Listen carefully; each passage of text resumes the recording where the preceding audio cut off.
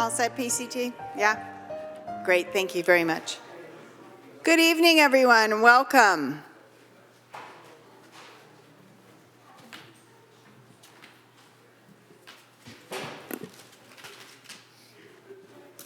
Thank you so much for attending this special and regular meeting of the City Council of the City of Pacifica. It is April 24th, 2025. And can you hear me? It's the 14th. Oh, did I say the wrong date? 14th. That's what it says on here. 14th. I just said it wrong. Pardon me. April 14th, 2025. And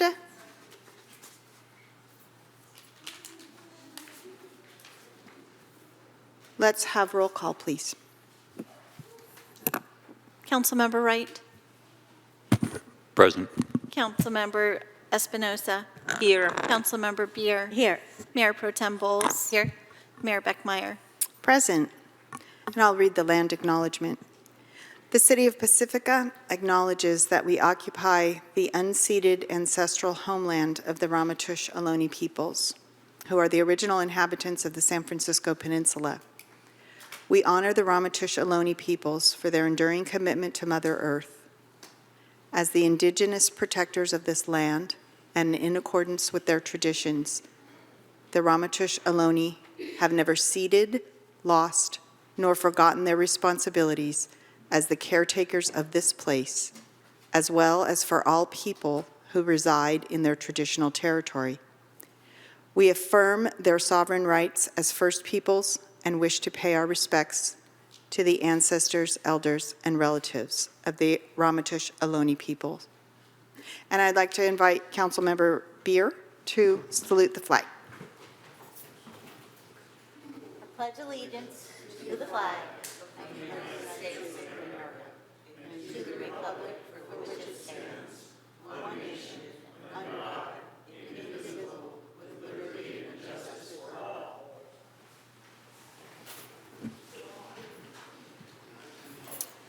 City Attorney, do we have a closed session report? Thank you, Madam Mayor. There's no reportable action this evening. Thank you very much. Before we get started, I'd like to say that I need to make an announcement regarding one of our agenda items. Agenda item number 5, which is the public hearing for the Seaweed Holistics LLC appeal. The appellant has requested a continuance, and the hearing will be continued to the April 28th council meeting. And we will need a motion, and the council will need to vote to move that item to the April 28th city council meeting. So moved. Well, can we also move our communications to the end? We have a very big agenda. Let's get through this Okay. vote, and then we'll talk about that. Great. A motion and a second. Can we vote? Who seconded? Greg motioned and I will now. Christine seconded. Sorry, I'm not sure which. Oh, yeah. Poor Christine's in the wrong button place. And Sorry. with the motion to continue item number 5, the Seaweed Holistics appeal to April 28th, motion made by Councilmember Wright and seconded by Mayor Pro Tem Bowles, passes unanimously. Thank you. All right, and then Councilmember Beer, please go ahead. Can we please move council communications to the end of the agenda? We have a very long agenda. Yes, I think we have maybe one announcement, or if there's any other really burning announcements, we can go ahead and make those. Otherwise, we'll put our updates at the end of the meeting. Yep. You don't need to move for that, right? City Attorney, we can just do that. We agree. Yes, that's. Okay, great, wonderful. So we have a couple of special presentations this evening. First, we will have a proclamation for Earth Day and Pelican Fest. And I'm looking to see, I see some Beach Coalition members. Hi, Margot. Do you have other members here tonight? Is Lynn here?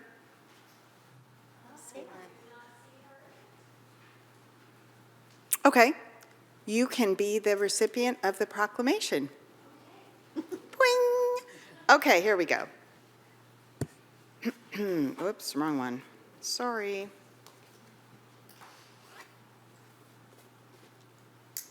This is a proclamation of the City of Pacifica in recognition of Earth Day 2025. Whereas each year since 2012, the Pacific Beach Coalition has selected a marine species for the purpose of educating and inspiring students and people of all ages to action. And whereas for the year 2025, pelicans are duly recognized and proclaimed as the City of Pacifica's Earth Honoree. And whereas the California brown pelican population was nearly extinct due to the effects of DDT, a pesticide that caused eggshell thinning and reduced reproductive success. Once DDT was banned in 1972, the species recovered to the point that it was removed from the United States Endangered Species List in 2009. However, pelicans are still in danger due to the risk of consuming plastic and other trash and becoming entangled in abandoned fishing gear. And whereas brown pelicans have been known to catch fish by plunging into the water from 65 feet in the air at speeds of 40 miles per hour, scooping fish into their flexible pouches, which can stretch to hold up to 3 gallons of water and fish. And whereas this pelican need for speed can be seen off Pacifica's rocky shores between May and November. When not seen on the shore, the California brown pelican is most likely in its breeding grounds around the Channel Islands in Southern California. And whereas Pelican Fest is an event created by the Pacific Beach Coalition at Lindemar State Beach that will engage people of all ages, bringing together youth, community volunteers, school groups, and other organizations to inspire learning about pelicans, nature conservation, and reducing our environmental impact. And whereas the City of Pacifica and all its citizens will continue to exercise exemplary efforts to maintain a clean, natural environment, restore our watersheds, and mitigate climate change for the benefit of the majestic pelicans and all living things. Now, therefore, I, Sue Beckmeyer, on behalf of the City Council of the City of Pacifica and all its citizens, do hereby designate April 26th, 2025 as Day of the Pelican, trash in the bin, not the pelican, and further dedicate the year 2025 to our majestic pelicans with a pledge of inspired and continuing conservation. Done this 14th day of April, 2025.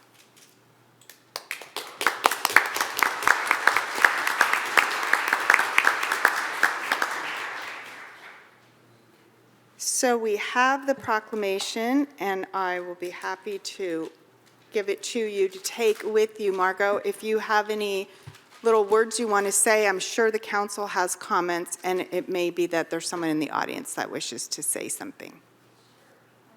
Please.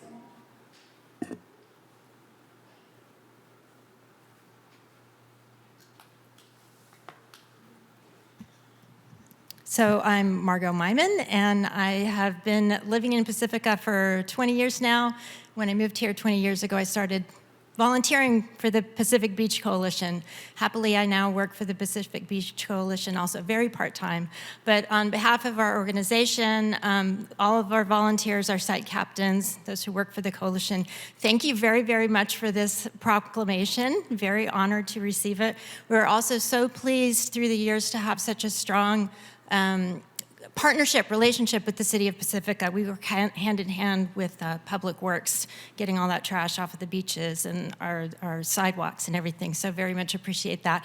We invite the community to join us as a the mayor stated, to join us at Lindemar State Beach on April 26th, 10:30 a.m. to 1:30 p.m. Also, our Earth Day of Action is happening that morning at 15 different locations up and down the coast and also in Foster City. So we invite you to take action on behalf of the Earth that morning. And finally, I forgot the other thing that I was going to say, so thank you. If people want to learn about the locations or sign up, how do they do that? PacificBeachCoalition.org, our website, PacificBeachCoalition.org. So Wonderful. thank you so much. Thank you. Council members? Anyone want to say something? You want to start?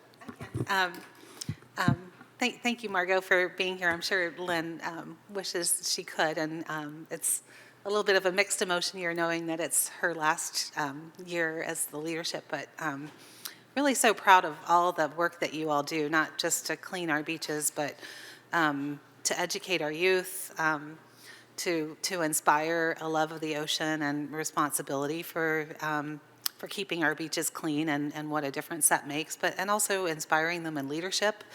I was just reading, starting to read over my vacation, a new book by Ayanna Elizabeth Johnson, who's an ocean scientist and policymaker, called Visions of a Climate Future, What If We Get It Right? And she wrote the introductory chapter, which is about her love of the ocean and how that came to be when she was 5 years old. I was bawling on the plane. I couldn't even tell Bob why, because it resonated with me so much, because I love the ocean so much, and I mean, so many of us do, and that's why we're here.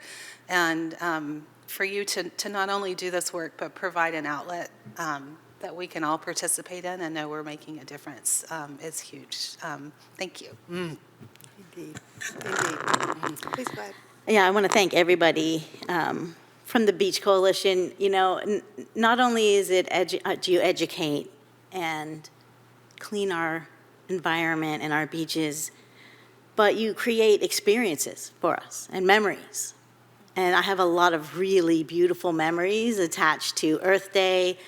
My mom and I helped paint windows up at Eureka Square when it was the turtle. And, you know, we get to pick up garbage where my nephew was killed on Lakeside. And so there's all these beautiful ways that we get to participate.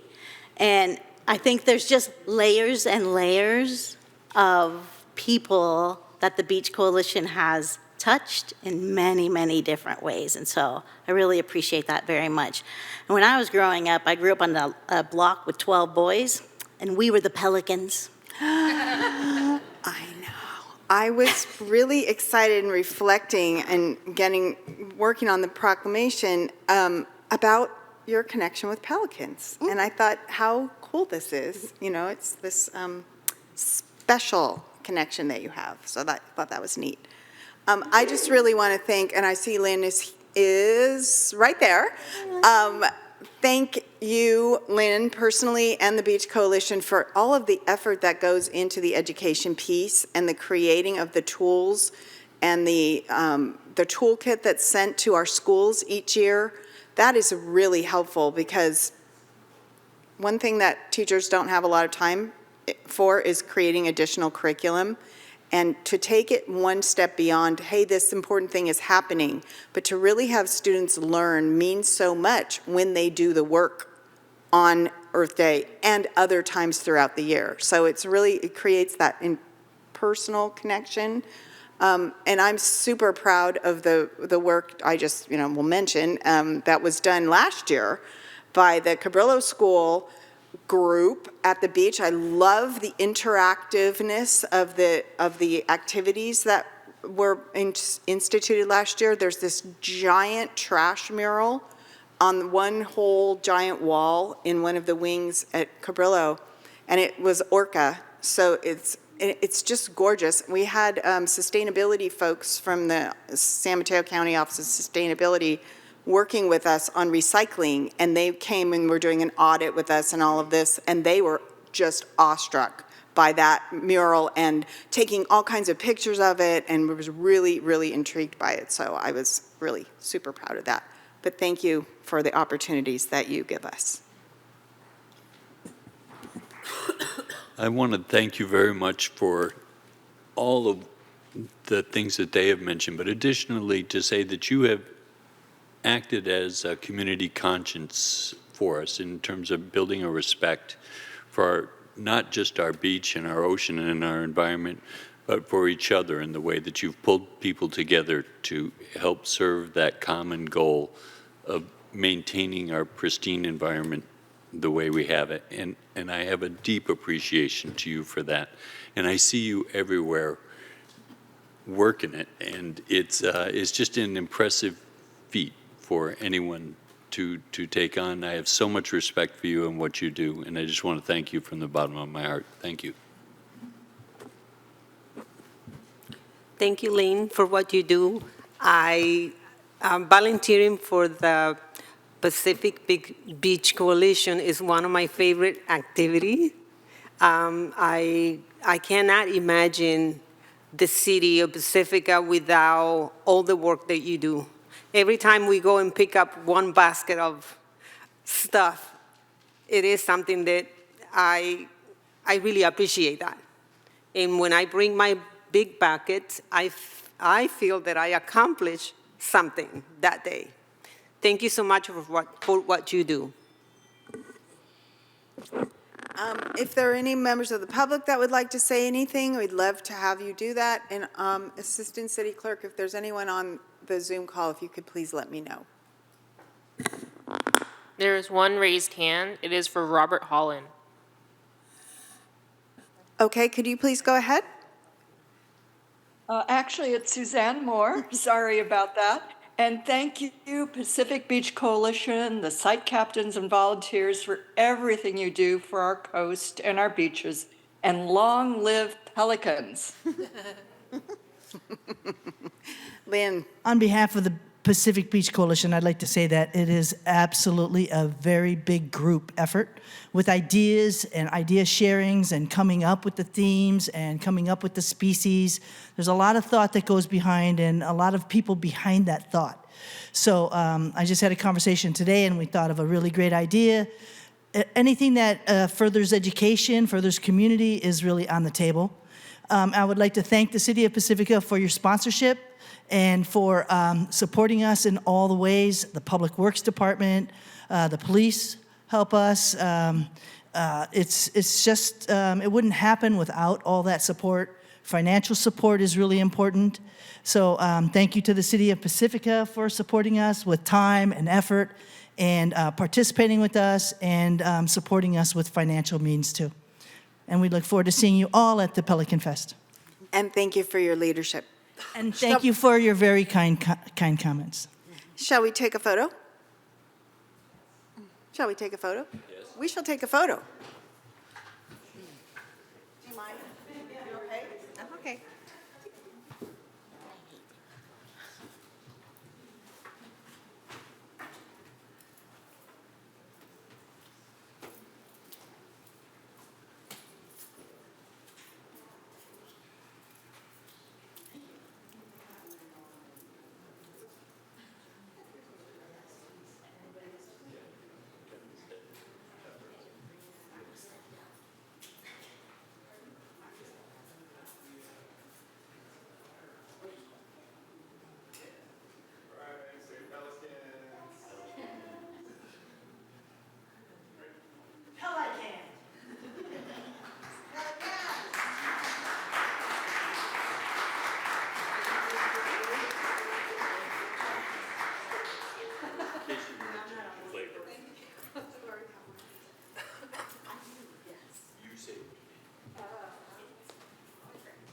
What? Your jacket. My jacket? No. Okay. That was exciting. All right. And as I said, we have two special presentations. This second one is really continuing the theme and certainly includes the Beach Coalition volunteers. This is a proclamation in honor of Volunteer Appreciation Month, April 2025. And what I would love is if, as I read the proclamation, if all of our committee and commission members that are in the audience could please come up and stand near the podium en masse as a group. Because our committee and commission volunteers are, and of course Beach Coalition volunteers as well, are really so essential to the ongoing work of the city. So this is really honoring you and your work, your assistance. Lynn, are you coming? Hey, everyone. Come on, all the volunteers. All right. Oh, we have almost our, Mayor Beckmeyer, we also have CERT volunteers included as well, so. yeah, CERT volunteers. Yes, absolutely. All this, thank you for reminding me, because I think of them as an extension of, Yeah, right. of the emergency preparedness group. You're right, CERT. Yeah. Thank you, CERT. All right. Proclamation of the City of Pacifica in recognition of Volunteer Appreciation Month, April 2025. Whereas volunteers are the heart and soul of the City of Pacifica, dedicating countless hours to enhancing the quality of life for all residents. And whereas April is recognized nationally as Volunteer Appreciation Month, a time to honor the selfless contributions of individuals who generously offer their time, energy, and skills to benefit their communities. And whereas the City of Pacifica offers diverse volunteer opportunities across various departments, including senior services.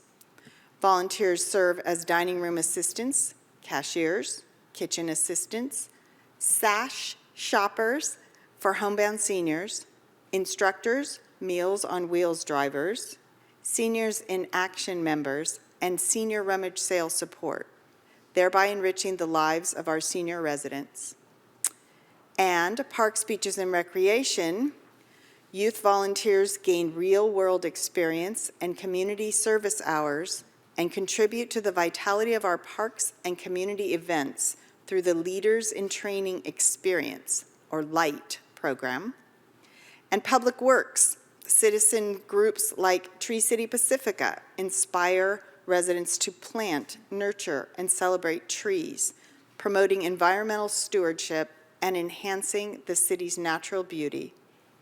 And Police Department, reserve officers, technical volunteers, citizen volunteers foster a collaborative relationship between law enforcement and the community. And commission and boards, volunteers serve as appointed members of city commissions and boards, providing guidance, expertise, and advocacy on matters that shape the future of Pacifica. And community partnerships. Volunteers collaborate with various organizations that partner with the City of Pacifica, participating in activities such as environmental conservation, beach cleanups, habitat restoration, community outreach, and public service initiatives. Their efforts help preserve natural resources, enhance public spaces, and strengthen the community through the shared civic engagement. And whereas these dedicated individuals not only provide essential services, but also strengthen the social fabric of Pacifica, fostering a sense of unity, purpose, and shared responsibility.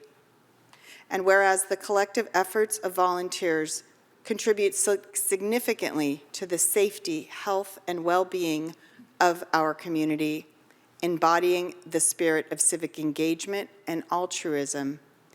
And whereas the City of Pacifica acknowledges the invaluable impact of volunteers and encourages all residents to explore opportunities to serve, thereby continuing the legacy of community involvement. Now, therefore, I, Sue Beckmeyer, on behalf of the City Council of the City of Pacifica and all its citizens, do hereby proclaim April 2025 as Volunteer Appreciation Month honoring all volunteers for their unwavering commitment and profound contributions to our community, done this 14th day of April, 2025.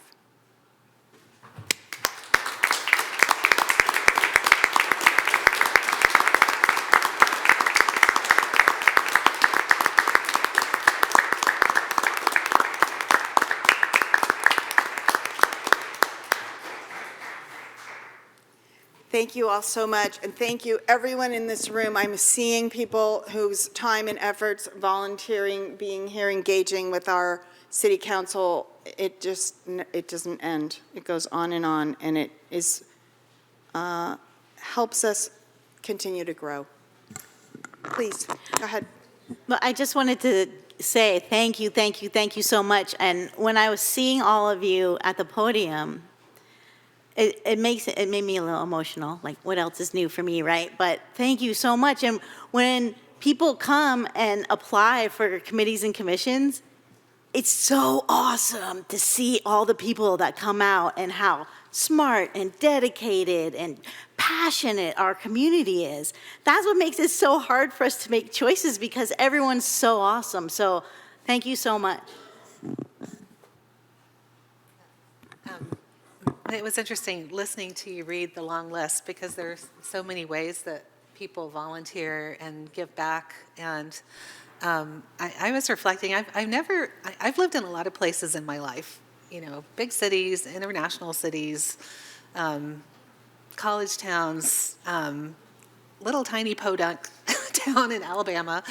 I've never, ever been in a place with this level of community and service from all walks of life. And I have this quote on my email that I've had for a long time, and I keep thinking I need to change it, but I just really still like it, from Desmond Tutu, that says, do your little bit of good where you are. It's those little bits of good put together that overwhelm the world.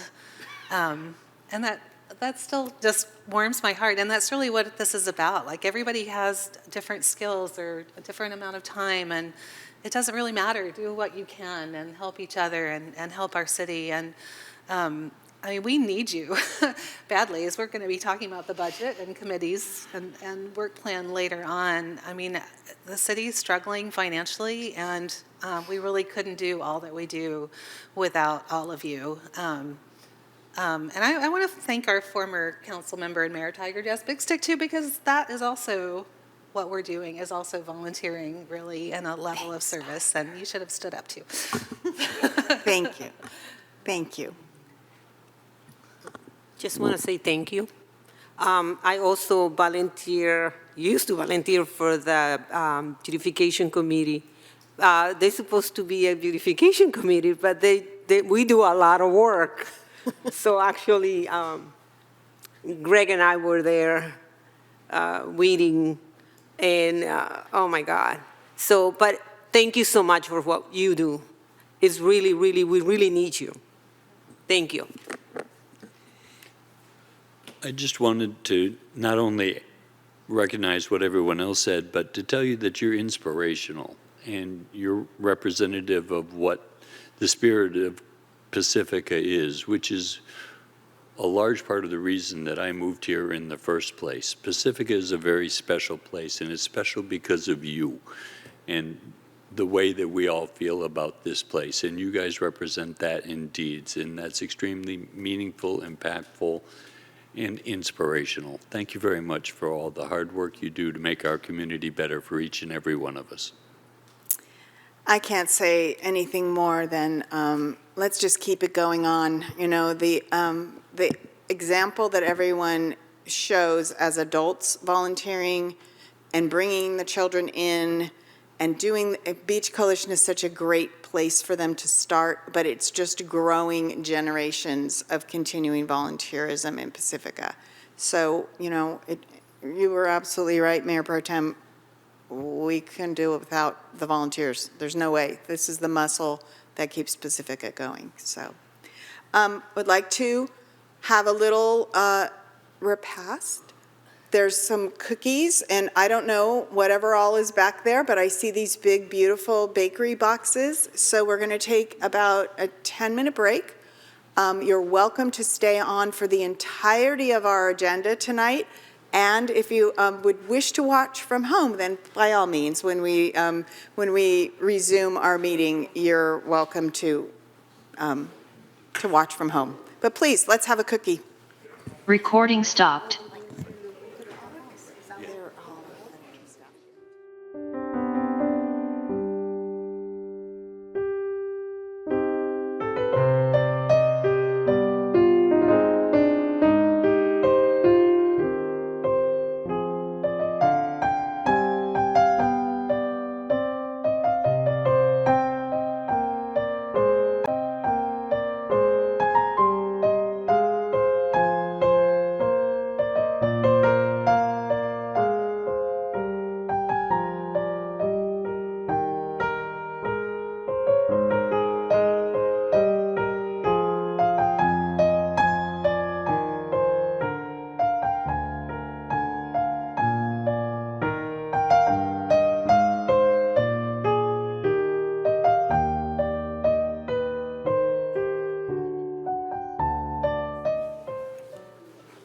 Okay. All right, returning to our agenda that I now can't find. Here we are.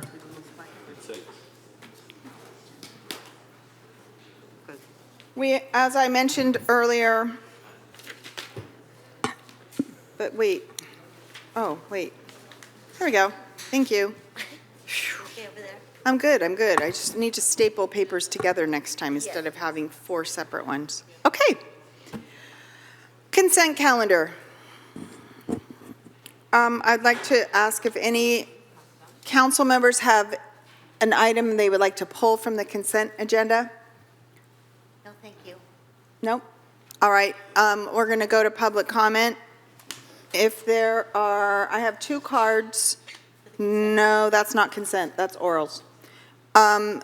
If there's anybody who would like to comment on an item on the consent agenda, if you could please come forward. If you haven't filled out a card, that's okay, we can fill it out later. Seeing none, I think there's no one here who wants to do that. Emily, do we have anyone in the Zoom? There are no raised hands. Thank you. We'll close public comment, bring it back to council. I move to approve the consent agenda. Second? We have a motion and a second. Please vote.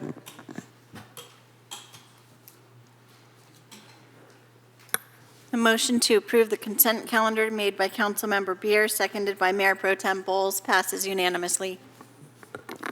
Thank you. All right. So now we are at public comments for items not on the posted agenda. I do have 2 cards, and maybe more are coming. Cliff Lawrence and Ken Miles.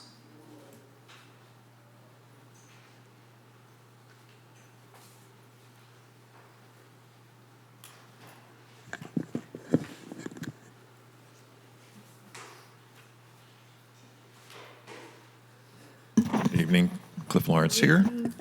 Good to see you, Madam Mayor, Madam Pro Tem, council people, staff. Lots of choices, but why don't we go with this one? Why not just let the larger population out there know that the owner of the quarry's thrown his hat back into the ring and given us a new plan to look at. We'll eagerly await more details. I hope that maybe they can be encouraged to work with the local indigenous community to come up with something agreeable to both, and maybe a nature center or something. So far, it looks pretty industrially a residential thing. The note says 1,021 units, I believe. So we'll see. And I thank you all. Thank you all for your service and all the work that you put into this quarry issue. I appreciate it. Thank you. Thank you. Ken Miles?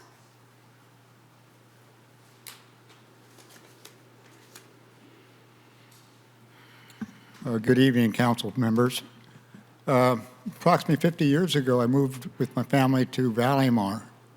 And one of the main reasons that I was attracted there, as most people that live in Valleymar, was canary palms and all the other lovely trees and plants. Well, we're losing those trees rapidly. I've watched 20 trees or so, canary palms, be cut down along Rena Del Mar from the school all the way back to the part of the valley. Well, there are still some left. Around the end of March, not too long ago, I noticed one down by the school on Rena Del Mar being cut down. I don't think there was a reason for it. I couldn't see anything wrong with the tree. And then on April 1st, April Fool's Day, Davy Tree Service is cutting another one down at the Y, on the north side, where Bonita is and Rena Del Mar. And I asked the operators, why are they cutting them down? And he said, well, they're diseased. And I said, okay. And then he pointed to the top of a tree laying in the back of the truck, and it indeed was pretty well chopped up. And he blamed PG&E for their arborists that had trimmed the tree earlier, maybe a couple of months earlier, and the tree was rotting. I said, oh, well. I was surprised because the neighbors all around there, nobody knew that was going to come down. Then a couple of days later, I noticed that the 3 palms between, on the north side again, Rena Del Mar, between Tagua and Hiawatha had yellow signs on there by the city Public Works Department saying that they were diseased. I mean, not diseased. He said that they were emergency reasons for doing that. But on the notice, it didn't even say what species is being cut down or what the actual issue was. Then those trees were cut down. What bothers me about this is that nobody has a time can react to that. We don't hear anything from the city, really. And if I was to take a historic or a heritage tree down, I would have to go through heaps and bounds, paying a lot of money and getting a tree committee to let me cut the tree down. And nobody does that, really, but only if they're going to be building a house. That's what we had to do when we built my house. So I don't understand why the city and the PG&E gets a cakewalk on this one. And I think it's really degrading to all our neighbors, and it's making our property values low. And I think there is a recommendation. Back a few years ago when we were fighting AT&T putting up their antennas all over the place, they had, it would cost $20,000 to put another tree in. I don't have any time. But they can underground the utilities, and they can replant new trees. I think it's about time they advertise that on TV. Thank you for listening to me. And I hope something gets done. Thank you. Thank you. I received a couple of additional cards, Lynn Adams and Brendan Berman.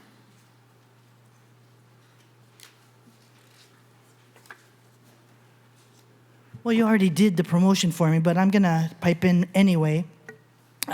School assemblies are starting in Pacifica this week, Friday, and then every Pacifica school will receive a Pelican assembly, which excites the kids, kind of engages them, and they're tasked with going home and reporting to mom, dad, and Aunt, grandma, and grandpa what they learn, a couple things that they learn. And we want everybody to be excited about Pelicans.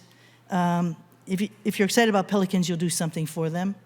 And everybody's invited back to action on Saturday, April 26th. And that is from 9 to 10:30-ish, 11. And then we want people to come to the Pelican Fest. We have amazing activities again this year a lot of the activities are done by the school groups. So there's school groups that do the activity, and for kids and for adults. They'll teach you how pelicans fish with their beak and different beaks for different places, 3D printing and books, book giveaway, chalk art, mask making, sea glass magnets, refrigerator magnets. It's just a ton of things that are all really fun. And also the Pelican booths. NOAA is going to be there for the first time in all of our years. We got the national, which is incredible, right? NOAA is going to be there. Fitzgerald Marine Reserve, Audubon Society, since we got pelicans. It's called the San Mateo Bird Alliance. Sierra Club, California State Parks, San Mateo County Parks. Sea Shepherd is now known as Captain Paul Watson Foundation. They're one of our most favorite ones from the past.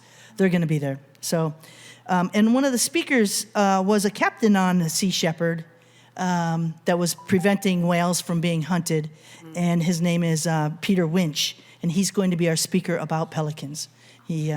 So I invite everybody to come. Anybody, basically pack up the car, bring the kids, bring the friends, bring the family, relatives, your neighbors. This is an opportunity to come out, be with community in front of the ocean, enjoying the air, enjoying everything. By the way, I forgot to tell you, we do have a DJ this year, so we will have live music. Awesome. And so that's going to be fun too. And speakers, Sam Liccardo will be our guest speaker. Our new U.S. Congressperson will be there, and Josh Becker and a number of other people will be there, including some of our teens will be amazing speakers. So I hope to see everybody on April 26th.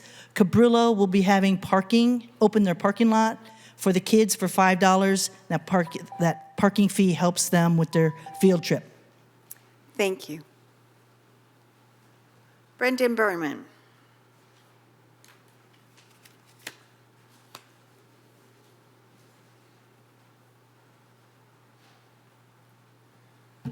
Hello, council members. I'm Brendan Berman. I am a member of the Pacifica Pride Planning Committee for this year. Just wanted to share that we will be, again, hosting a Pacifica Pride Festival on June 7th, the first Saturday in June, and that's every year going forward. We will have it on the first Saturday in June. This year, we'll hold it from 11 a.m. to 3 p.m. at the Ingrid B. Lacey School, and we're going to have food, dancing, entertainment, and a parade, a car parade. Anybody is allowed to participate in the car parade. Just show up at 10:30 a.m. to queue up, and then we kind of drive around the downtown Sharp Park area. It's a ton of fun. If you want to get really into it, the night before, we're going to have some decoration parties. You can help decorate the school, or you can decorate your car. You don't need to bring anything. We'll have a lot of stuff to decorate for you. Yeah, please come on out. We'd love to see you. Thanks. Thank you. Okay, I don't see any other cards. Assistant City Clerk, do we have any? We have one raised hand, I believe from Suzanne Moore. Please go ahead. Thank you for getting my name correct. Sorry, my husband's name's appearing, and actually he was the one that let me know that folks on Nextdoor were questioning the parked RVs that were on Oceana and Malagra. And since we live just down the street from them, I just want to acknowledge that those are the allotted spots for our safe parking program. And I want to praise the success of that program and gratefully acknowledge our city's financial support to extend the program an additional year. Homelessness has been a divisive issue in Pacifica, and in order to truly advance solutions, we have to consider our goals and address the barriers to achieve them. Everyone believes we should have safe, affordable housing, but due to a scarcity of affordable housing, it's necessary for temporary alternatives until housing is available. The barriers to that are money, locations, and fears of social impacts. The next phase of the safe parking program is going to involve rented spaces in the SFRV resort with rotational spaces as required by the RV park to current spaces on Oceana and Malagra. That meets the immediate needs of two of the concerns, money from the city and location. But the third concern, fear of social impacts, could be addressed in a public meeting so community fears can be mitigated. Existing mitigations are already embedded with the existing safe parking program. It includes vetting of participants, access to wastewater and trash disposal, and a participant contract behavioral expectations, including individualized plan to work toward permanent housing. The program prioritizes Pacificans and coastal vehicularly unhoused. The community has expressed concerns the program will attract others from outside of Pacifica, will result in others illegally dumping waste and trash, and will increase crime. I believe with proper preparation, these concerns can all be addressed. Approximately 70% of Pacifica housed down. Number of Pacifica's homeless are over the age of 50. Housing is necessary for life and health of the individual, the family, and as a whole. And I believe we can end homelessness by helping those who are unhoused become housed. Thank you. Thank you very much, Suzanne. And if I could please ask that you would send your comments in to us by email and to public comment at pacifica.gov, because there was a couple tiny glitches when you were speaking where your voice dropped out, and we want to make sure we get all of what you were saying. Thank you. There is one additional raised hand. It is for Summerlee. Please go ahead. Good evening, council and staff. I wasn't going to say anything, but Mr. Lawrence brought up the new quarry plan, and I wanted just to ask council, our leaders in the community, and our community to think of a new model that isn't environment versus affordable housing. I think there's another way where we could have affordable housing. And the press release was really shocking. It revealed YIMBY to not really be for the community or for really affordable housing, because Pacifica was the missing middle. I moved here because it was affordable back in 2000. And now through gentrification, through development and surrounding Bay Area, it's not just Pacifica, our house prices got to a level where nobody could afford to be here except extremely wealthy people. And yet developers still wanted to prey on our open space to create bigger homes that are really out of the reach of all of us who have been living here for a long time. And I hear Suzanne Moore, who has worked so hard to help the vulnerable in our community that are displaced by the gentrification, by the lack of protections for our vulnerably housed. And I just think there's a way forward. And it's not pitting who were labeled as environmentalists against people who want housing. I actually think there's a way forward that's great for our community, that's healthy, where people are housed, where we're not just ceding to developers who want to take the quarry and do an absurd project under the name of YIMBY corporate interests. And I just really want us to join hands instead of this false binary and look forward to how Pacifica can be healthy. Thank you. Thank you. There are no other raised hands. Thank you. And I have an additional card, Mike Wallman. Wallberg. Wallman. Wallman, thank you. Thank you. First of all, piggyback off the Pride announcement, we're also going to be hosting across the street from IBL a pet adoption event at that same time. So there's a good opportunity there if anybody would love to pick up, I believe dogs are what's going to be there during the Pride event across the street from IBL on Bella Vista. Second, somebody mentioned the potential opportunity for the quarry to be potentially be redeveloped as housing. Certainly love to hear what the city council thinks of this, and I know all the community would like to hear more details about that potential opportunity for more housing, both market rate and affordable potentially. Certainly make all housing more affordable with more housing units in Pacifica, and that would align with what the state is requiring us to do. Also, with that additional housing, potentially that would mean that there wouldn't need to be any realignment, AKA closure of schools, most especially OSS. So for many people, for many reasons, we certainly would love to hear more about this potential housing opportunity at the quarry. It sounds a lot better than a trash site. Thank you. Thank you. All right. I'm going to close public comment and bring it back to the council. for council communications on items of urgent information, and we'll defer the other information items to the end of the meeting. Did you want to go ahead? Sure. Thank you, Mayor Pro Tem. Yeah, I just wanted to announce an event coming up on April 29th, so in just over 2 weeks on Tuesday night, here in council chambers. There's a group of engineers and coastal scientists, some Army Corps former and current employees who have been working on pro bono of their own interest, an offshore reef design idea for protection of Sharp Park, literally right outside our window here beyond the pier. And they presented at the Pedro Point Firehouse last month. There were 70 people, really great turnout and presentation. And they're actually improving it. And so I just want to invite everyone to that coming up on, it's on April 29th, Tuesday at 7 p.m. Right here.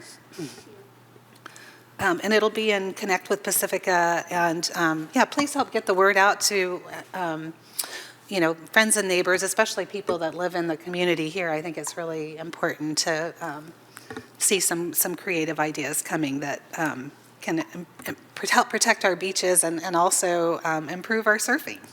Definitely. Multi-benefit. Thank you for your work on that to help bring that forward. Thank you. Other people, any shout outs or important items we need to talk about right now? All right, seeing none, I'm going to ask the city manager for staff communications. Thank you, and no critical staff communications this evening. Okay. All right, then. As stated earlier, thank you, in the meeting, the item 5 is deferred, and we voted to move that to the 28th of April. So that brings us to item 6, which is a continuation of the public hearing. My intention, because we did this public hearing February 24th, and we had an hour plus and change of public comment, was to not continue to receive additional public comment, but I did receive one card. So if there is someone in the audience who feels like they need to say something they didn't say on the 24th, please feel free to go ahead and submit a card. Otherwise, we have been receiving emails, we have been hearing, and we did have a lengthy public comment period at the previous meeting for which this is a continuation. But with that said, I would like to call Cliff Lawrence because he did submit a card.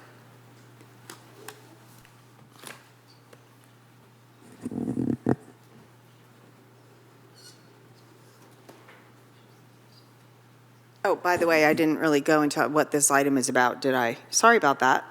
This is continuation of deliberations following the February 24th, 2025 public hearing on a proposed ordinance repealing and replacing Article 49, Title 9, Chapter 4 of the City of Pacifica Municipal Code, short-term rentals. Cliff Lawrence here. Speak on STRs.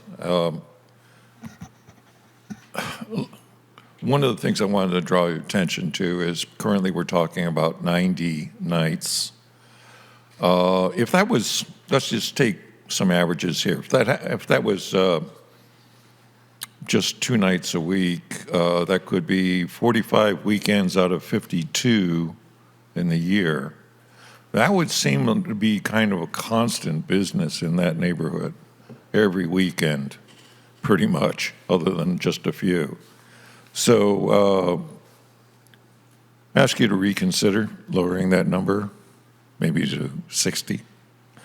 The other thing I think a lot of people really would want to convey is that in situations which we are requiring to be hosted, we're expecting that that owner is going to be on site from, say, 10 in the evening to 8 in the morning.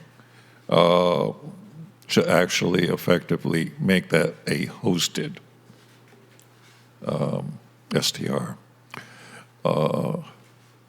And appreciate your work on this. It's very difficult. Understand there's a lot of feeling about it. But I thank you. Thank you. Assistant City Clerk, do we have any callers? There are no raised hands. All right, then. I'm seeing no more cards walking forward. I'm going to go ahead and close public comment and bring it back to Madam Mayor, Sol. I just want to confirm the last card that you received was on a different item? Yes, it was. Okay, thank you. Yes, thank you. Okay. Oh, sorry. Okay. So we have, for our staff report tonight, we have Samantha Updegrave, the Community Development Director, and please go ahead. Great. Thank you, Mayor Beckmeyer, and good evening, Council. Samantha Updegrave, Community Development Director. On February 24th, City Council considered major revisions to the short-term rental ordinance and continued their deliberations to tonight's meeting. Specifically, Council wanted to address the following: the maximum rental nights, allowing ADUs to be the primary residence for hosted STRs, occupancy limits, and complaint response time. At the end of this meeting, or during the meeting, we're hoping that council will provide final direction to the city manager for any additional changes to the draft ordinance. And I'm available to answer any questions. I'm sorry, I wasn't writing fast enough. Would you mind going over the list of items that I think you started with maximum rental nights? Yes, Mayor Beckmeyer, it was maximum rental nights, allowing ADUs to be primary residence for hosted STRs, occupancy limits, particularly with children under the age of 12, and complaint response time. Okay, thank you. I think before we start our conversation, I would like council members to take a swipe or just jump in, however we want to do it, to add to this list that Director Updegrave just stated, any other items that you would intend to bring forward or would like us to be discussing tonight in regard to the short-term rentals. Oh, boy. I know, staff is shaking. Go ahead, please. Now, that's a big ask. Could I just take one more step back? Could you confirm the items that we gave direction on? Because it's been 2 months, and like I think the parking we did, and right, so we know that we don't need to repeat things that you've already gotten clear direction on. Yeah. Thank you, Mayor Pro Tem Bowles. The city manager received direction on STR inspections to include life safety issues and inspections for all STRs, hosted and unhosted. Platform accountability using Santa Monica's ordinance as a model. And for parking, the Planning Commission had recommended different parking requirements within the coastal zone and outside of the coastal zone.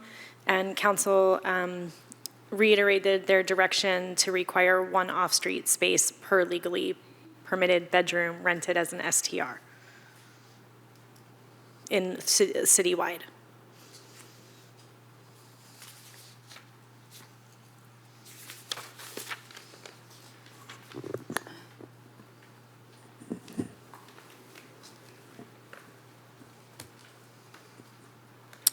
Okay.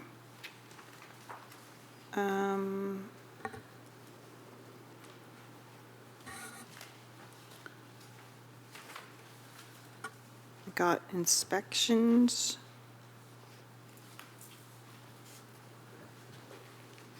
Other items that we wanted to discuss, and then we can discuss them. And if you think of something while we're discussing, it's okay to add it. Anybody? I would love to just get my memory refreshed by staff on the process that happens after we finish with our deliberations.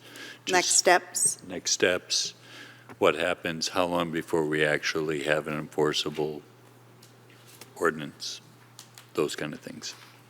Thank you, Councilmember Wright.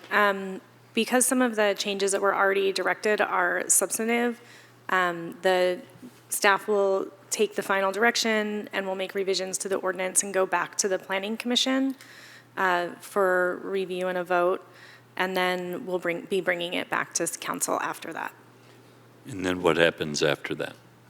And then we would reintroduce the ordinance to council. So it would be a new public hearing, and then there would have to be a second reading for adoption. And then what about Coastal Commission? For the Coastal Commission, we will need to submit an LCP amendment after City Council adopts an ordinance. And will that LCP amendment have any effect on us avoiding any future builder's remedy application?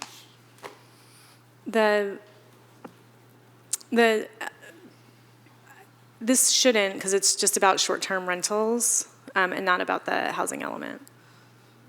Thank you. You're welcome. So, I mean, I can start if you want, but I still have a long list. I have a couple of items. Yeah, So go ahead. I want to well, first, in case anyone was wondering about it, there was a question from council to staff before the meeting regarding adding a question to our application form, just a checkbox type of questions about HOAs, a homeowner, what do we call HOA? Thank you, Homeowners Association. And that was, we had given direction asking for that to be included in the application, and just to confirm that will be done. So that was just one tiny one that I had. I would like to discuss the issue of hosted STR and the host's presence on site during the time. And then I want to clarify something about operators versus owners. And I think I have another thing, but I have to look in my notes. So why don't you go ahead, Christine? Okay. Well, I'll start with just definitions. We got a public comment letter that pointed out that we don't have a definition of natural person, and we're using that. So I think that's important. Thank you.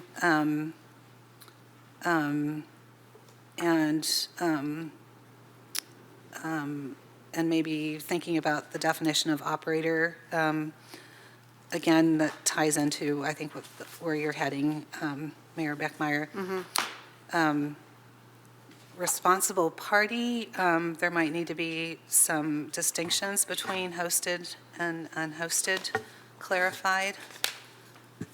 In the definition? In the definitions, yeah. Let's see. I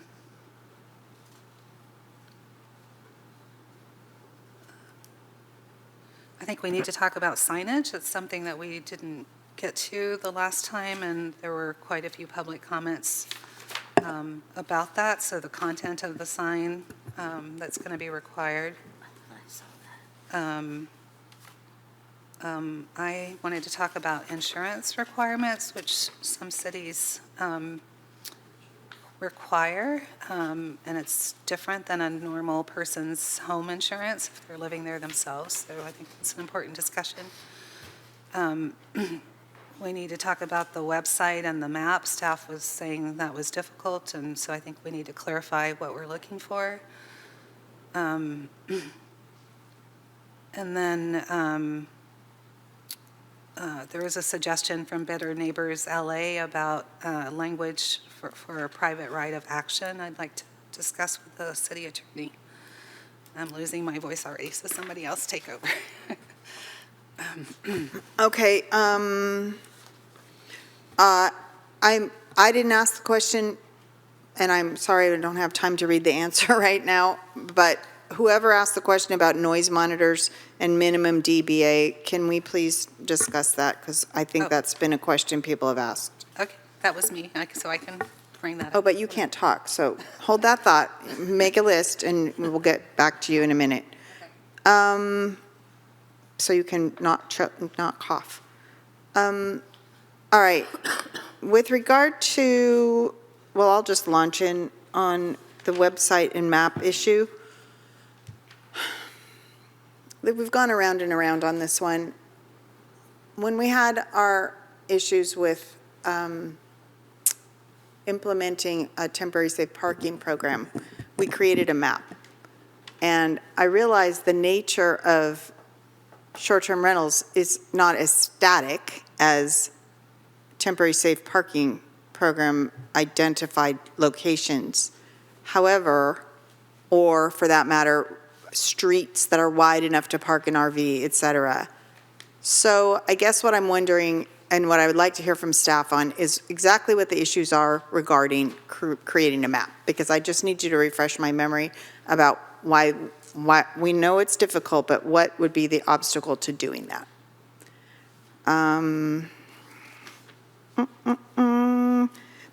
And if the council doesn't mind, I'm willing to dive right into the issue of max rental nights. Or do we want to keep listing more things first? I think we better start diving in. Let's dive. We're going to list all night. Correct. Okay, max rental nights. I think what we really are talking about here is 60 nights versus 90 nights. We've heard about it. We've read about it. We've received comment about it, including tonight. I don't know that we need to discuss it at length. Maybe we could do a straw poll just to figure out where the council is on this topic. Like 60, 90. Where do you land? Or we can talk about it. Whatever's good for you. And Mayor Beckmeyer, if I could chime in just on the rental nights, the max rental nights. So there have been some comments made that the Coastal Commission staff was recommending 60 nights. I want to reiterate, and this was in the previous report expressing Coastal staff's position, that that's not true. Coastal Commission staff said 60, 90, it's up to you. They're just going to want to know how the decision was made, the rationale for the decision. And also, I'll just remind council, because it's my duty to do so, that a decision about 60 nights versus 90 nights is a very direct financial impact to the program. Ira. Councilmember Espinoza. Am I going to decide whether 60 or 90? If you would like to make a comment on that, that's the topic we're discussing right now. I see a lot of people talking about 60 nights. I don't live next to a rental, but I can see the pain of somebody living next to a short-term rental. So parking is an issue in all of the locations. So I think 60 nights are plenty. So that's my thought on that one. Okay, thank you. Did you want to? I know I do have your light, Mayor Pro Tem. I don't know if you want in right now. Actually, okay. Oh, that's yours. That's right. The name switched because the position switched. Please. I'm sitting over here, son, by the window. Like, and I didn't do it. Yes, please. No, Councilmember Wright. It's quite all right. In terms of your straw poll, if we all commit to trying to fill the void in the budget, I am in favor of 60 nights, but we have a huge budgetary problem here. This has a direct effect on it, and while I am in favor of the 60 nights to offer our citizens some much-deserved relief, it's incumbent upon us, upon making that decision, that we have a financial responsibility to fix the financial side of that problem, and I don't want that to go unsaid. So that's my 2 cents. Thank you. I'll agree with your 2 cents. At first, I was like, yeah, 60 nights is fine. And the more that I started to think about it, you know, we're making a lot of cuts to this program, a lot of changes, and we don't know what that's going to look like. We haven't implemented any of it, so we don't really know what the effects are going to be budgetarily, right? And we don't know what it's going to play out in our community. And so I think we need to be careful with this one, specifically because of the budget. And like, is it safe for us to try this 90 night? And if it's not working for our community, then we can go back and change it. That's just my initial thoughts tonight. Okay. On that note, okay, go ahead, Christine. I just, with regard to staff and Councilmember Wright's earlier question on next steps and the steps in the process. If we were to allow 90 and go forward with 90, as Councilmember Beard just said, and then later wanted to adjust, could you describe what that process would look like for both coastal zone and out of coastal zone?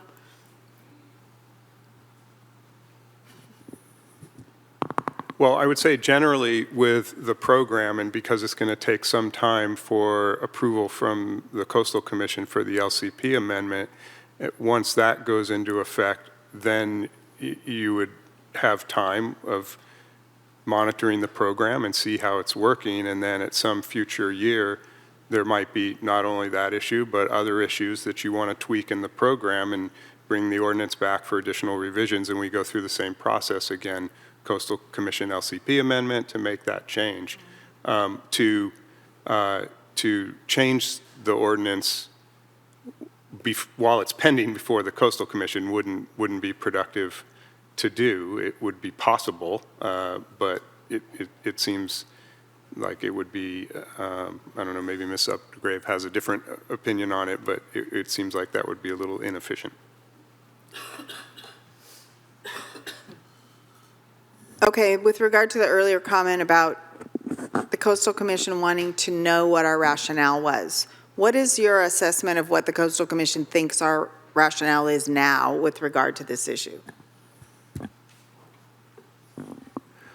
So my assessment is that we don't know what Coastal Commission staff is going to say about the whole package in the end and recommend to the Coastal Commission, because they don't know the extent of all the restrictions that are being put in place on this program. And of course, Coastal Commission has concerns about housing supply, and they have concerns about options for visitors who are visiting the coastal zone. So it's going to be a very specific, analysis. They're going to want very specific data from the city in order to conduct their analysis and recommendation to the Coastal Commission. So, given all of the parking restrictions, primary residence, they may look at those and go, whoa, and multifamily prohibition, right? They may look at those and go, whoa, there's not very many rental nights available in the coastal zone any longer in Pacifica, and you're suggesting 60 nights instead of 90 nights. Maybe 90 nights makes more sense because it increases the number of visitor rental nights in the coastal zone. I'm just surmising. I can't speak for coastal staff, but that's often how they would think about things. Okay, thank you. Mayor Pro Tem, please. Yeah, thank you. I think, it was clear from the Coastal Commission meeting when they talked about our cap that, they asked why we weren't considering a smaller number and really wanted us to restrict things. So we really don't know what they're going to say. And my concern with doing something that we think might need changing is just how much time we're losing. Mm-hmm. Like already now, we're looking at least another year and a half before any of this can apply in the coastal zone.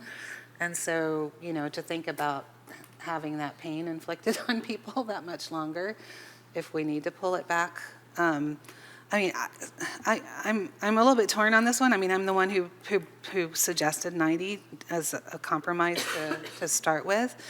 And part of my reasoning for that, for me, one of the key things is making sure that it's not profitable to buy a house and use it as a short-term rental versus a long-term rental, right? And so limiting the number of days so that your profit margin isn't as much as, having a full-time tenant in there, because we really desperately need that housing.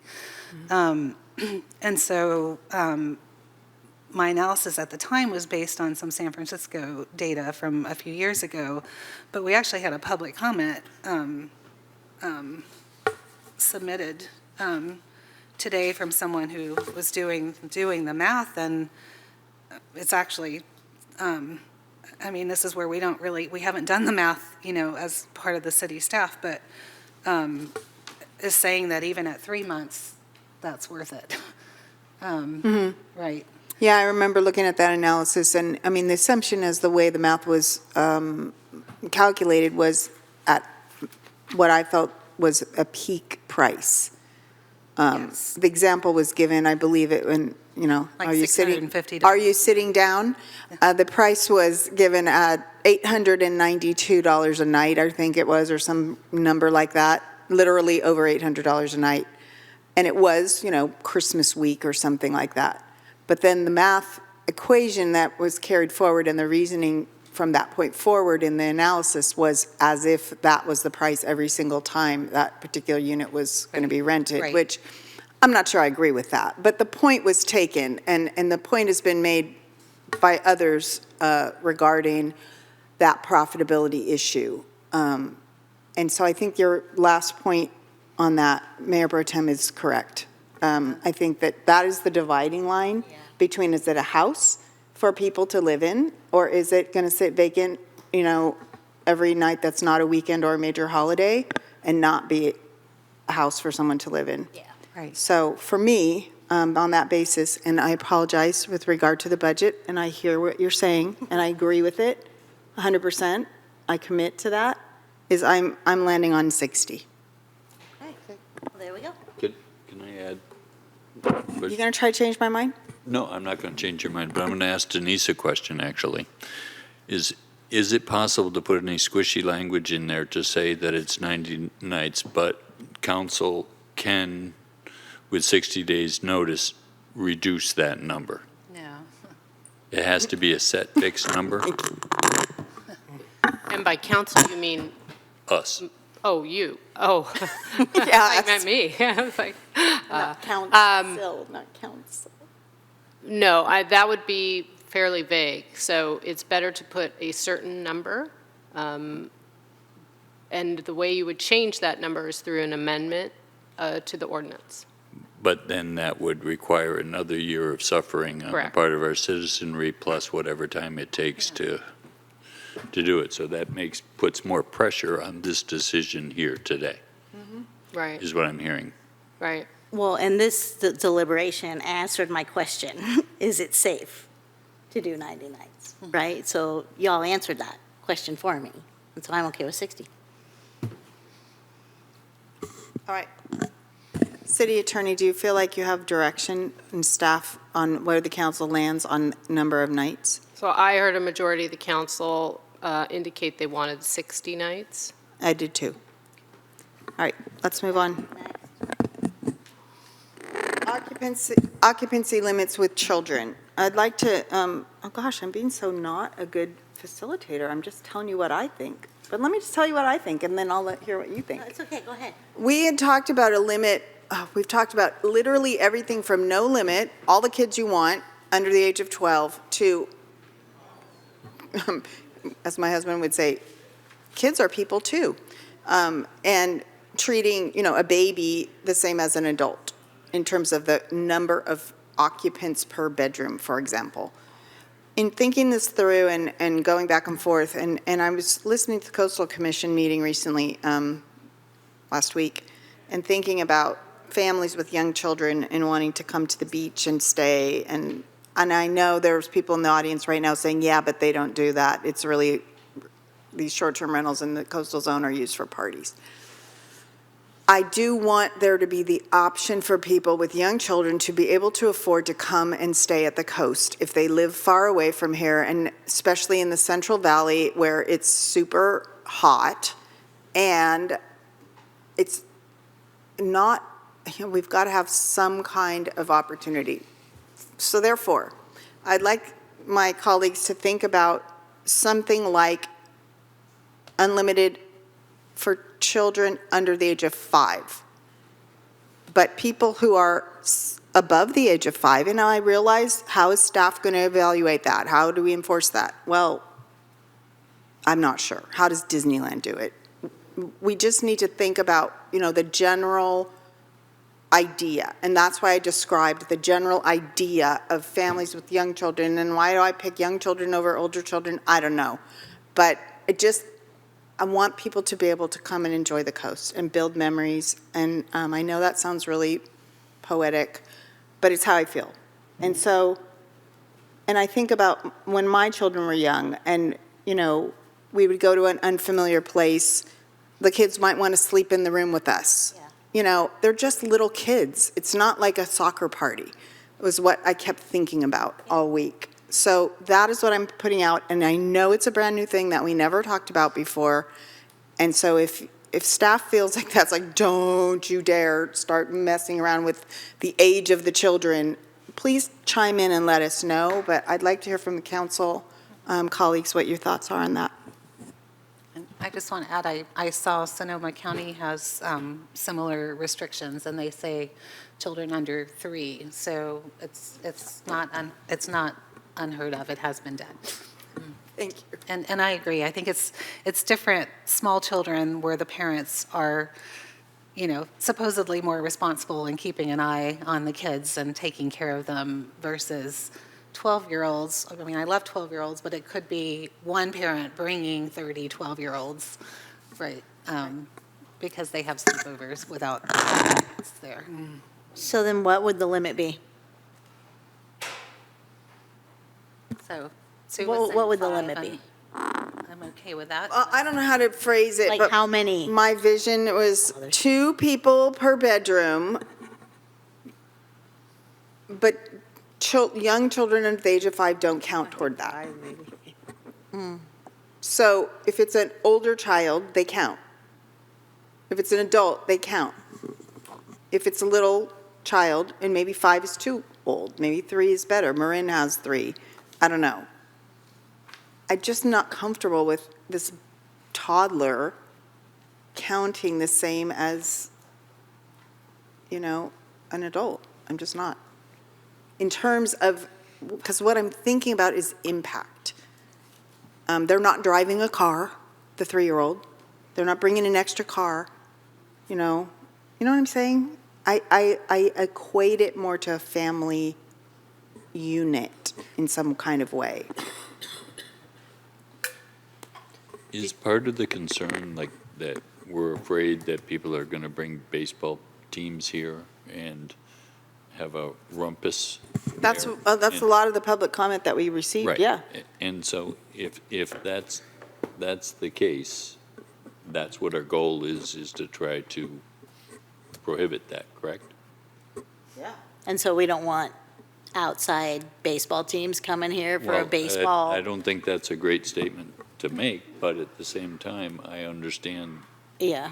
we It have just bothers me citizens so to much. stand up for at the same time. Well, I think they can still come, they just count as a person, right? That's in Right. terms of the occupancy limits. Right. We're not telling them they can't come. Right. Okay. But it should be a limit because health and safety, how many people can you have in a room? I think you can, everybody's going to be breathing the same air. So I think every place, they have a limit for the amount of people you're going to have in a room. Because it's not healthy to be with, how many, 20 in a room? So I think it should be a number. So 2 people per room, kids under X don't count. Okay. I'm okay with that. What's X? What's X? 5? 3? What, Mary? I think we should have at least 5. Why does it I feel don't know any cringy? 5-year-old sports Well, teams. because if I had 2 8-year-olds, I don't know. And they were running around the house screaming and 6. jumping on the bed? Well, we just went to whatever suites it was. Yeah, Embassy Suites. Embassy Suites. Yeah, that's true. Did the manager knock on the door? No, because they were running around. Okay, 5 and under. Okay. Okay. I vote for 5. I'm good with that. 5. 5 is a good Thank you. number. Okay. So, Madam Mayor, so just to confirm, the revision would be, it'll remain as, it shall not exceed 2 short-term renters per legally permitted bedroom. Children under the age of 5 shall not count towards the occupancy limits. Yes, Greg? In general, I'd also appreciate it if staff would speak up if anything that we're talking about they see as completely unenforceable, just so that we understand the challenges that we're presenting. That's unenforceable. Sure, and That's unenforceable. I'll say it. That one's unenforceable.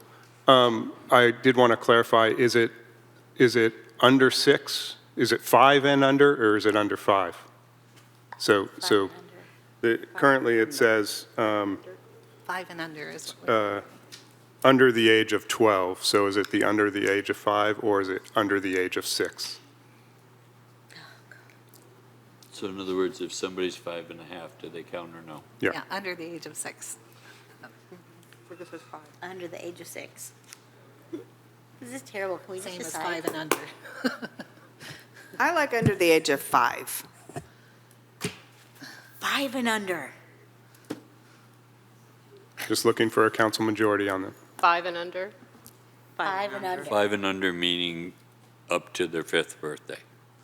And they have to bring their ID with them and show it to us. But it's got to be government issue with a picture. Okay. Yeah, And a so, real ID from the so DMV. under 6 is the same as 5 and under. Can we just say 5 and under under. 6 for simplicity? Oh my gosh, say it again. Sorry. Under 6 is the same as 5 and under. Great. Can we just say under 6 to keep the same language that's already in the ordinance? Yes. Changing 12 Sure. to 6. I'm good with that.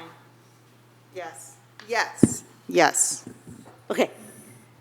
Are we good with that? Now we have accessory. Let's talk about accessory ADUs. dwelling- Yeah, thanks. Go. Go, Mary, go. Go. No. Oh, you don't want to talk about it. You just want to No, bring I it up. just, okay. Should the hosted SDR arrangement be allowed in which a host primary resident is an ADU and the main house is the SDR? Well, per our ADU work that we've been doing, that is so that there is some affordable housing, naturally affordable housing available to our community. So I'm a no on that. Okay, I remember, and Director Updegrave, maybe you're going to be the best person to help us sort this out, because your statement on this was the first time I actually ever heard the interpretation that you were bringing forward. And respectfully, what you were bringing forward was an interpretation of ADU law, state law. And so, and to the point, Councilmember Wright, about what's enforceable, I think what we're trying to avoid is the idea of people bouncing back and forth. So if, let's say, I own a property where I have an ADU on the property, under our current ADU ordinance, I can move into my ADU. I have the right to live there as my residence. What the concern we have is a loophole where this week I live in my ADU because I can rent my house for $892 a night, but next week I live in my house, ADU stays vacant because according to our law about ADUs, you can't rent it out. But next week I'm going to move back into it so I can rent my house, right? Do you see the back and forth thing? And so what I want to avoid is that. I think for me, and maybe I'm wrong here, pick one. Pick one. If you live in the ADU, you live in the ADU. You're free to long-term rent, short-term rent, or do whatever you want with the main house, but you can only do it for 60 nights. And so, if the issue is it's unenforceable, then, I don't want to violate state ADU law, but I would say then no, you can't, we got to close that loophole. We need to figure out a way to close that loophole. Yeah, Mayor Beckmeyer, I should clarify that we did check with HCD, and the state ADU law does not regulate necessarily how it's used. So HCD didn't have a comment on that.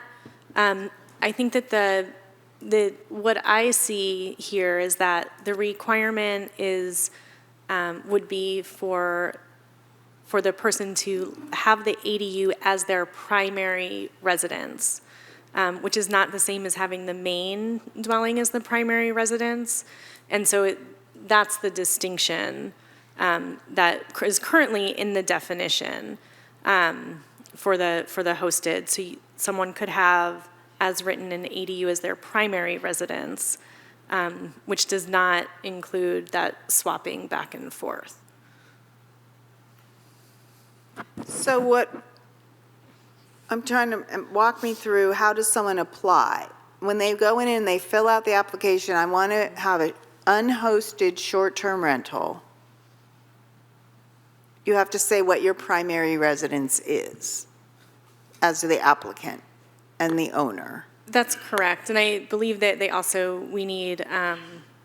we will need documentation of the primary residence as well once this goes into effect. So that will be part of the implementation, is they'll need to provide documentation of their primary residence. I thought she said unhosted. I do. But all STRs will be required to be within a primary residence under the draft ordinance. So hosted or unhosted is. Oh, right. I definitely see what you're saying, but just to take the question at a broader level, in order to even get an ADU, or in order to get too many acronyms, in order to get an STR permit, an applicant would have to provide documentation that the STR is within the primary residence. So could a corporation then buy a house with an ADU and rent out both? You can only have one ADU per site, Right. so you couldn't rent out both. And you still can't have an STR in an ADU. Right. Okay. Just But you just said you can't have an STR in an ADU, so. Correct. So the primary residency could be in the ADU, that's what we're proposing.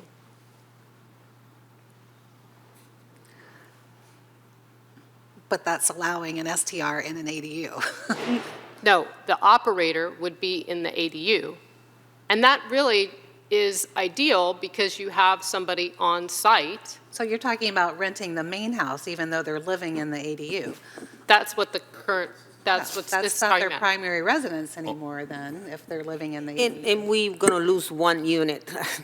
Then the homeowner can have two units that it could be a rental for somebody, for the ADU. So Yeah. we need more housing. I would rather just do away with this option. So in other words, so what? What would we do? Our rules say you can't use ADUs for short-term rentals. Mm-hmm. So even if it's your primary residence, you can't use it as a short-term rental. Right? I mean- So I'm not going to because I live in it. Right. But I'm using the and what she's house, saying the is big that you house can- on the same property as my But short. then that's not your primary residence, so then you can't rent it out. Oh, I see what you're saying. But how about if I do live Yeah, in you're the right. primary resident, and I have an ADU that I want to rent it out as a STR? You can't. That's Okay. that's against city law. But you can That live is in the against main. state law. And against state law, too. Oh, in Okay. state law, we let it first, I want you to know. We let So the I think state on that. Staff was, We did. staff was thinking we wanted this option to allow someone who, like me, who's built an ADU, to live in my ADU and then rent out my whole house as a short-term rental. Mm-hmm. But I don't think that was ever our intention.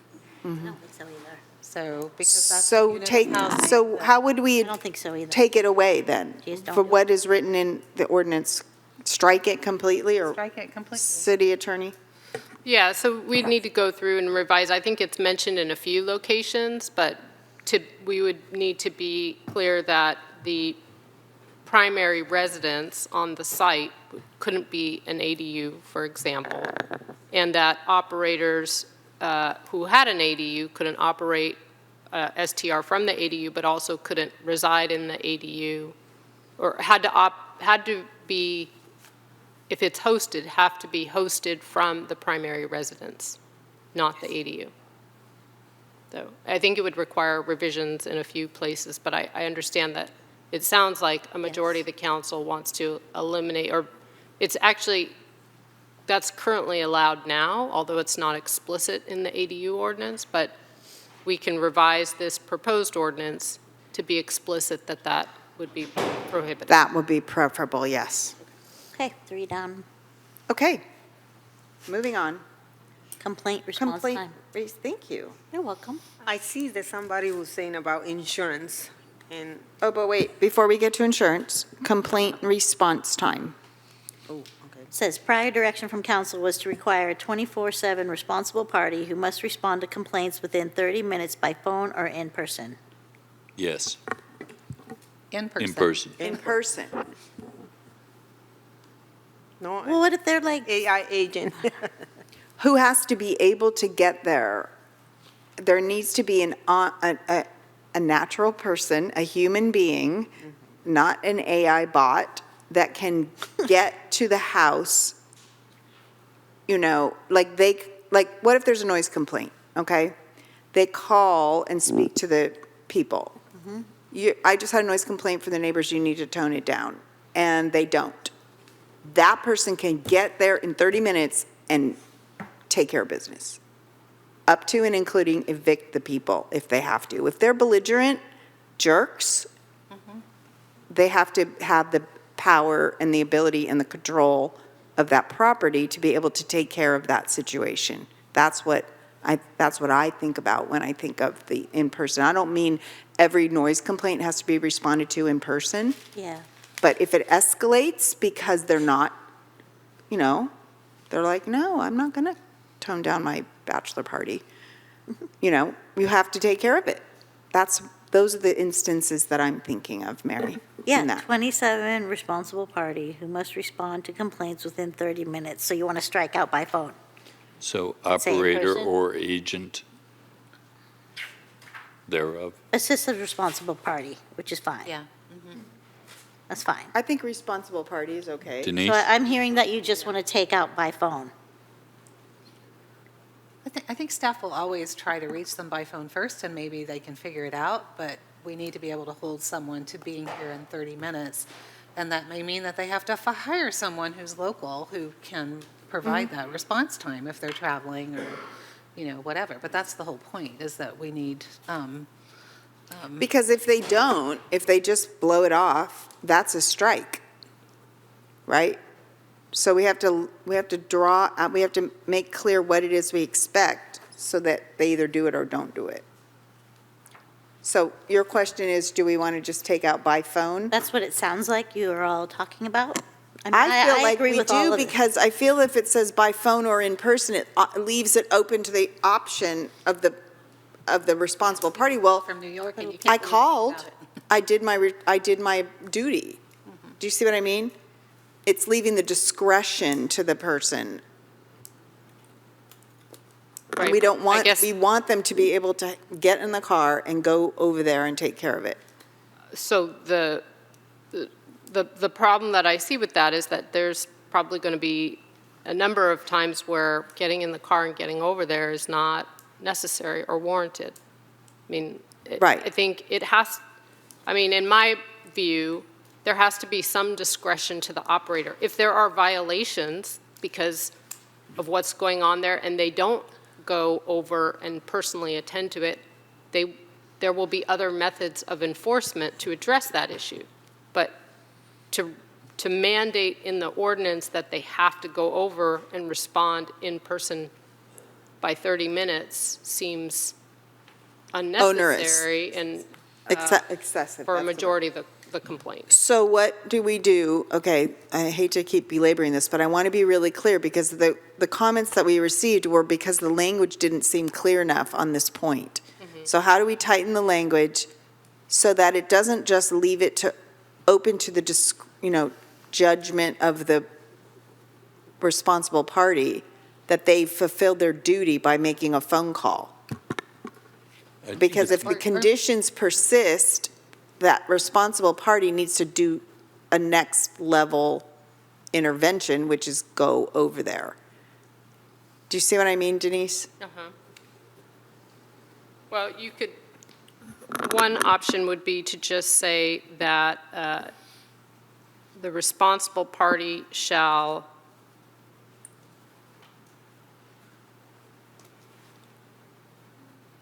within 30 minutes of a complaint determine the response necessary to the complaint and respond in person if appropriate or by telephone call if it's not a substantial issue or significant issue, something like that. How about if it's resolved the issue within 30 minutes? Or yeah, so you could say something to the effect of if the issue can be resolved within 30 minutes, then the responsible party doesn't need to appear in person, but if... So if I can... Go ahead. Cindy Abbott actually wrote all this up for us. Yay, yay, go. And this is where, I mean, she has a little bit of a distinction between hosted and unhosted, but hosted short-term rentals, the operator shall be the host and responsible party, so the presumption, I guess, is that they're there. And we probably need to clarify that. And here, the operator can be identified as the responsible party. Right, right. For unhosted short-term rentals, the responsible party may be the property owner, operator, or the operator's agent. In all cases, the responsible party shall be a local contact person who shall meet all of the following minimum qualifications. 1, be available 24 hours per day and 7 days a week when the short-term vacation rental is in operation. And 2, be accessible and able to respond in person at the short-term vacation rental within a reasonable time, 30 minutes, to any complaint regarding condition, operation, or conduct of occupants of the dwelling. And 3, be responsive to take remedial action necessary to resolve any violations of the requirements of this section. So it says be accessible and able to respond. So it's not saying that you have to be there. It's saying that you can be there when it's needed, when the city police will call you and tell you to get your butt over here. Accessible and able to. Yes, okay, I like that. I like that too. That works for me. So I just was thinking of situations, and again, this is one that would be very challenging to enforce, of course, but I'm a host of an STR, and I'm headed to IKEA in Berkeley to pick up some new furniture for the STR, and a complaint happens in that time. I can't respond back within 30 minutes. So, maybe the issue can be resolved by phone, but there are so many scenarios like this that are not going to be enforceable, and, I think the council should consider those. But I think setting the expectation so that we can, so that people know that they have to have someone who is available, and yes, something might come up sometime and you can beg forgiveness, but that's the expectation. Well, I appreciate the language provided. Yeah, me too. I think the language that Christine read covers the situation you described, Kevin. I don't think it requires that they turn around, you turn on the Bay Bridge and come back right now. Right, they can make a phone call from IKEA. But if the problem persists, they do need to go take care of it. Right? Yep. Okay. Wait, Denise has a comment coming. So do a majority of the council members want to use the language that was read by Mayor Pro Tem Bowles? I do. I would expect the city attorney to review and wordsmith it to make sure that it's appropriate. Yes, of course. Thank you. Okay. Okay, host STR presence on site. Hosted STR, presence of the host on site. Where is that? That is the next item. Oh, that's additional items to what's on our agenda, correct? Well, I guess, yeah. Yeah, this was something that we've gotten a lot of public comments about because, yeah, how are you defining when a host is actually there? And the comments we got are suggesting that we require it during nighttime hours, that somebody's actually sleeping. I mean, I think that's hard because someone could have, a night job. Yeah. And They could so- also have symphony tickets. Right. Yeah, Yeah. so I don't know. Or Metallica concert that they're going to. But maybe that they need to spend part of every day that that they are hosting, and again, it's not enforcement. It's going to be impossible to enforce. Does the half an hour But the thing cover it? expectation is that you can't say that you're having a hosted rental and then you go out of town for the weekend, Right.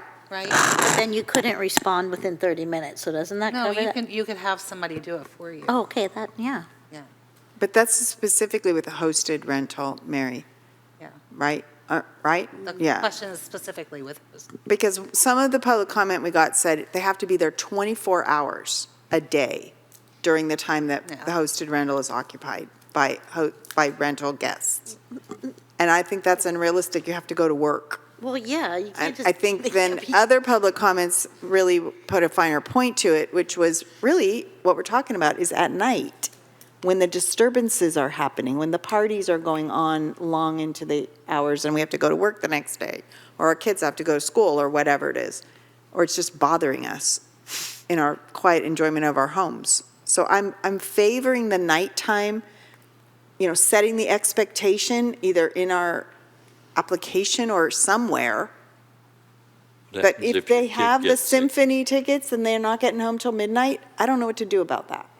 What if their kid gets sick and they need to take him to? That's different. That's an emergency. So, Madam I'm Mayor. talking I think we're generally over. speaking, you don't get to be a hosted STR and not be there So at night. So that generally is why there is that responsible party requirement. If there is a complaint or an issue, somebody has to be available 24/7. So But that's for unhosted. Nice. no, it's for either. Maybe we just make that true for hosted too. I mean, The responsible party is required for both hosted Right. and unhosted. Yeah. I think it should be, it's okay, because if I'm at work and I'm hosting a short-term rental, if something happens, somebody had to be there or answer the phone or do something. I feel like we covered it already. Did we? Well, I mean, we've, there can be a Covered a loophole lot. where somebody says that's, that they're doing something hosted and it's not. But, I mean, that's up to enforcement and neighbors to call in and, whatever, if they're not, complying with the terms of their permit. So leave the 24 hours for both? No, I don't think, a responsible party respond, yes, but Not staying in the explicitly house. saying that the hosted short-term rental, the host, the person who lives in that house has to be there 24 hours the whole time, I don't think is reasonable. no, you got to go Yeah. grocery You shopping. have to go to work. Life happens. I think we can let this one go, and if it, comes back, it's something we can address later. I agree. Okay. You understand the point Yes. of why we're concerned about it? What's been expressed about a concern about nighttime parties? That's the issue. I'm sorry, I missed what Councilmember Bowles said, Mayor Pro Tem Bowles said about, or what's the council's direction on this one? I said I don't think this is as important if we have responsible parties who are going to show up, whether it's the host themselves or somebody that they've hired if they're at work or at a concert, or, as long as they have that person that can respond, that takes care of the issue. Yes. And we've made a lot of changes and responded have. to a lot of everything. So I think And there's that no- one we can let go. Okay. There's nothing stopping us from changing it again if we're continuing to have Yeah. problems. Yep. Well, Right. yeah, but we have to send it to the coastal commission and everybody else. So I think, let's get it right this time, since that's the whole exercise we're doing here. That's is true. Closing all the loopholes and fixing the problems, Primary resident, I think. as many as possible. Can I ask staff a quick question? Yes. Staff, is there any way that we can find operators for any cost to the city regarding responses to complaints for SDRs? What? For loud and unruly gatherings, there's a process in place. Yes, you can charge hosts of parties for cost response time. Social hosting too. Exactly. Maybe we could put something in our application process that would forewarn operators of this as being a possibility. Yeah, I think that staff could include that. I think there's already provisions in the ordinance referring to the loud and unruly gatherings, social host ordinance. So, yeah. All right, are we done with that item then, or we're going to leave it as is without changing the language? Is that, yes, yes? Yes, yes. Okay, I'll concede. I hope we don't have to come back to this. Okay. We'd like, I hate to put words in your mouth, Christine, but I'm going to say, we'd like to include a definition of a natural person in our list of definitions. Is that where you were going with that one? Yep, a living human being, Thank you. not a dead one. Or a robot. I have 1, 2, 3, and possibly 4 things left on my list. Signage and content of signs, insurance requirements, website and map, and noise. But I have a question mark about noise. Anybody else have any other things? Well, yeah, we listed a few things before, but, and then operator, you were going to talk about too. With regard to the natural person? Yeah. Yes, that's why I want to have a definition of a natural person, because the distinction between operator and an owner, there is a legal definition that we cannot change in this country and in this state. I don't agree with it, but it is what it is. So the way of addressing that is by stating the operator must have residency and something else, prove residency and something else, and that is related to the fact that they are a person. But yet we didn't have a definition of a person, a natural person, anywhere in our definition list, so that is why I wanted to include it. No, but the definition of operator says right now means the person who has applied, but I think the question was whether that can say natural person. So knowing the owner can be a corporation, et cetera, but the operator being a natural person. So the Mayor Pro Tem Bowles, the ordinance isn't focused on ownership issues. The operator is a person who has applied for a short-term rental permit or has been issued a short-term rental permit by the city. The person definition includes a natural person and other legal entities. The operator has to get permission from the owner if the operator is not the owner of the property. Yeah, I think that's still what we were trying to get to be a natural person, understanding that the ownership can be a corporation, but. Right. And I know that's not your recommendation, but I think Right. it's still something Sue and I are interested in. Yeah. So is that okay to add that definition to our definition list? I'm not saying supplanting the other list, the other definitions, but. So adding just a definition of natural person? Yes. Yes, I'm fine adding that definition. That's exactly what I'm asking for. Okay. I found one. A natural person? No, I found one that I want to add. Oh, okay.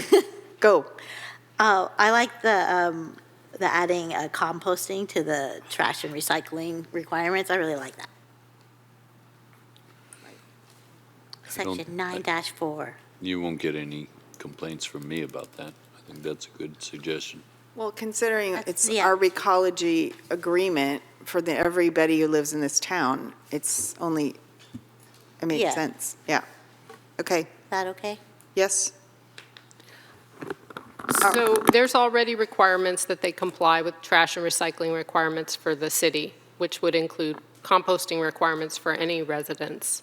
Maybe it just wasn't listed? I think it wasn't explicitly stated composting. No, it doesn't, because that's sort of mixed into the trash and recycling requirements. Well, if So we could- we yeah, could if we could- add, but it would be the same requirements as whatever is imposed on multifamily dwelling units at this point, or single-family residential.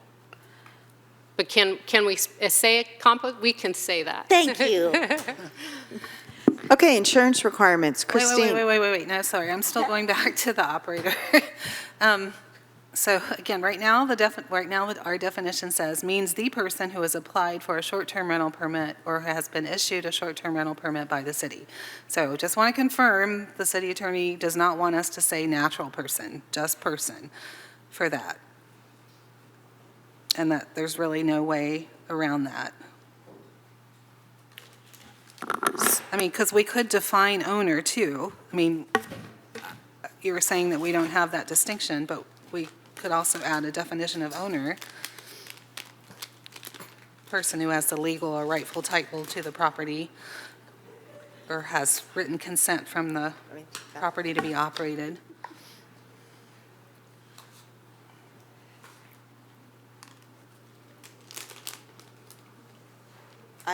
I'm sorry, Christine, I lost you. So I'm going back to the definition of operator again, whether that has to just say person or whether it can say natural person.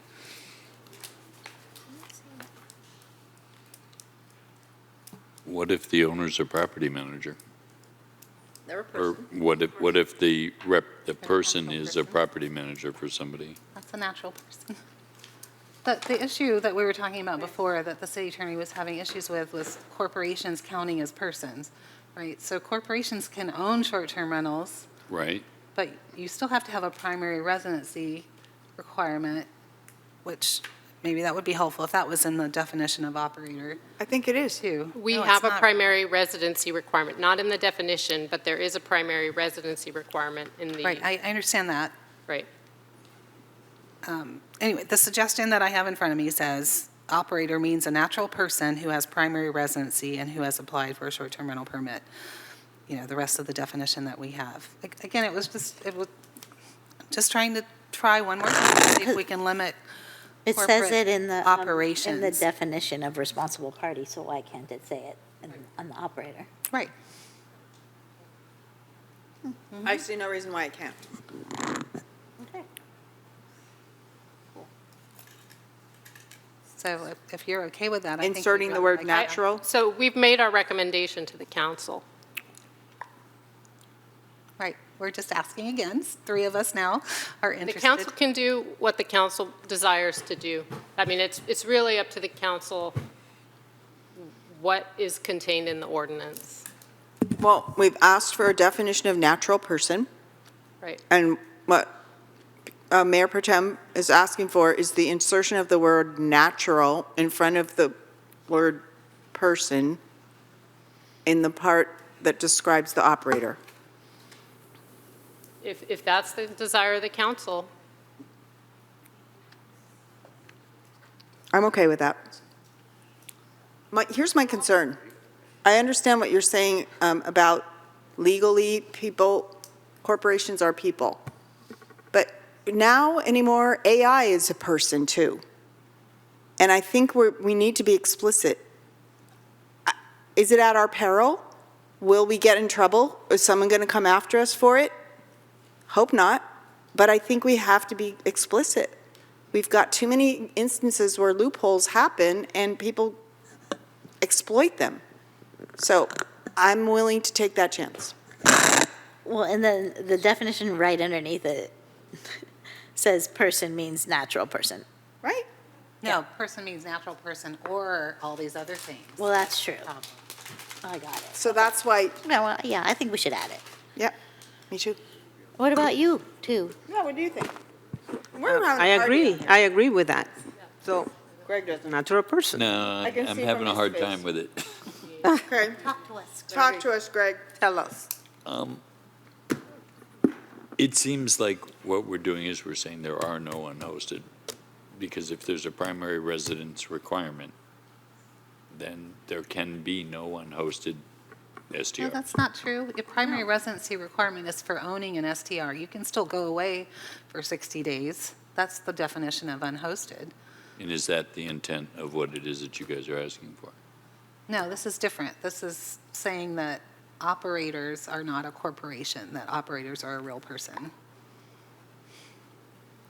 And how does that make any difference in anything? It does, because nowadays we have AI agents. You can have a bot that can answer any question you want. But I mean, isn't- anybody can ask about, if you put all the information you know the person is going to ask, this AI can talk to you and answer all your questions. But And once again, doesn't the operator or their agent need to show up within a half an hour? That's not the point. It's about running businesses and having corporations take over our housing stock to run STRs as businesses.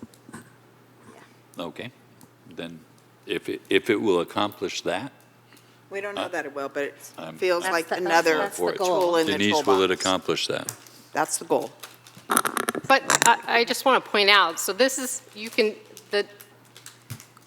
the change to requiring an operator be a natural person isn't going to eliminate corporations from coming in and applying as a natural person.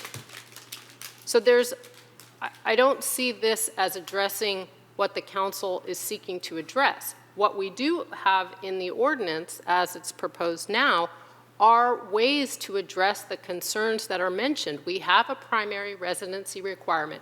We have a prohibition on having multiple STRs. We have lots of other regulations that address the concerns that the council has raised about corporations having multiple STRs in Pacifica. So I'm not sure that adding natural to operator addresses those particular concerns, and in fact may create more concerns.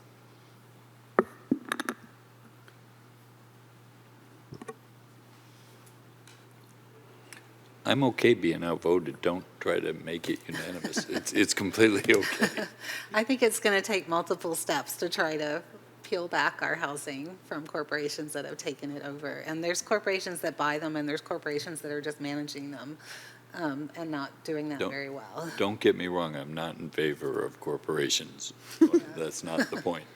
So I think every little bit, if it can help. Okay, moving forward. Yeah, So I would like it included. yeah, we already, there was 4 of us. Like what, I'm sorry? We want to include it. Yeah, can we just get for the record specifically what we're including? Natural. What I said before, inserting the word natural in front of the word person, right, Christine? In the definition of operator. Yep.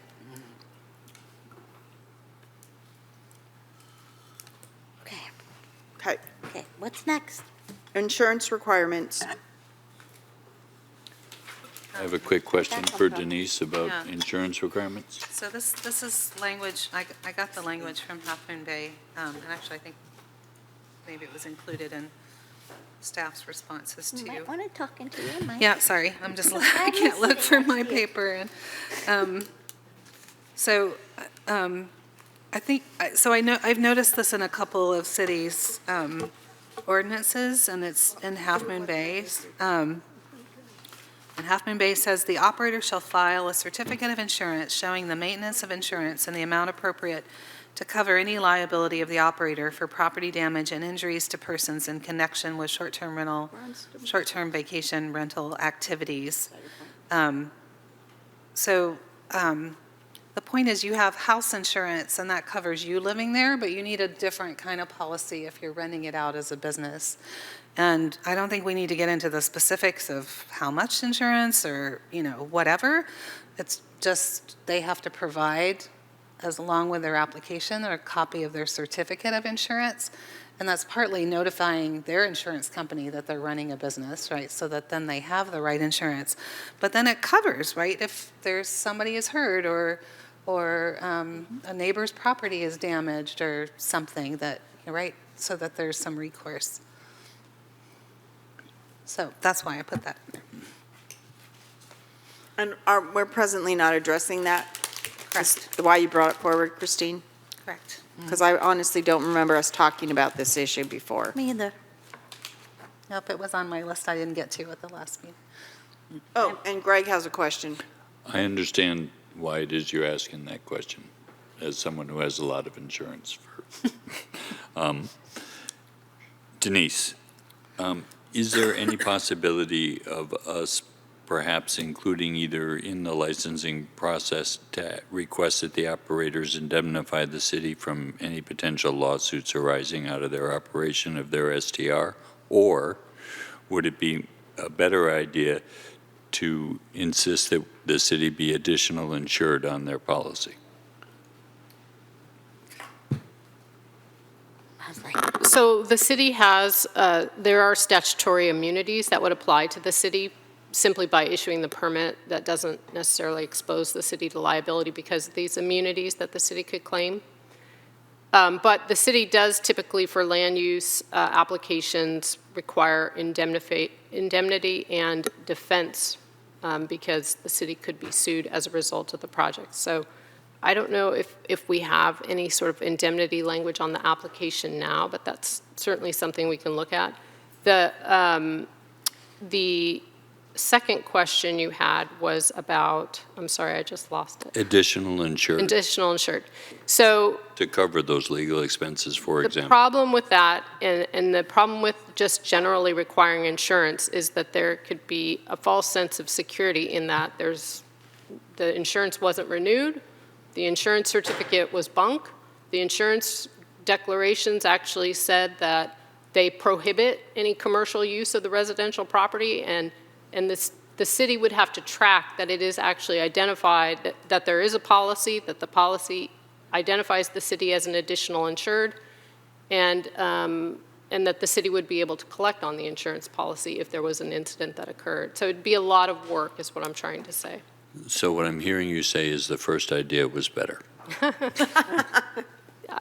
Yes, yeah, again, that's probably not necessary with these types of permits, but we can definitely look into that and see what language is in the application, if any. I'm only one of 5. Yeah. I like that.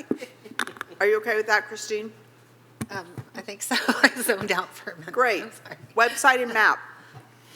Oh, wait, did that cover what you were talking about? She said, I guess so.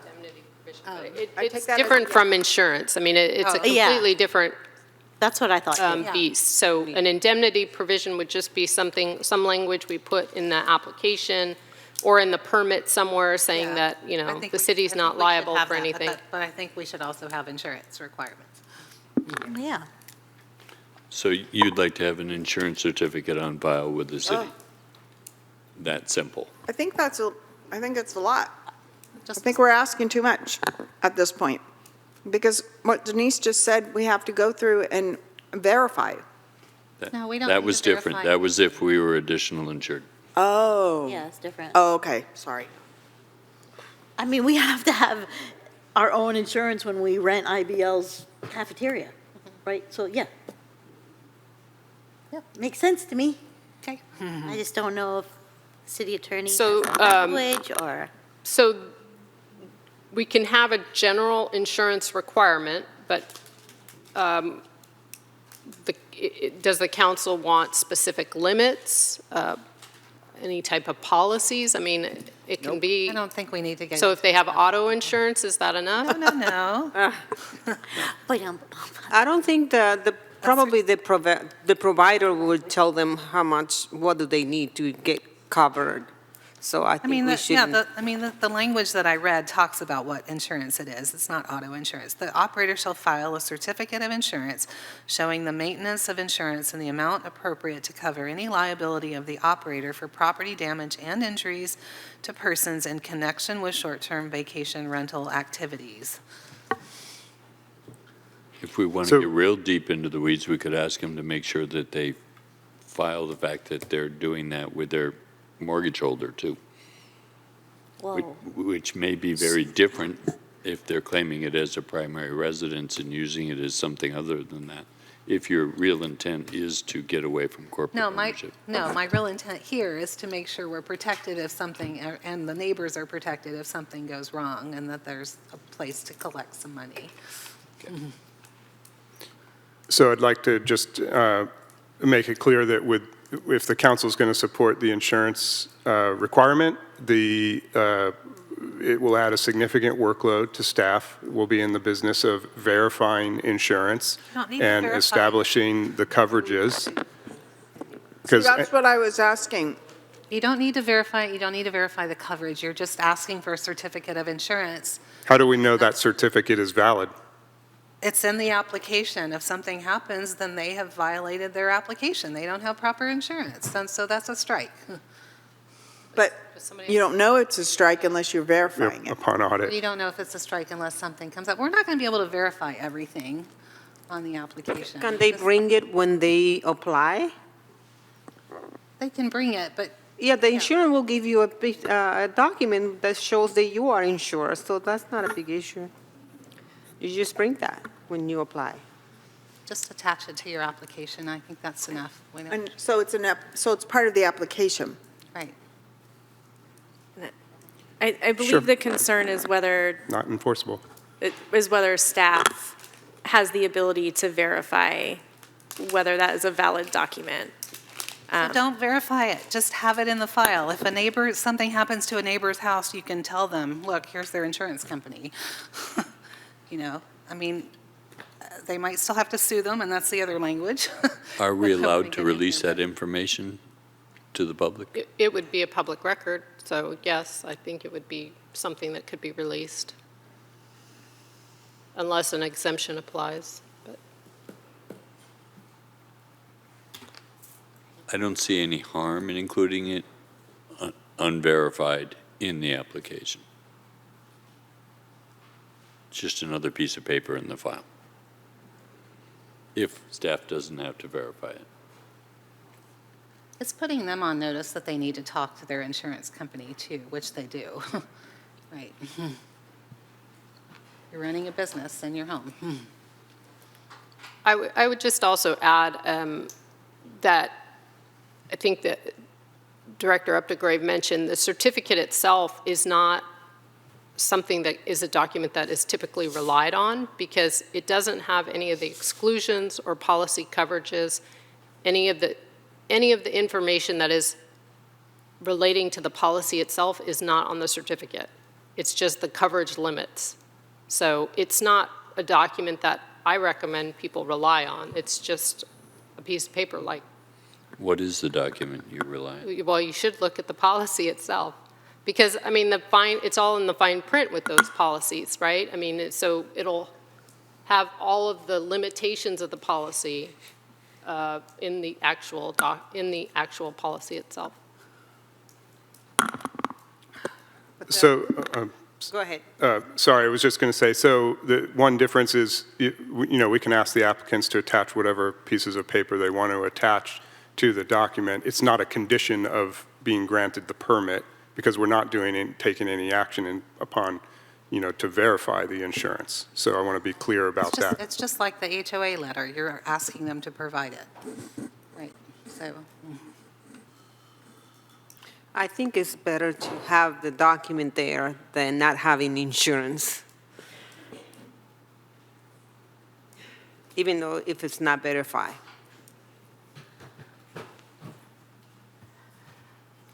Okay. Okay. Are we done with that one? Noise? Are we done with everything? Nope, there's one last one. Nope, there's two last ones. Website and map.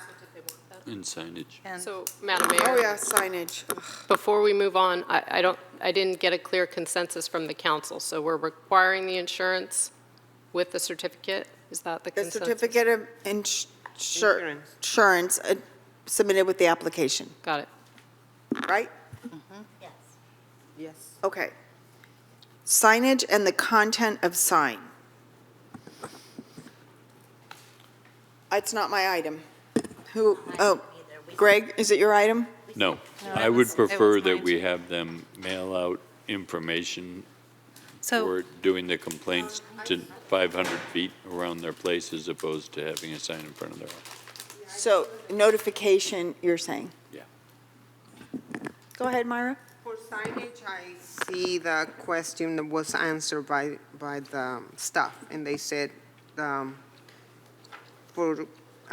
think for, people probably doesn't want to have a phone number right in front of the pub, that anybody can call. Nowadays, there's so many scams. So I think the best is to give the phone number to each neighbor on each side of the house, which they're going to be the one complaining for sure. So it's a notification to the neighbors issue more Right. than a sign Right. in front of the house. Now, wasn't there a recommendation from the Planning Commission about signs and sizes of signs? There and- was, and in a lot of detail. Yeah, maybe you can remind us what is currently on the sign and how big it is, and we talked about a QR code, but what does that cover? Yes, the current draft ordinance says each short-term rental site shall be identified with signage, weatherproof, with a single weatherproof exterior sign, not more than 2 square feet in total area, posted either at the front of the site and visible from the right-of-way for single-family dwellings, or on a door if it's hosted multifamily or condominium. And then it needs to have the short-term rental permit number, a QR code with a minimum size, and that would have the operator's name and contact information. And the responsible party's name and contact information if different, and then a link to the city's code enforcement website.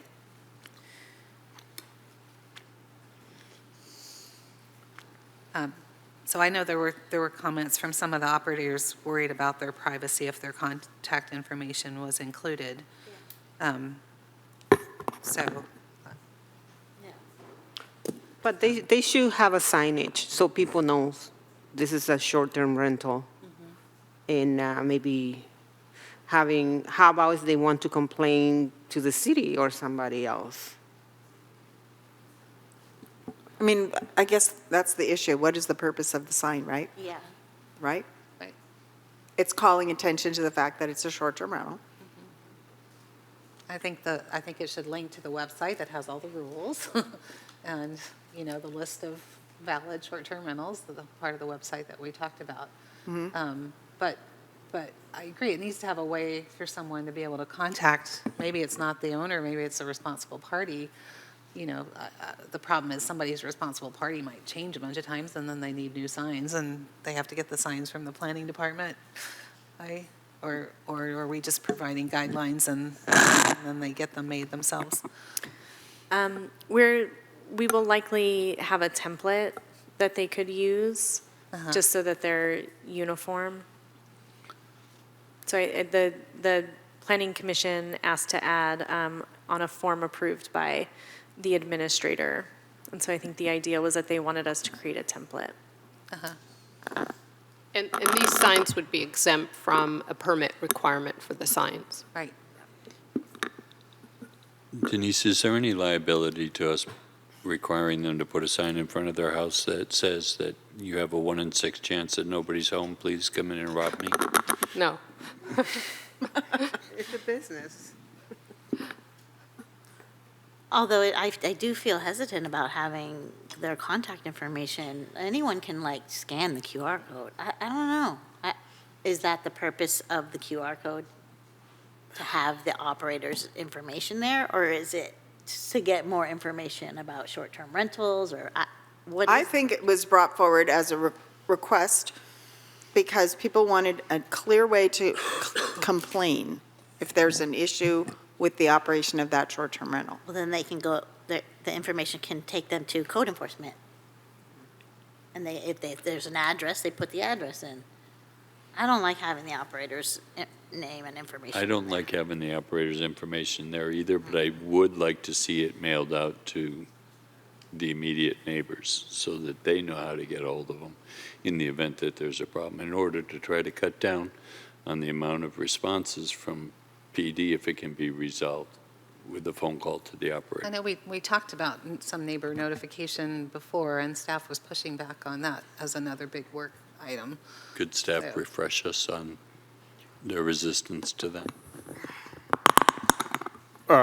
Well, a neighborhood notification is a significant staff undertaking. If you put it on the operator to do the mailing, then how do we verify that? I mean, I think that's kind of an unenforceable action, and how frequently? Is it every year when the permit's renewed? So if that were to become a staff onus for every permitted STR, that would, again, be a very significant staff We undertaking. don't want it on staff. So I think that was the intent, to avoid that, but I'm hearing you say you want that included. No, I don't want to put additional burden on staff for this. I mean, I think we should encourage short-term rental operators to give the information to the neighbors. But what I want to say is, like, the response, I see the issue with putting an owner's name and number, but a responsible party, I mean, that could even be someone that you're hiring, right, to do the job. So it's not necessarily your personal. Nothing's going to happen. My phone number is out there. I'm a real estate agent, so, and I don't get, I get calls like everybody else, so. I think you need to have someone that you can call if there's a complaint, and not necessarily have to bother police. People think don't always staff was wanna do gonna that. say something. Oh, I'm sorry, yeah. Yeah, if I may, to City Manager Woodhouse's point, putting that on staff would be an additional lift, time, materials, and so forth. You could, if you have a well-defined neighbor notification parameters, you could require certified mail as part of the application to prove neighbor notice with the information for the responsible party. That's a win-win solution that I'm hearing. So I'm sorry, so you're saying that there could be a notice sent by certified mail, and we define it like 3 houses on either side, 3 in the back, 3 in the front. But how do they get the addresses? I mean, I know I'm like being really in the weeds here, but realistically, how does that work? Isn't that staff looking it up for them or something? That is true, Mayor Beckmeyer, is that oftentimes they probably would be requesting address from staff. And for a small fee, we'd be glad to give them the addresses if they don't want to go figure it out for themselves. Let's just keep in the sign and keep in a number for the responsible party, I say. Yes, let's do that. So sign, responsible party, contact information. Or code enforcement. Code enforcement, I'm in favor of. Responsible party, I'm not But then in favor somebody of from putting the somebody's city phone number on there. had to deal with that. Yeah. Yeah. That's true. Yeah, I mean, I was talking to some people here in Sharp Park, and they have the name of the owner, and they call him regularly because they don't want to call the police and burden staff. And so however we can give people the opportunity to make that connection and not have to burden staff, that's a win for everybody. Why is that our responsibility and not the owner's responsibility? Because a strike is a strike. They're trying to avoid their strikes. If they can do Why that by are we- sharing their phone number with their neighbor, it would be, But we don't know that they're going to do that, and we can't But- verify that. yeah, okay, well, Well, the only way we can verify is if we make staff do it, which is a workload. And I don't want that to happen We don't want, no. anymore. I mean, yeah, all this was reviewed at the planning commission meeting, and they were going to include the numbers. I was just bringing it up because of concern by 3 operators. It's not a whole bunch of concerns about sharing their private numbers. Okay, if it's already there, let's move on. 3. So in other words, what I'm hearing is, maybe what I'm hearing is go with the planning commission recommendation. Yeah. Even though there's some operators that have concern about it. They're in the business. right? I mean, I see businesses at Lindemar Center that have phone numbers. a separate If there's an number for your urgent business. thing, call this number. Google number. All right, I'm going with Planning Commission recommendation, including operator contact. Boom. Okay, map. A map on the city's website of where the STRs are located. That's what the topic is that I brought forward. And one of my suggestions, I don't know that I think if a map is difficult, maybe we can let city staff tell us, but I think it's okay to have a list of addresses that's alphabetical by street name. And Kind of like the way we do for the if that's oversized easier vehicle to thing. maintain instead of something graphic. And that's what I was thinking. The reason, as I recall, staff had concern about this is a workload issue, and it would be changing all the time. Yeah. And that it wouldn't be updated. It wouldn't be constantly updated. My thinking is it probably could be if there was a dynamic list, and when a new one gets a permit, it goes on there. But maybe there's a disclosure that says it's updated as of February 1st, 2025, or something. I just think people should have an access to information about where the STRs are. I think so too. Absolutely. I don't think that's unreasonable. Well, there also might be an auxiliary benefit of helping us find unlicensed STRs. Exactly. So with our GIS and our layer, information system, I don't know how staff wants to create the list or create the map or post it on the website, but that's the request. How much would this cost in terms of staff time? Any estimates?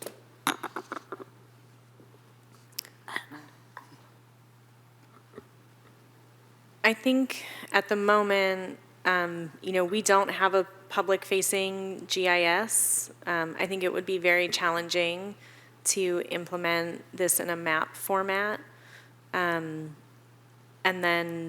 But we could create a list. And again, it's a matter of the staff time to maintain it and update it. But doesn't HDL? I'm sorry? Doesn't HDL update these lists regularly? I would have to, I don't know how their information is maintained. I'm sorry, I could look into that. But I think a list would be more manageable. And we should be able to draw from HDL's information and publish that. I think a list is fine. I can put addresses in. I'm still My Google not map and clear on get me how on map. much we're talking about costing ourselves For a list? to make the list. Wait, HDL does the list already.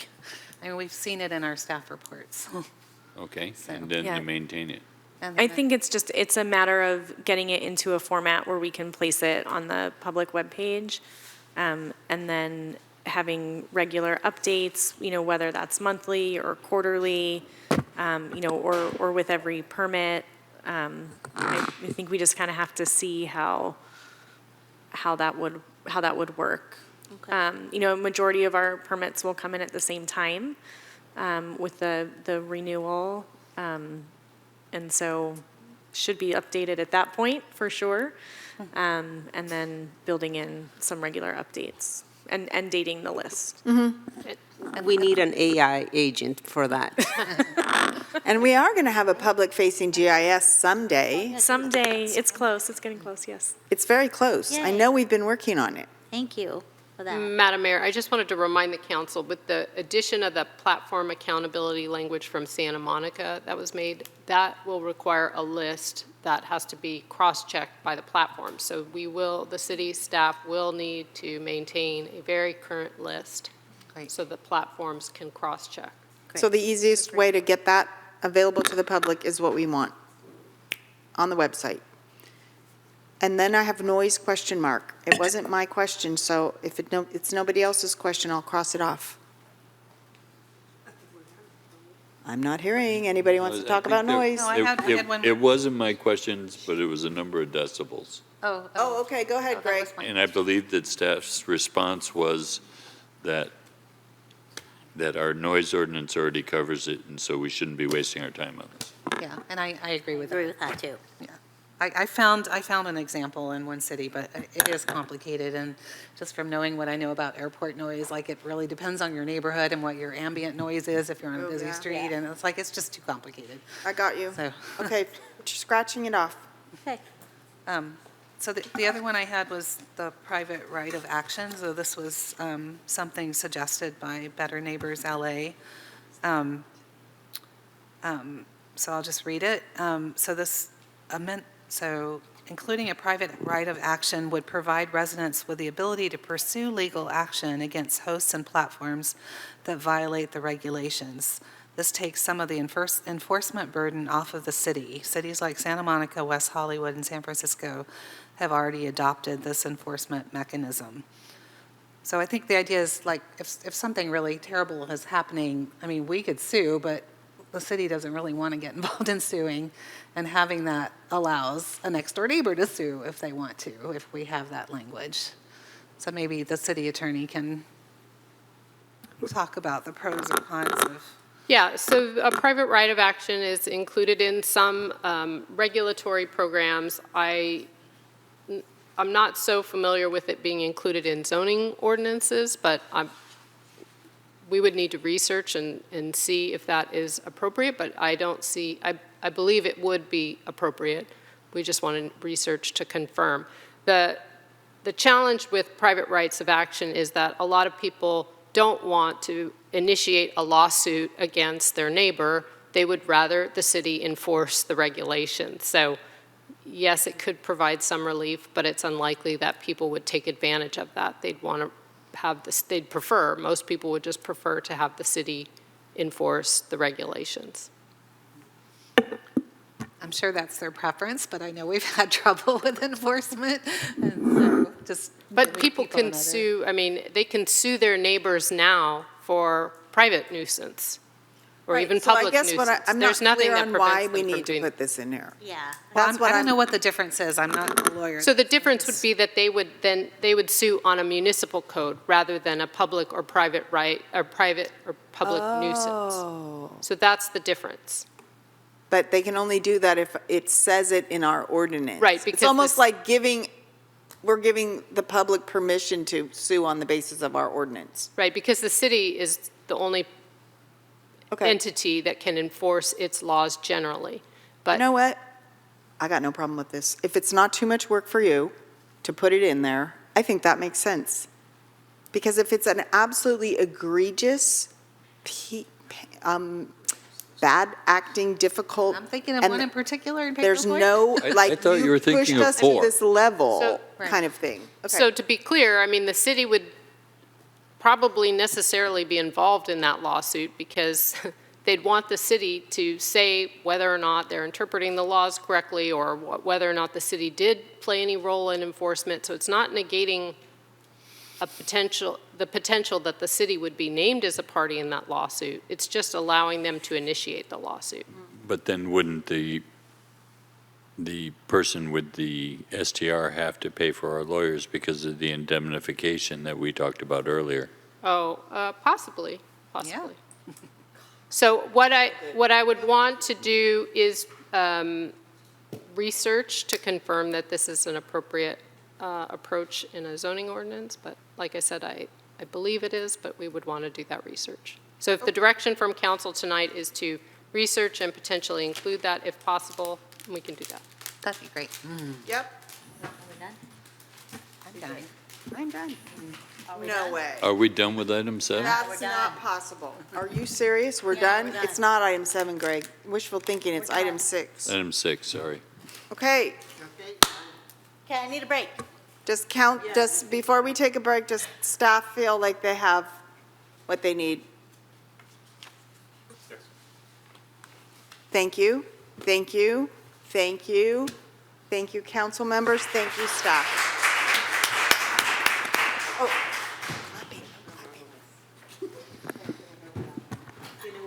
Recording stopped.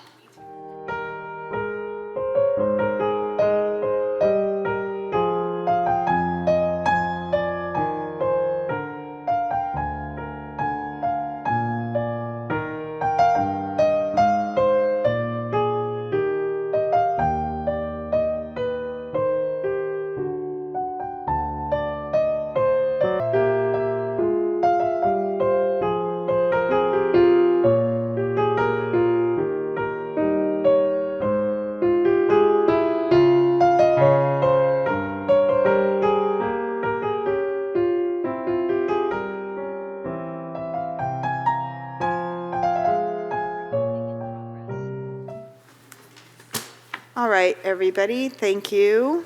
We are now on item 7. Consideration item, approve the updated City of Pacifica 2023 to 2030 strategic plan, mission, vision, values, goals, and strategies. Oh, look, there's Greg.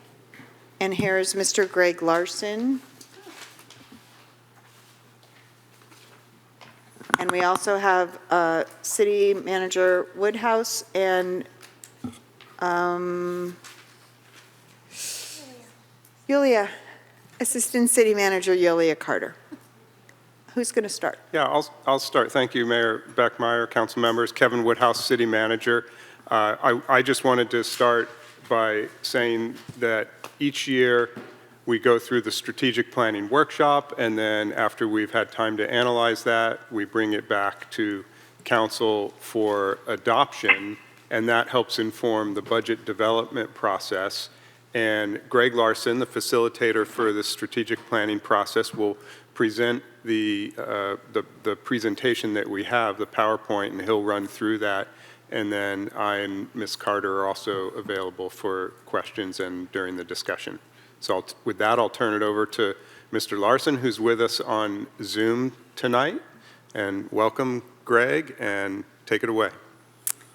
Okay, thank you. And great to be back with the mayor and council as you take the next step in your annual updating process to the strategic plan.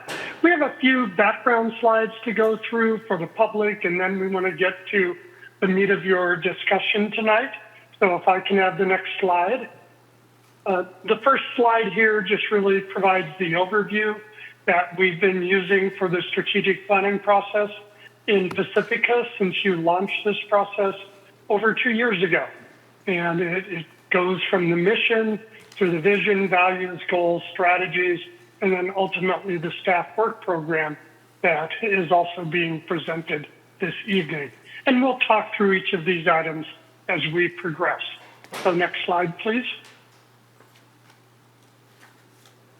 On March 1st, Saturday, March 1st, the City Council gathered in a full-day Saturday workshop to review progress on the strategic plan and to adopt strategic changes and priorities to guide the city's efforts for the next 2 years.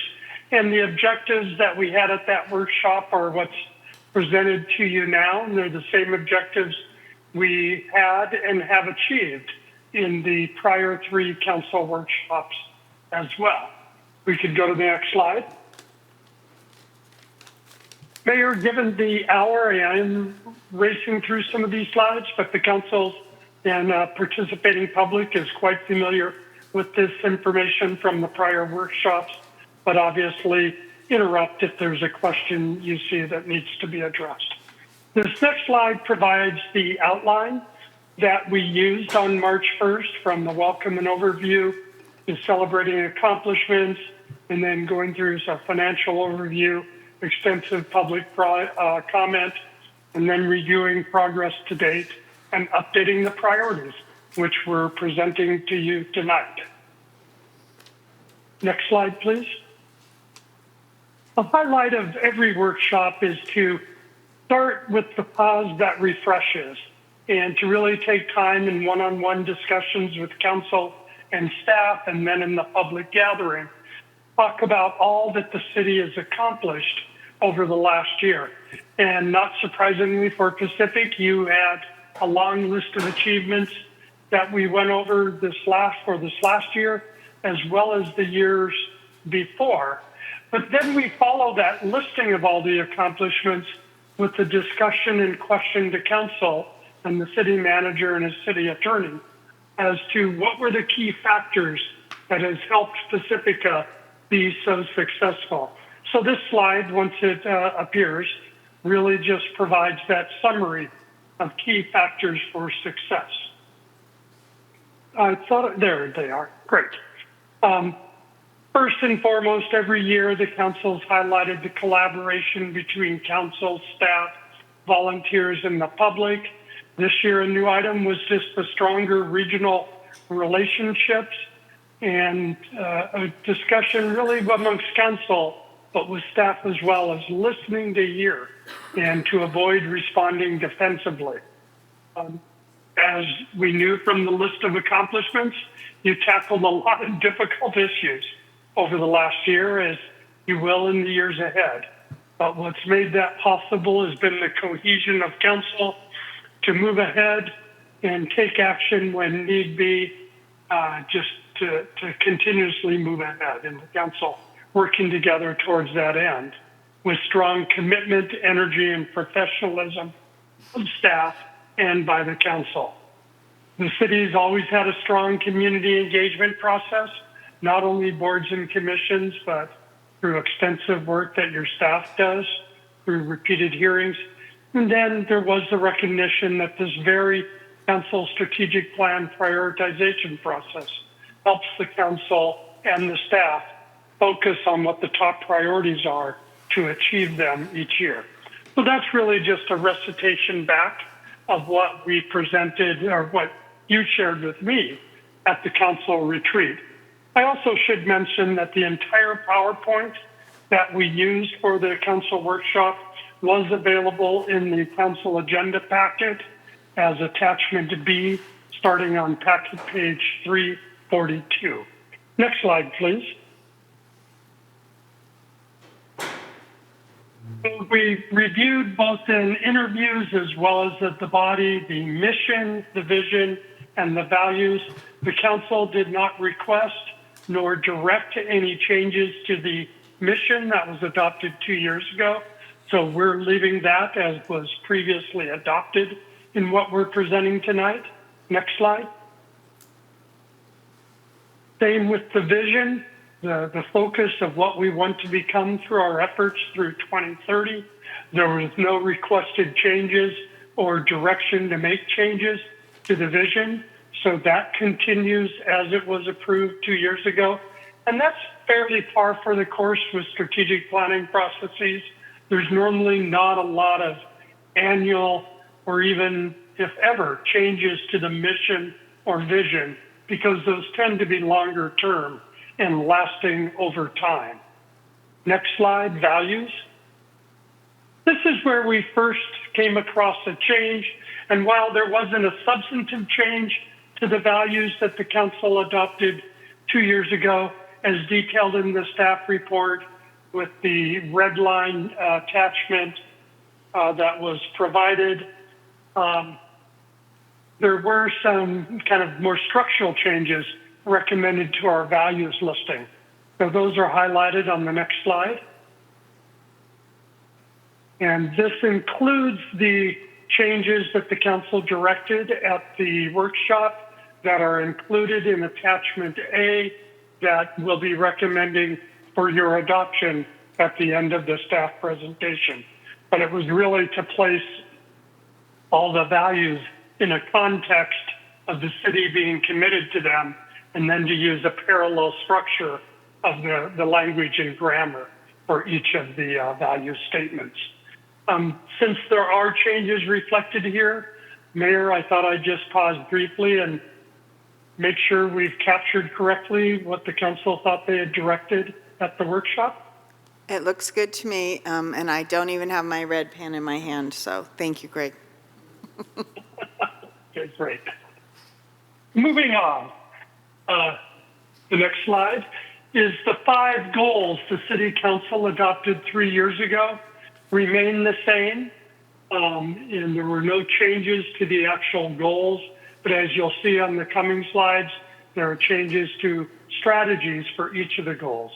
But these were the top 5 goals, and there was a reiteration by council at the workshop that dates back to the very first strategic planning session you did, which was that enhancing organizational and fiscal stability is not only listed first, but it is by far and away the top goal, because none of the other goals can be achieved unless the city is becoming stronger organizationally and fiscally. So there were no recommended changes to the goals. Next slide, please. So here we start to get some changes. Here are the three strategies that were conceptually adopted 2 years ago, and with some, I don't think there were any modifications to these last year, but as typically happens in a strategic planning process, once you get around to the second update, some of those strategies have been achieved or they're taking a slightly different direction. And in fact, as the next slide shows, there were some council-directed changes to the strategies under the first goal. And most all of the strategic changes that were made were either to recognize work that's already been accomplished over the last 2 years or to broaden the focus of the work for the coming years ahead. So 1AB is a perfect example of that. It used to be to pursue the revenue measure that the city and voters successfully approved last year. And so at this point in time at the workshop, the council recommended broadening that to pursue possible bond and other revenue. Excuse me, it looks like I left out the word tax. To pursue possible tax bond and other revenue opportunities. That is not inaccurate on attachment A that you'll be acting upon, but it is a typo on the slide, my apologies.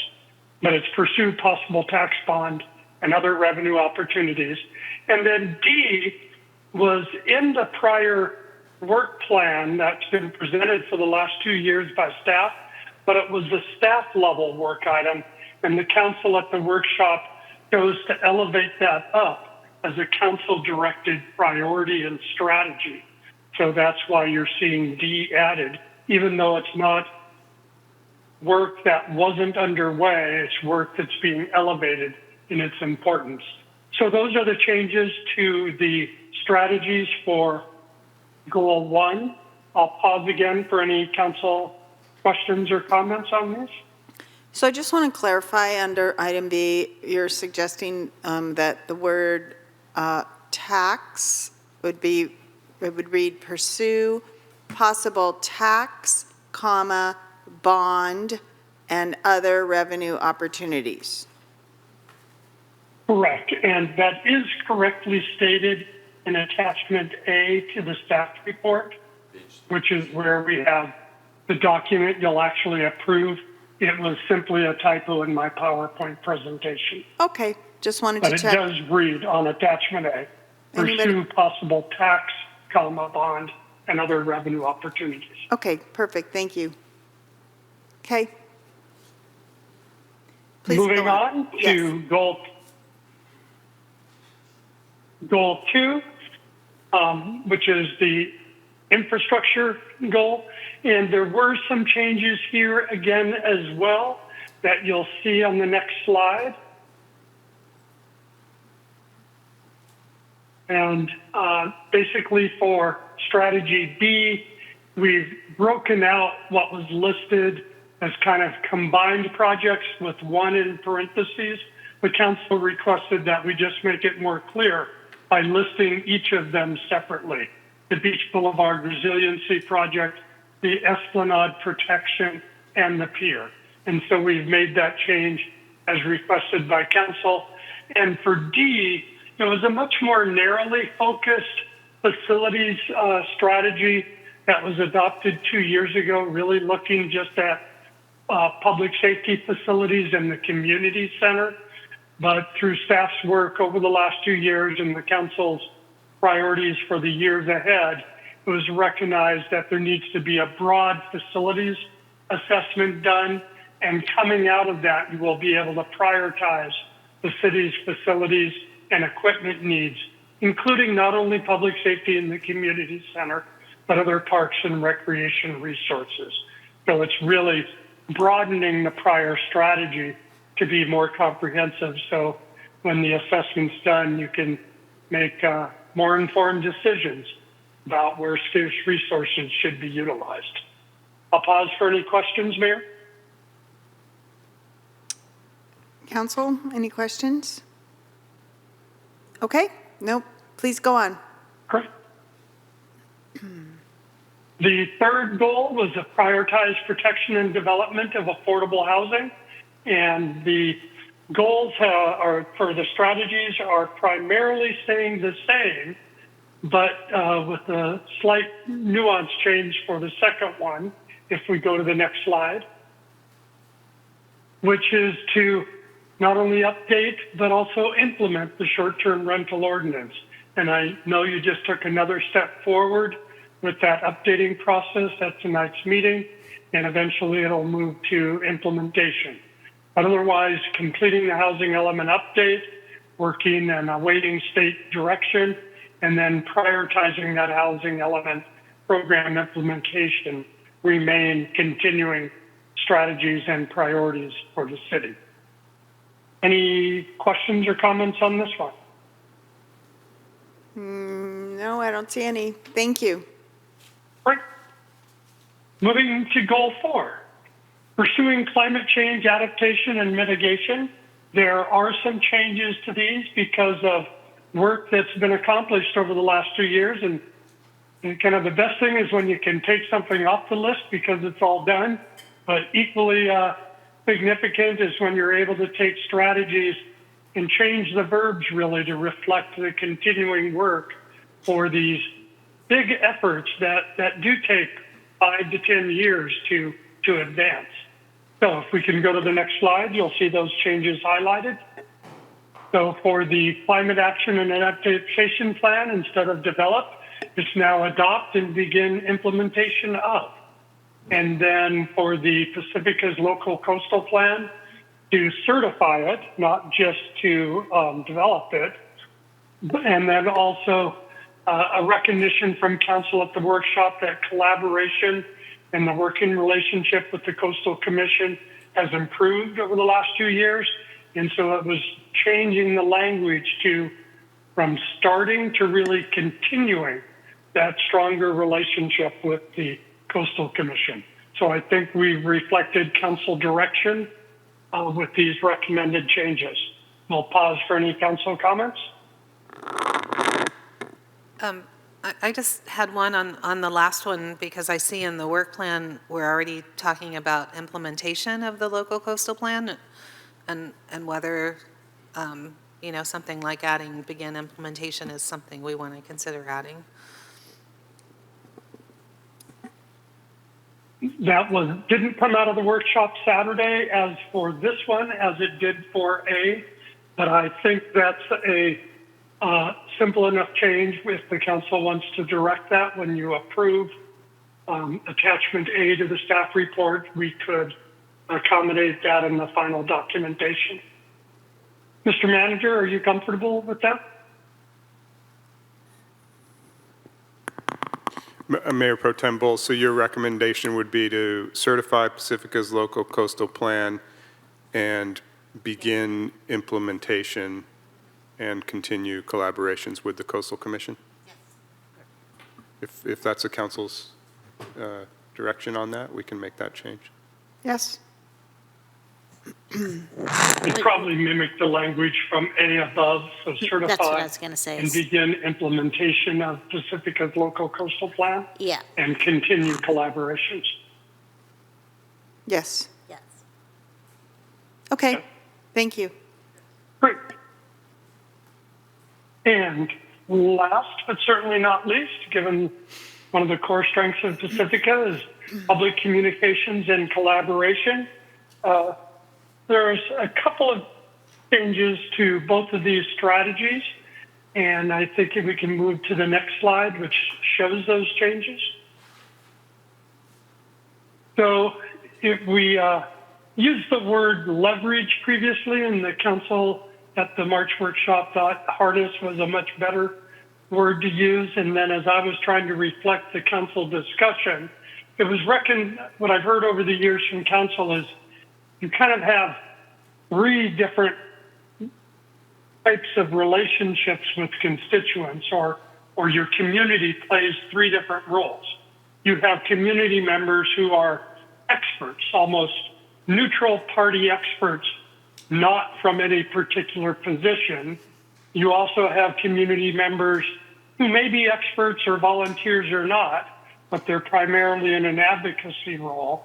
And then you have community members who volunteer and to support the city's efforts. So really just tried to list all three of those just so it's a more clear differentiation of how community members could be harnessed to advance the city priorities as either experts, advocates, or volunteers. And given appropriate public process, it's also important to differentiate those roles in that it's hard to have a sole expert who's an advocate for a particular position. And so just balancing that. And I think I tried to capture what I've heard from council over the last 3 years in that language. And then the second one was to broaden the focus from simply being mental health to being wellness more generally. And that was also to reflect some language changes that are occurring in the health industry as well as regionally. So I believe I captured the council's discussion correctly, but I'll throw it open for any comments or questions.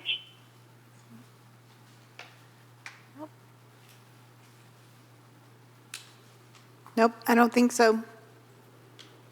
Great. Then we'll move ahead. So when we get to the end of the presentation, the actual recommendation will be to approve attachment A with the one change that has been noted so far tonight, and that's the council's action to update the strategic plan to continue the progress of the city. But we did want to respond to some other issues as we've done before and some new issues. So the staff has updated the work plan. It was a very comprehensive effort where they reviewed every task and subtask, and they've modified, deleted, or added those to address the council's discussion and direction at the Saturday workshop on the goals and strategies, as well as the normal progress of work as it continues moving forward. Next bullet, please. There were additional tasks and subtasks that have been updated or added to address all the other ongoing non-discretionary or previously initiated projects and services. And these are really the other work of city staff that has to occur that sometimes compete with the council goals and strategies in terms of staff resources available. And staff 2 years ago took the incredible effort to start detailing those at the end of each list of strategies under each goal so that the council is getting a fuller presentation of the work that's underway. And the single best example of that was the earlier goal on the fiscal financial sustainability, where the council chose to move the one regarding the cost allocation plan and the impact and master fee studies that had been listed as a staff item, kind of under B, and the council requested to move that up to a council item for visibility and prioritization. And that kind of differentiates those for you. Next slide. The staff and financial resources to achieve the work plan is being incorporated into the proposed budget as possible. That's where having your direction in March, that's now ratified tonight as you launch the public budget discussion as well, immediately following this, starts to dovetail the prioritization and the budgeting. However, as the manager presented at the workshop and as we've talked about for years through this strategic planning process, is you're a small and mighty organization trying to achieve a lot. And it's a very comprehensive, if not overwhelming workload that is before the organization. And as we saw in March, you progressed on about 85% of the work as was intended. But when you have a very, very aggressive work plan, you can't achieve it all. And there will be inevitable delays due to external forces, due to staff turnover, or to other priorities that emerge, where the council and the organization decide, you know, we were going to get this done, but we need to focus on getting this done instead. So that is just my top level summary of what I think has been an incredible piece of work your staff has pulled together in the last 5 weeks in terms of doing a comprehensive update to the work plan that's been submitted to you for your information, as well as your comments. And I think as the manager indicated in the staff report, it's a best practice to share that work plan with council to make sure staff is correctly hearing what the council has said are the priorities and the best way to achieve that priorities. So it does create that opportunity for additional discussion. And before we throw that open to further council discussion, maybe I can just go to the next slide, which is the bike rack items. And 6 items came up during the course of the Saturday workshop that really weren't in the strategic plan, and the council wasn't quite sure how to deal with them. So the request was to put them on the bike rack, which was a place so they don't get lost, but staff could then review them and report back to you on possibilities and what could come forward. So there were 6 of these.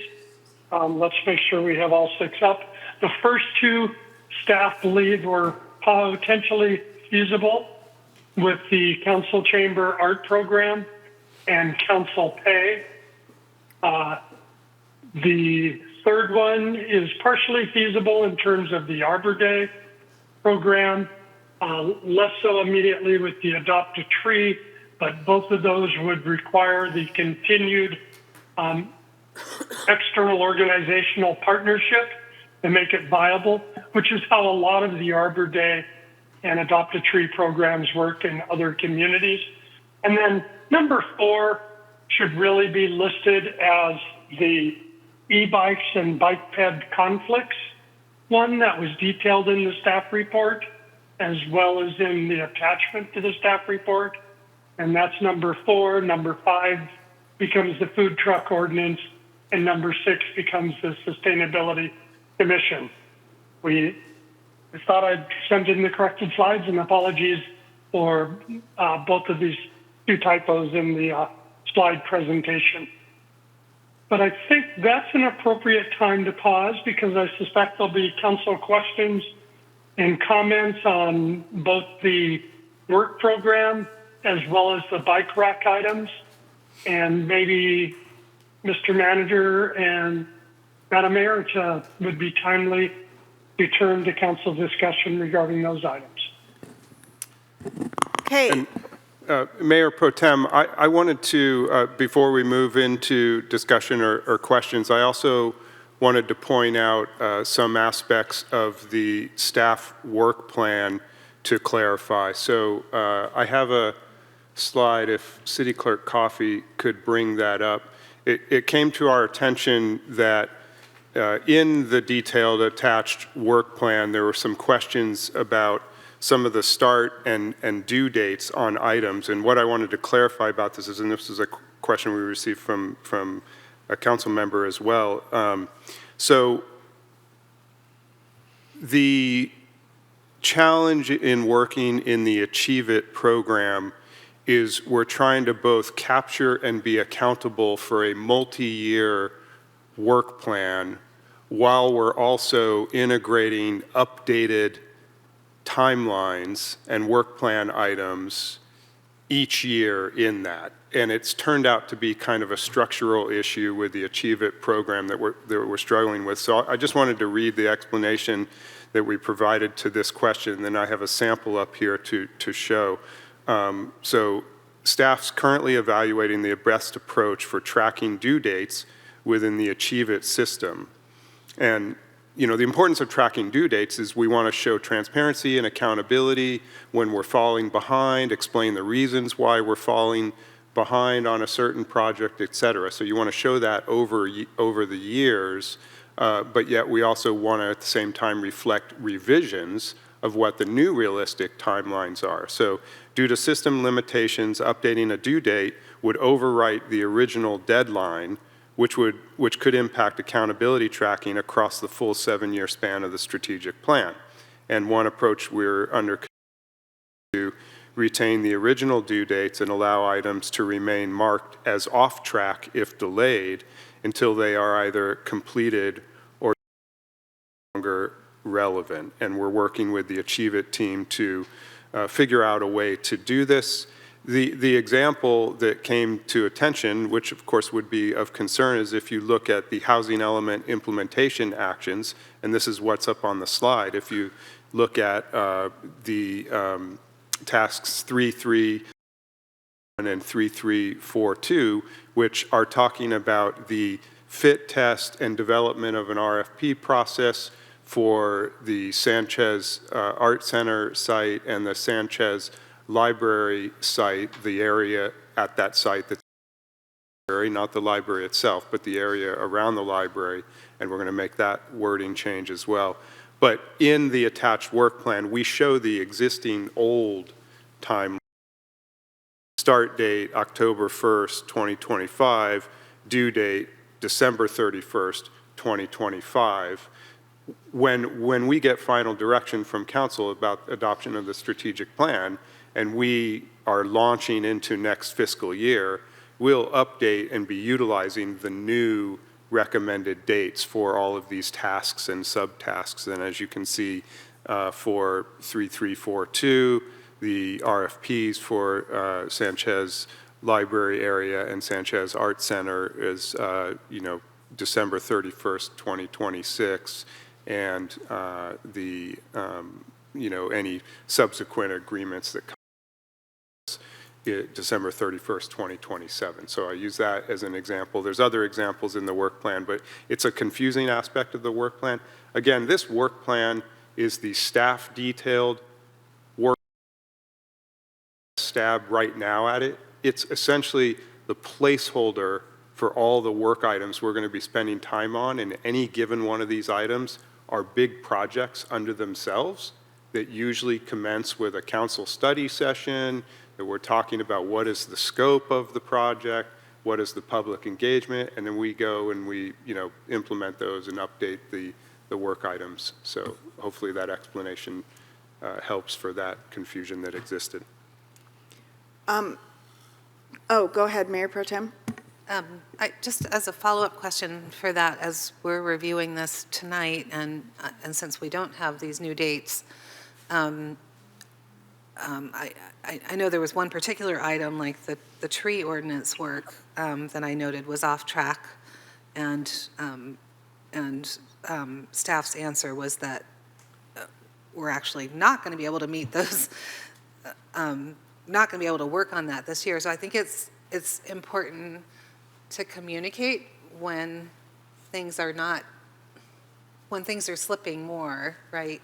Because we don't have any dates to know, whether the work is continuing immediately or being pushed off. So if right. And the intention and a best practice of the system and why we're using Achieve It is eventually, if it can meet our needs, or maybe we move to a different program that meets our needs, is to have quarterly updates that are publicly facing about the progress on all of these projects and the explanations for why things are taking longer, whether in our control or not in our control.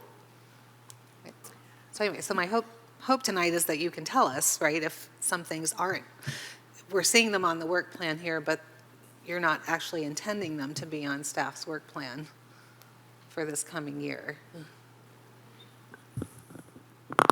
Well, so some of the work plan items can span multiple years. I guess if you have questions about any specific items, then I have department directors here that can talk about the specifics of those.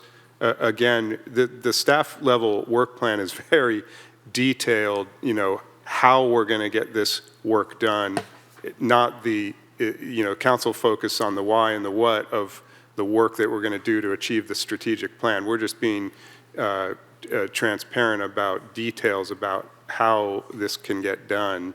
And if you have specific questions about timeline, if we can answer those at this point in time, we will. And otherwise, those are always evolving timelines. So I have a question because I hadn't noticed that particular issue with the, what did you call that? I just lost it. The tree ordinance. Do you know what page that was on? Because I was just looking at it and then I lost it. Oh, no. Oh, here. Packet page 394. It's at the very bottom of packet page 394 and it extends onto page 395. Is that what you're talking about, Christine? I think so. It was, And I think specifically 4.2. 4.2, bring tree preservation ordinance back to the city council for modification as necessary. Not started. And then at the bottom of, it's 4.2.4, phase 2 tree program work to develop urban forestry management plan, not started. Well, even 4.2.1.1, which was work on process for streamlined implementation. I mean, so the tree ordinance has been in place now for, what, a couple of years? Mm-hmm. So, and that one says it's off track. It was supposed to be done in 2024. So anyway, I just think it's good for us to know, right? Right, because we may be thinking, and the public may be thinking that work is happening on that, but when it's off track, it's not actually happening. And as City Manager Woodhouse just explained, really, the way I say it, this table needs another column, even though we didn't make this table. It comes from the software. And so it just isn't, you know, they're working on figuring out how to track, like what this slide on the screen shows, the new due date or the current due date, without at the same time losing track of what the original intention was for accountability and follow through, right? So for me, I like the idea of the quarterly update. And I don't know if that would be of the entire plan or a section of the plan or what, but for us to have a refresh on where we are periodically throughout the year so that we can all understand that and have an opportunity to ask questions rather than it like going all the way to a whole year later when we do strategic planning updates or such. And as I said, if people are thinking things are moving forward and they're not, or the converse, in this particular instance that's on our screen, what looks like suddenly a whole bunch of tasks are slated to be happening this year between now or, you know, by the end of, by 12/31/25, right? And so I think it's really important for us to be clear so that the public understands and we understand what we're talking about here and has a more full picture of it. For example, we got feedback from our former planning director about the Sanchez Library site. She happens to be chairing the Library Advisory Committee, and so is looking at these things with that lens, through that lens. And her feedback was, I think what you mean when you say Sanchez Library site is the undeveloped space at the Sanchez Library site. Because if you're not following this daily, you know, and all the time, and you just read Sanchez Library site, it could very easily be interpreted, oh, they're going to knock down Sanchez Library and evaluate it for housing, right? Or building housing on that site. And so being really more clear with our language and then having an opportunity to have a more robust discussion so that we can get public input and we can explain what we're doing exactly, so people have a better understanding of what that is. So this definitely raised a lot of questions with regard to the Sanchez Art Center site. And I definitely asked for clarification, and that's why we had that slide tonight. But I think we do need to explore this further and provide a little bit more clarity on what steps we see happening with regard to this specific site. If you could, and I'm sorry, Sarah, bring that slide back up so we can look at those dates again. And I really just want to go through this one simply because we got a lot of public comment on it, and also as a model for other ones that may come up. So the top task, 3.3.4, and this is on packet page 394 at the top. This is all related to the housing element section that has to do with city-owned property. Is that correct? Okay, so that's why specifically the Sanchez Library and Sanchez Art Center sites are called out, because they're in the housing element, right? And so my understanding is this was because of the requirements of the Housing and Community Development Department under our housing element requirement. We need to address the possibility of building housing on city-owned property, yes? Yes.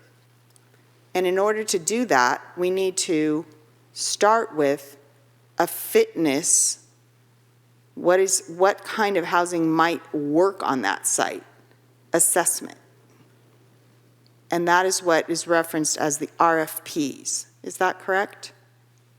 So where it says release RFPs for Sanchez Library and Sanchez Art Center. Identify consultant to conduct test fits and prepare RFPs for Sanchez Library and Sanchez Art Center. That's what that's referencing. That's what those RFPs are for, is determining the fitness of housing on those sites. Is that correct? Not just housing. It's the way a large project like this would work is study sessions with the council to identify what all of the components are that the council is interested in fitting on the site. Art center, playing fields, housing, theater, whatever it is that the council and the community identify it for, and then, the fit, that defines the scope of the RFP for the fit study and any actions taken after that. I see. Okay. So those are the items that the council will be working with. You will be bringing forward at a council meeting. We will have an opportunity for input prior to the release of the RFP. It's already called out in the actual housing element document itself, referencing maintaining the Sanchez Art Center on that site, on the, where it says Sanchez Art Center, we mean the whole site. But I think it's going to be very important that we be very clear and very detailed in explaining what we're doing with these sites and where we're going, what the next steps are going to be. Did you want to add something? I was just going to, I also think it's very important that we're very clear about how we're including our community in these conversations, but I'm wondering if that is for a discussion after public comment. Yeah. Okay. I had some things to say about this item too, but Okay, after public and comment. is this light, Greg? Yeah, Please. But she can go first if she would like. I think she's saying she wants to wait till after public comment. Did you have any clarifying questions? I just wanted to clarify that we are still have the ability, because they're city-owned property, to condition these RFPs at our discretion. Yes, absolutely. Thank you. And if I could, I just want to be clear that this 7-year large strategic plan with 100 some odd, tasks and subtasks that are in here that, fulfill all the strategies for the 5 council goals. This is not intended to be the detailed project level work plan for any of these projects. For example, there's a work plan item in here, implement the STR ordinance. We don't detail all of the intense staff work that's going to be necessary for implementation and enforcement of the STR ordinance. That's not the goal of this work plan. And, those kinds of details come out when staff is presenting the project, kicking it off in study session with the council and getting community input, et cetera. And so I just want to make sure that it's not the council's expectation that this strategic plan, work plan, would be so detailed it would just become massively tenable. Okay. Same. Okay.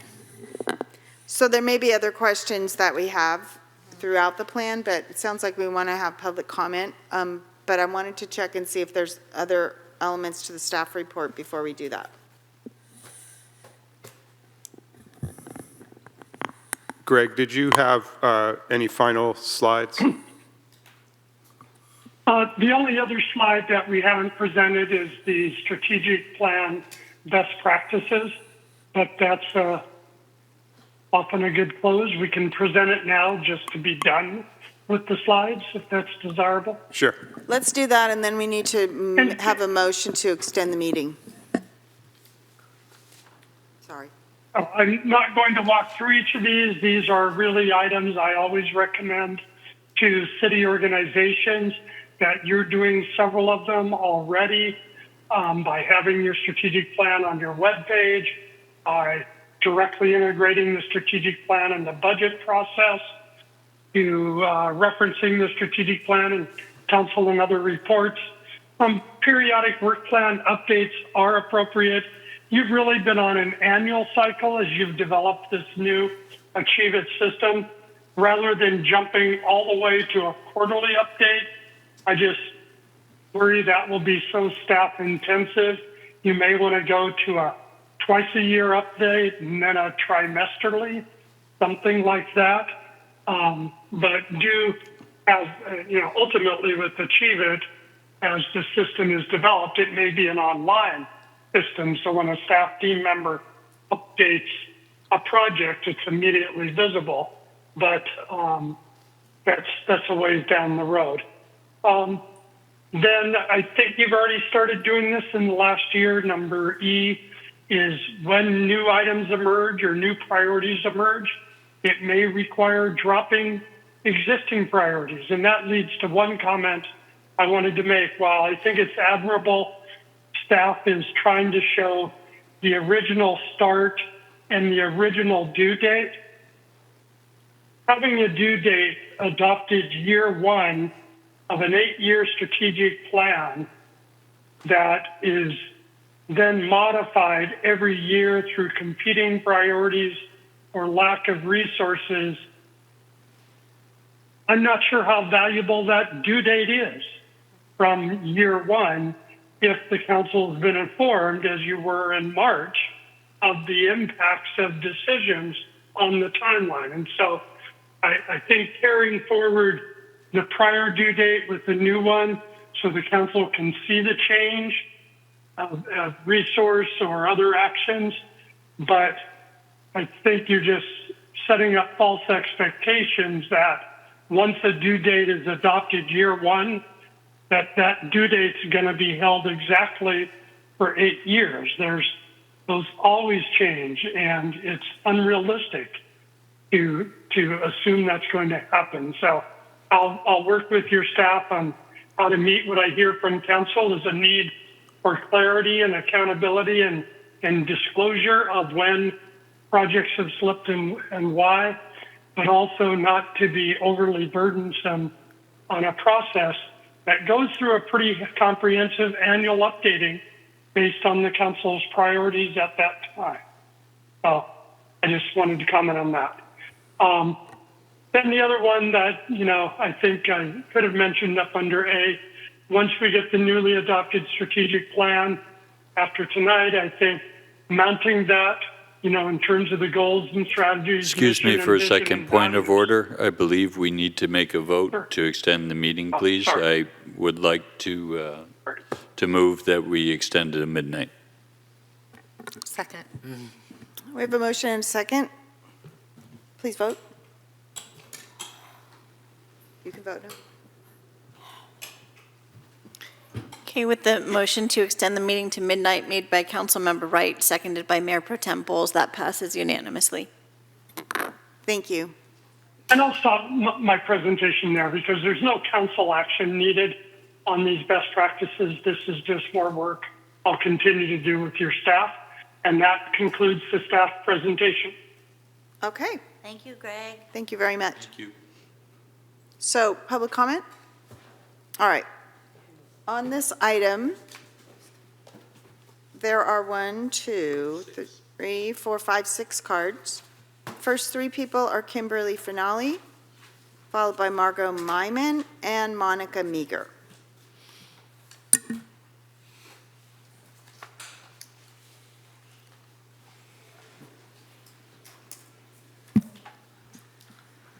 Good evening, Mayor, City Council members.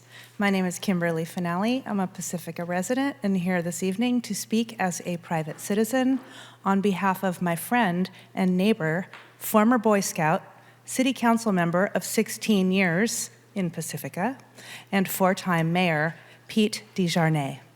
I will read his handwritten comments word for word, starting now. I was impressed with the Pacifica Climate Action Report. I found the report to be well-written, thoughtful, well-researched, concise, minimally confrontational, reasonable, and very result-oriented. I served as City Council liaison on many similar entities: Open Space Committee, Quarry Committee, Coastal Trail Committee, Pacifica School Volunteers, etc. I found this report to be one of the best that I have read. Pacifica has done a great deal to forward environmental stewardship. The city partnered with NCCWD to create a clean source of wastewater to irrigate the golf course median strips and elsewhere in the city.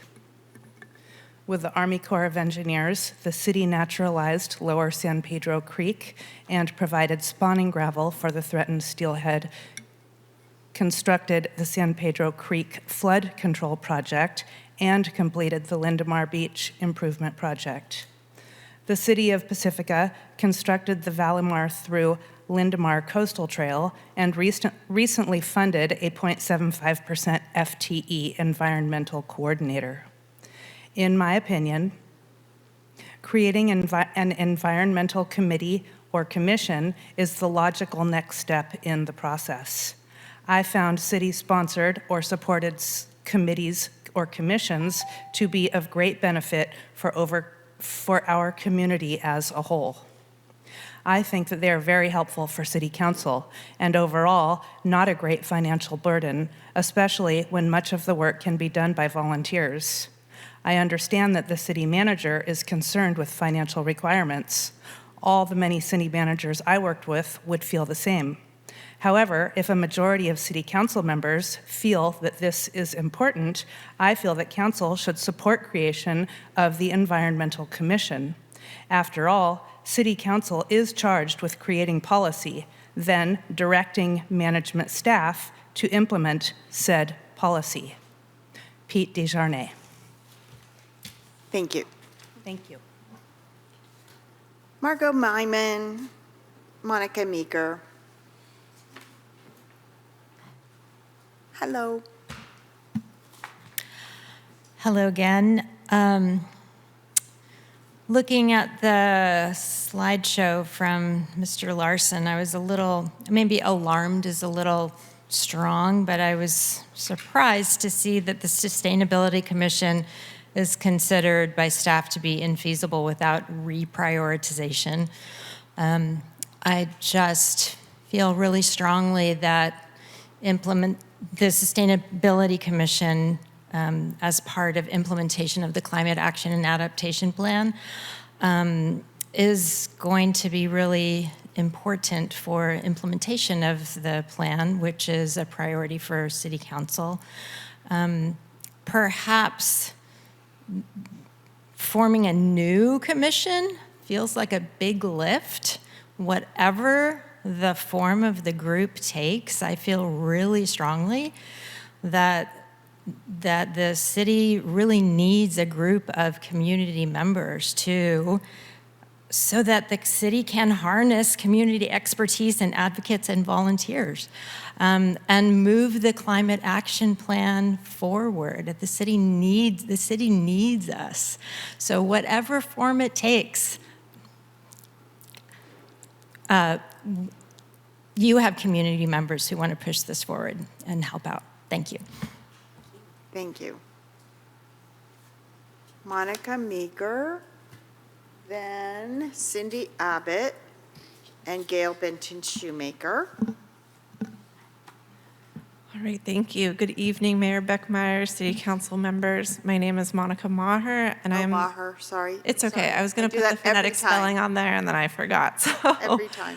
I am the chair of the Climate Action and Adaptation Plan Task Force, and I want to thank City Council and City staff for their support of our work so far. There are 3 things I want to share tonight regarding City staff's proposed work plan and associated reports regarding a sustainability or an environmental commission, which is required for CAP implementation. First, the report doesn't answer the question that City Council asked for what resources would be needed, other than noting that there's about 0.75 FTE for the task force.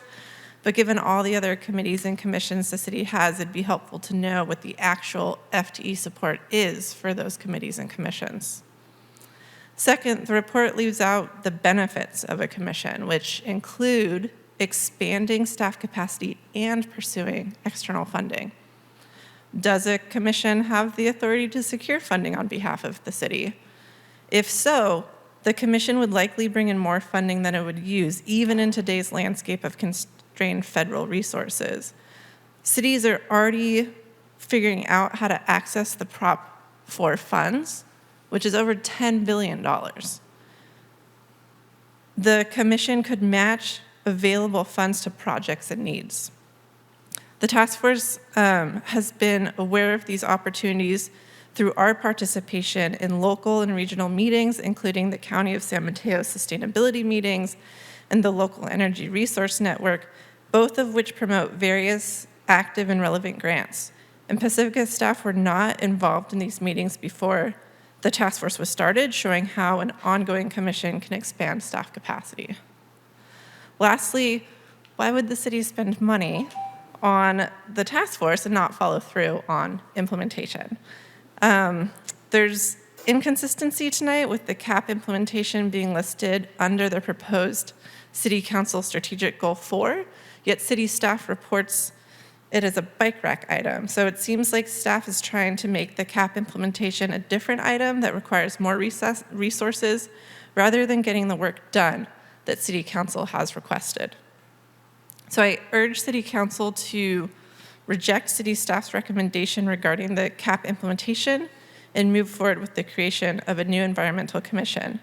If necessary, the current task force could be used to establish this commission if that helps to ease this unstated staff time requirements.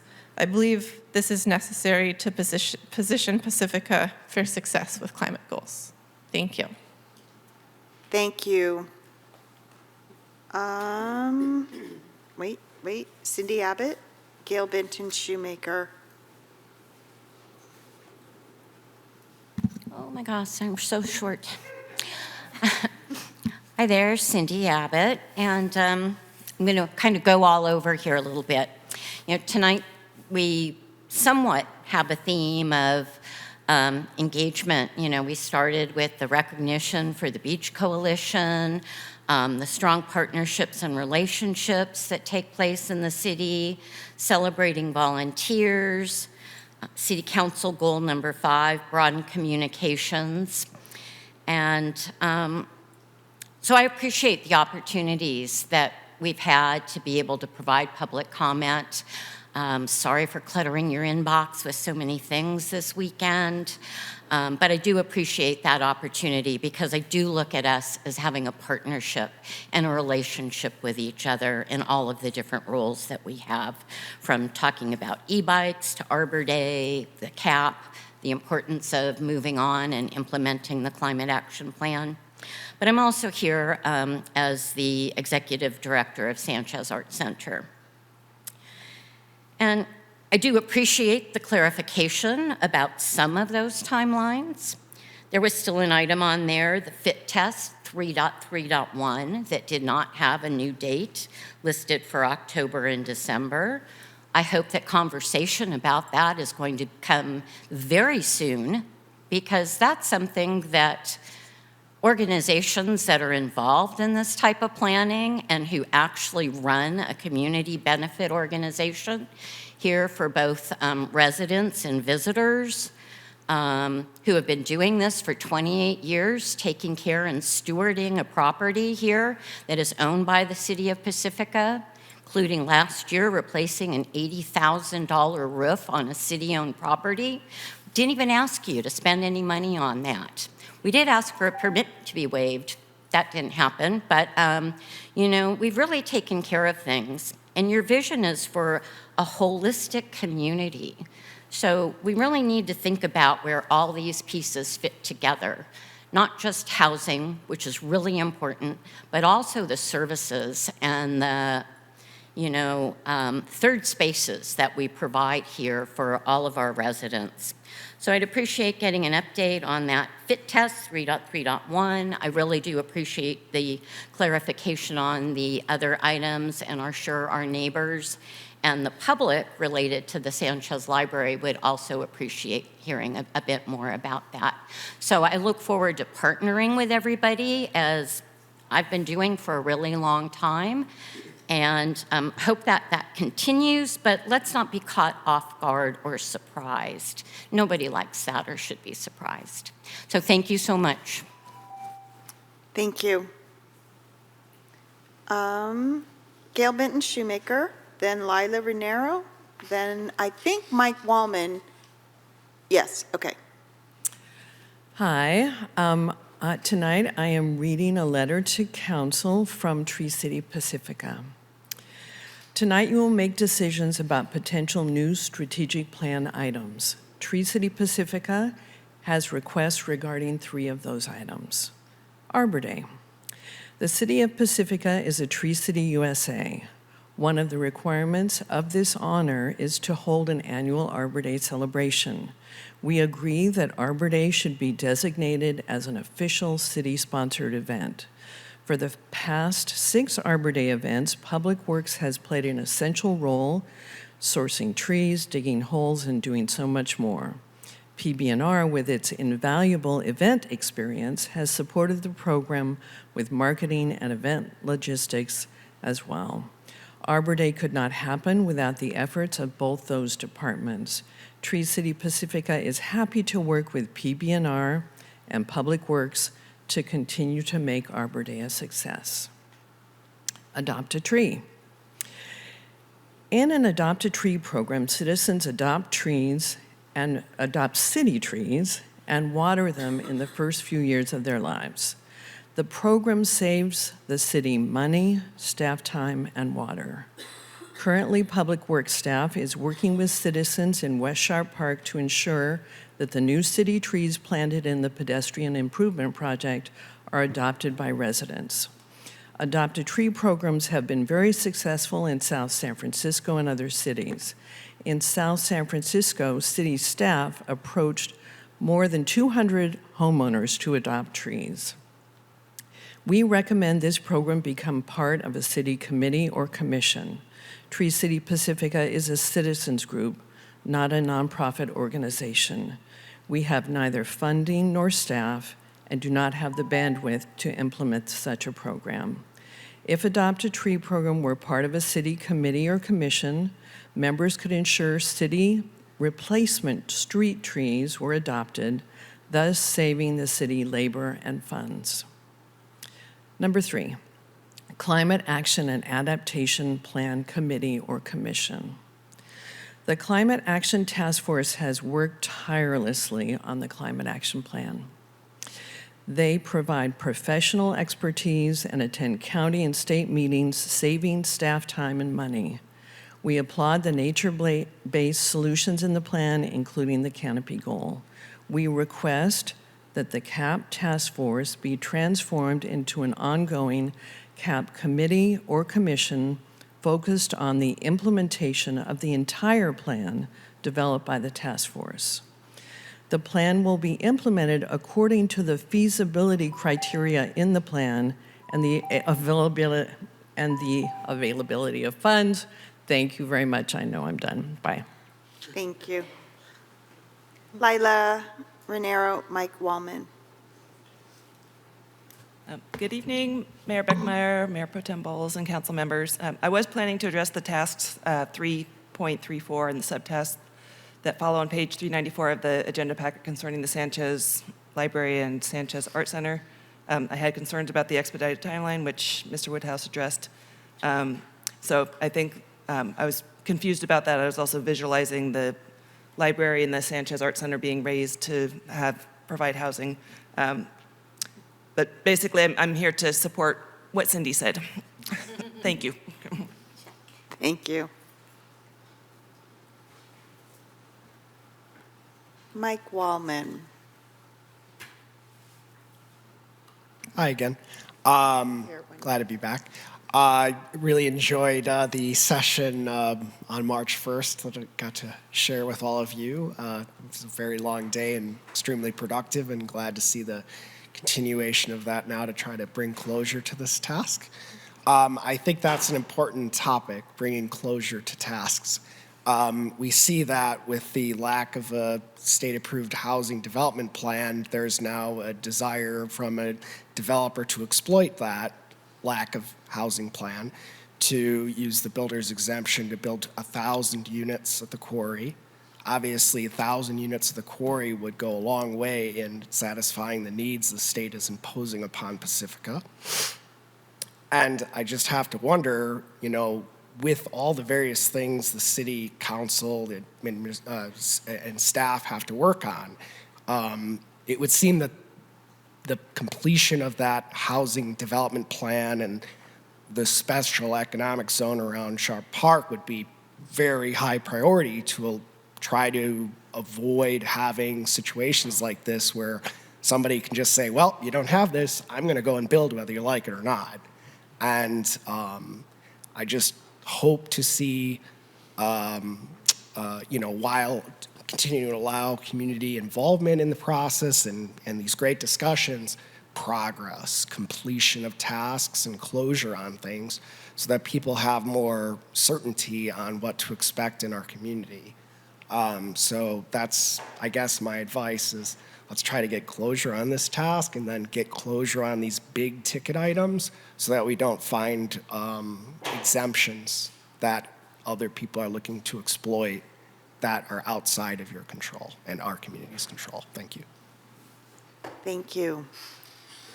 Assistant City Clerk, do we have callers on the phone? No.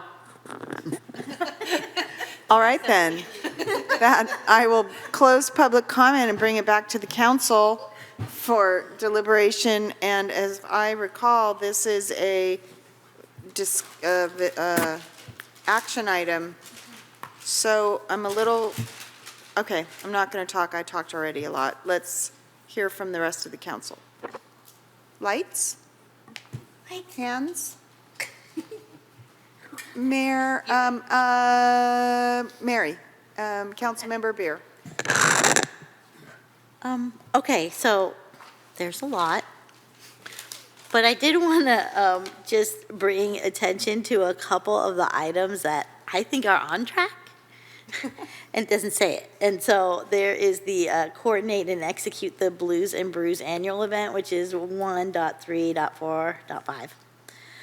I believe that's on track. And then there's also, wait, where'd it go? I'm curious about 1.3.5.4, which is conduct an RFP to solicit the nonprofit organization to manage the PTMD and complete the transition. I kind of think that's on track too. What is that? Isn't it bid? Oh. So this item refers back to what was originally on the work plan, as the city manager explained. Yeah. So back in the last year, and the date hasn't been changed yet. So as the mayor stated, it almost needs to be a second column. how we recalibrate those dates, and we are not there yet. I mean, So that's why it's listed off track. I know it's on track because we haven't even formed the district, but remember, it was original in the work plan to form the district last year. So that's why you see those dates. and I just think it's, it's good to be like, oh, but hey, there's some things on track. Yeah. Absolutely, and Yeah. we'll get there. So Yeah. what we wanted to highlight, again, as we are discussing the new work plan for the upcoming year, it's important to understand all these items that kind of carried along, right, from the previous year that haven't been achieved yet, and added to the new work plan. Yeah. And once we are there, then we can change the date and say, well, now the new date. So that was the intent. Thank you. I just have some comments about mostly the memorandum and the bike rack items. The first one is the e-bike and the bike and ped conflict. So I sit on the CCAG Bike and Pedestrian Advisory Committee, and we recently had a presentation about e-bike safety. It was a policy study, and it's research in progress. And it was hold on one second. Anyway, that doesn't matter. What matters is that regionally, it is a very complex issue, and there is work going on regionally. And so what I think my role is in the e-bike discussion is to bring as much information to city staff as I can about what's going on regionally. They're really looking at how to classify e-bikes, and as soon as they classify one, then the people who make the e-bikes make one just right out of that classification, just a little tiny bit. So it's really hard to keep track of everything. But that doesn't mean that there aren't some things we can put in place, but I think what's going to be important is that we look at the regional work that's going on, pay attention to the county ordinances, and then try to work towards those. So I feel like my job as a council member and as someone on that board is to bring that information here so we can talk about it. So I don't think it's something, I agree that it should be on the bike rack. No pun intended with that. But I also want the community to understand that there is work going on, that Pacifica is part of that work and part of those conversations and will continue to be. And so, yeah, there's check on that. There's so many others. Let's see. Okay, so this might be a little controversial. Mary Beer. I know. What? The girl who doesn't like, controversy. I'm sitting down, go ahead. Okay, so in regards to the Sustainability Environmental Commission, I believe that is the most important work that we can be doing. I also understand that things might need to be shifted around a little bit. And so I've been thinking about OSPAC, fully understanding the breadth of the history and the importance of the OSPAC Commission, and thinking that it is actually part of the CAP, right, to have open space. So perhaps we can look at OSPAC, keeping it intact, but as part of the CAP, and then expanding it in some way to be the Sustainability Environmental Commission, and have OSPAC be a branch of that commission. And so that's my suggestion about how to move forward without having to create an additional commission, but actually bring some together that I think belong together. So I believe that open space and parkland are part of our CAP, because we need open space. And so that's just a thought for y'all, because I think it's really important work, and I think we need to put our heads together to try to figure out the best way that we can get this done, well, not even done, just get it started so that we can engage the community to the best way that we can without overburdening staff who we've already overburdened for the past, how many years have I been on council? 6. I feel like that's all we've been doing is overburdening staff, especially in the past 2 years. We have overburdened staff so much. So that's just a thought. I hope that that can be considered, or I don't know. I think we just need to be able to really think that through. Maybe you and I can talk about that when we finally are able to have our meeting about committees and commissions. That's Commissioner Wright. Okay, let's see. I'm just going to go over all the little things and then I'm going to like punt. Adopt a tree. I don't know if it's possible for the PB&R Commission to discuss this, to like assess the capacity for them to create a work group to take that on. That is just another one of my thoughts. And then. Wait, PB&R or BAC? Either or. Either or. Yes, either or. I'm sorry I'm going to jump around, but I just need to get it all out. I just wanted to get clarity. Okay. Yeah. Another thing is the art, the curated art in our lovely community art corner. And I think that what was explained in the memorandum about the art, the council chambers art program, well, is a beautiful thought to have curated art in all of our city buildings. I don't think that was what we had talked about. We just were talking about that wall right back there and having a community art program where different community groups could put things in that corner. And so I think if we are able to at some point talk about that again and really shrink down all of these things that were in the memorandum, which I appreciate, I think we could get something going where it's the corner, it's a community art corner, so it's simple and cute. Doesn't have to be like curated art across the whole city. I think that's it for now. Thank you. I have Mayor Pro Tem, and then I have Councilmember Wright.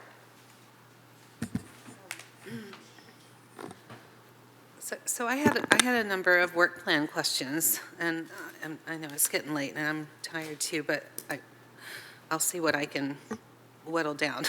But I actually started with the Blues and Brews too, just actually on the other side of what you just said, Mary. So this work plan is for not this fiscal year, right? I know Blues and Brews is being worked on by the Economic Development Committee now, but I was surprised to see this on the work plan as a commitment for 2025, 2026, that the city is committing to putting resources together for that program, because I know that there's some controversy among the committee. I know that there was some unhappiness among the merchants last year, and I think we need an evaluation and a reporting before we decide that this is something that we want to continue necessarily in. And those are conversations that are happening in the Economic Development Committee. Yeah. And that's okay, and this is where like I'm confused, because part of what we're doing, like, and I'm looking at how we can do the Environmental Commission, because I think that's the most important thing we can do, and trying to see where we can pair some things off, if that's helpful. And I have some other ideas for that Thank you. too. No, I appreciate that. So wherever it happens, but I like, at some point, like, where is the council direction to the committees? Are there other projects that we might want them working on, but they can't because they're working on that? Is that really the best use of their time? I think it's important for us to have that conversation as council, to give some feedback to, and not just within that committee. And I know there's division within that committee. Or I've heard it in the one meeting I was there. I should just leave it at that. Yeah.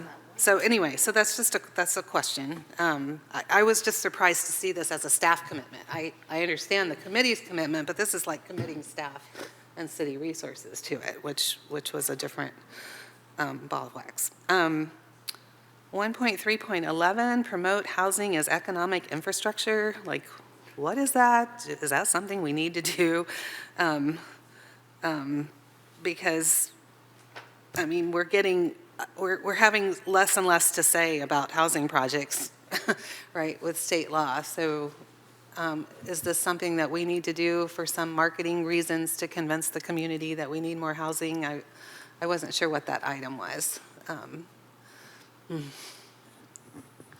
I can have Ms. Carter talk a bit about that, but really that does tie into what was discussed at the strategic planning workshop, is that building housing is an economic driver in the community and for the city. It brings people to restaurants.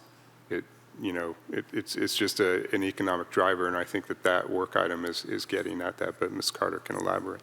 I just want to add one thing. So the intent behind this item to emphasize the need for this, as the city manager said, on economic development side, in addition to the community development. So tying these two programs together to advocate and build on the housing element and all this, all the initiatives.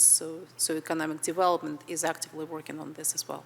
Okay. I just hadn't heard about it before, and obviously there's costs to new housing too, so anyway, I'm sure it'll come back to us, but if you think that's important, I'm just looking for things to take off.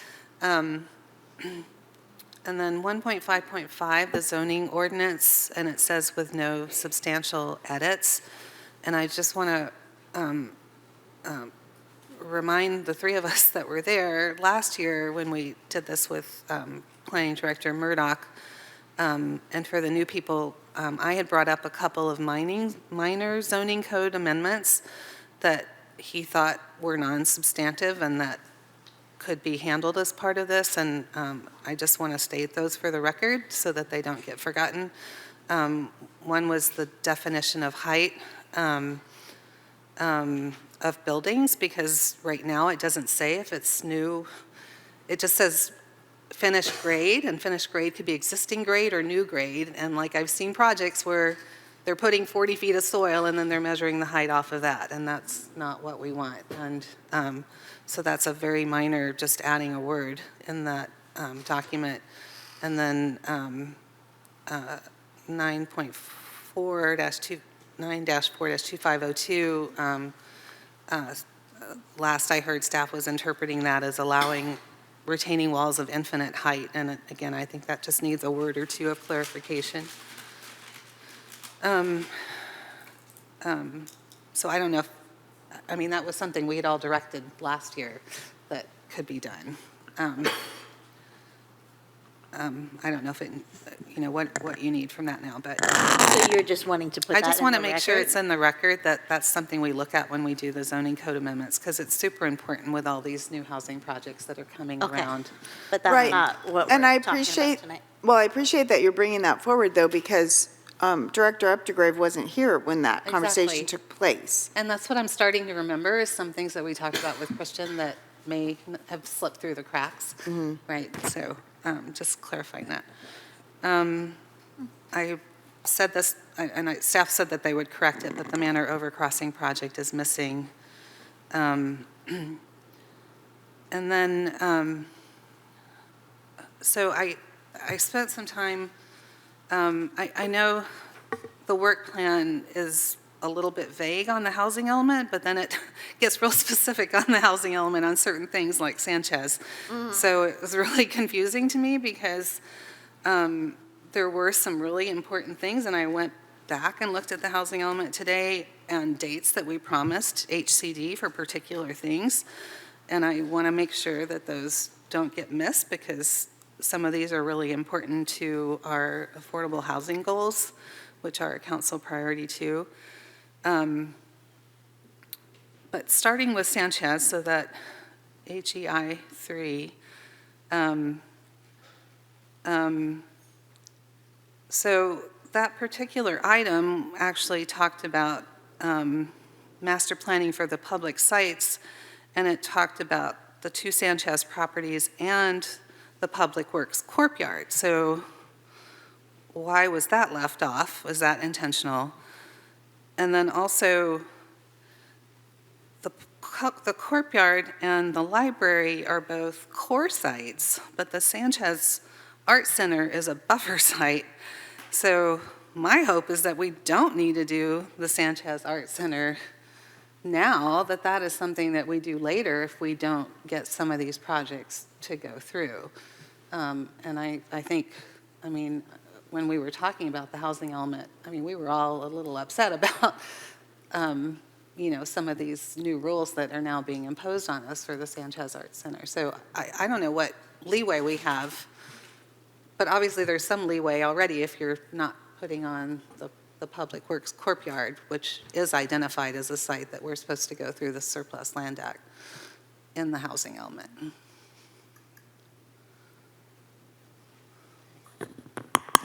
There's a question in there. Yeah. Why is the courtyard not there, and why is Sanchez there since it's a buffer site? I'm going to ask Ms. Updegrave to comment on the details of the housing element.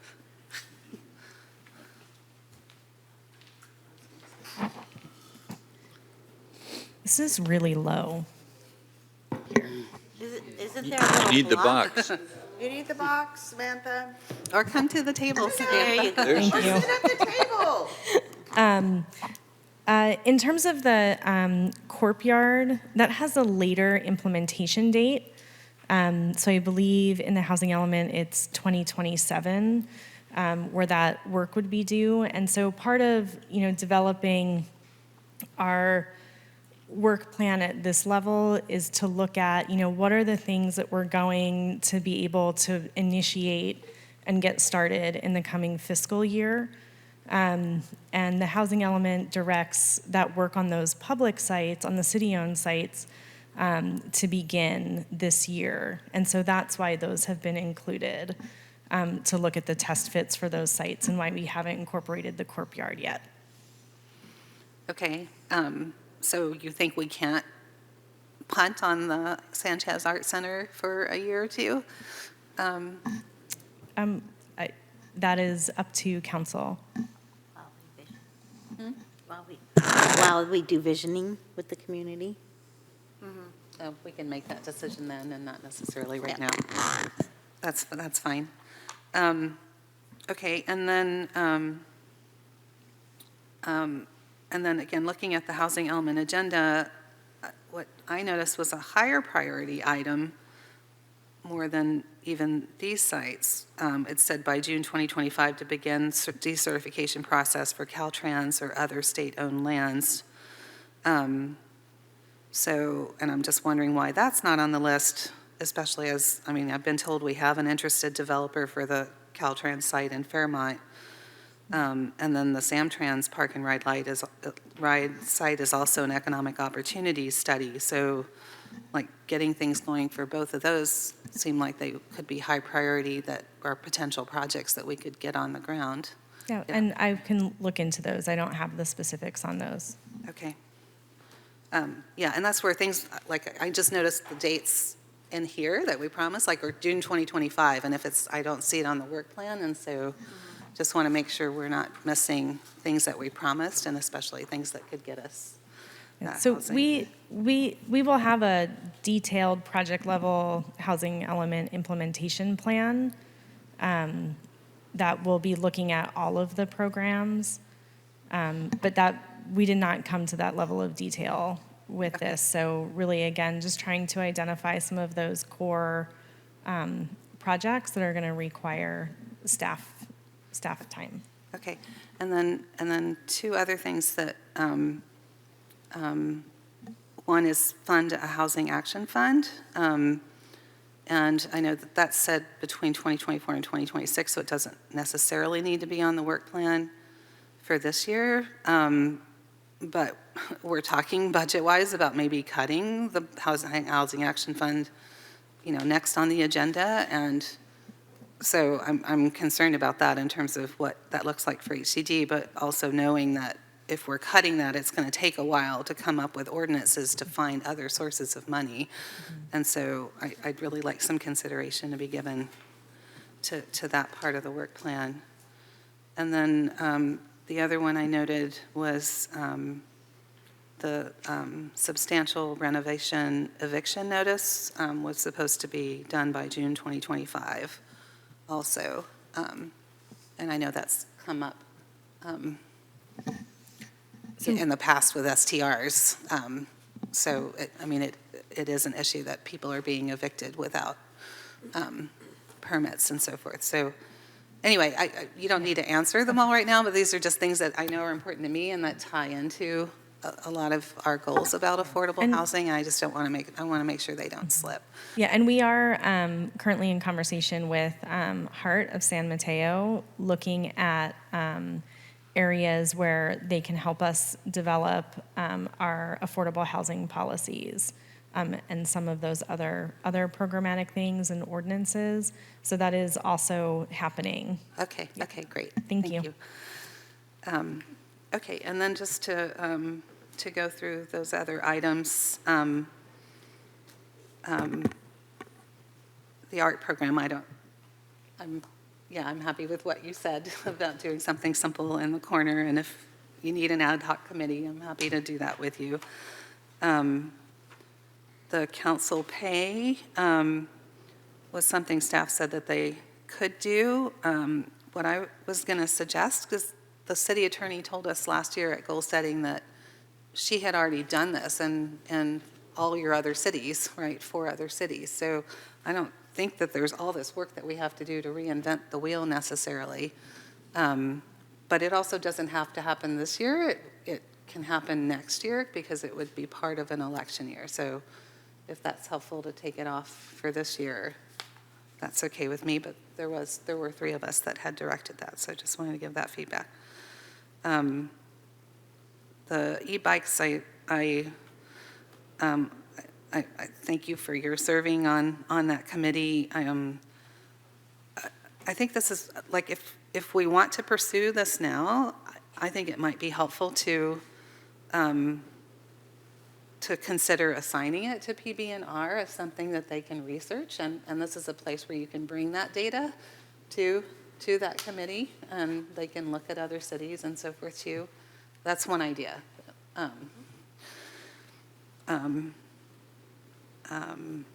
Same for the food truck ordinance. I know staff doesn't have capacity, but this came from economic development. If that's something that they would consider looking into,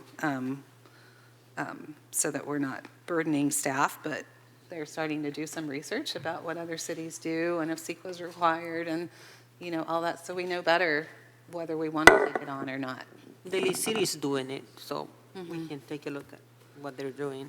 And the Sustainability Commission, I think, is the most important thing. And I agree with what you said about some of OSPAC's goals being tied to that, but there's a lot more technical stuff about the cap that is not just about open space. Of course. No, yeah. So I'm not, and I know OSPAC's agendas are pretty full for their meetings that they have, so that's my concern, but my suggestion, if it's too much work to start up something new, is just to continue with the committee that we have now, and says we can, their charter says we can extend their charter, and have them draft up what a more permanent committee, would be, what a charter could look like. But I really want to echo, I'm sorry, I'm really getting tired and I'm losing my voice again, but what Monica said about like having people having seats at the table in all these regional committees and learning about grants and connecting the dots and bringing those resources to the city, because we don't have staff that can go to all those meetings now, is really critical. And I was remembering at the Civic Well Conference I went to, was a great presentation from the Vice Mayor of Pico Rivera. It's it's a suburb of LA. And this was on water sustainability issues, but he said completing their cap and having a sustainability committee was the key to them suddenly being able to find all this money for their flooding projects and water reuse projects and so forth. And it has just like turned around the city's capability to do projects and actually even hire more staff because of the money with these grants. And so I don't want to lose the momentum and of the work that they've done and start implementing and start looking for money. And the other thing tying into what Monica said, yes, the climate bond, all that money plus another SB something, I had it written down. We're not going to get a lot of money from the federal government anytime soon, but the state has committed a ton of money to climate adaptation and greenhouse gas reductions, and we need to be in line to get that money, because it's not just about reducing those things, but it's about the impacts of flooding and so forth in our communities. We can get money to fix the flooding in Sharp Park and things like that too. So anyway, that's all I have to say. Is that all? You never bring anything forward, Christine. Mr. Wright. I'm going to take a slightly different. Please, why not?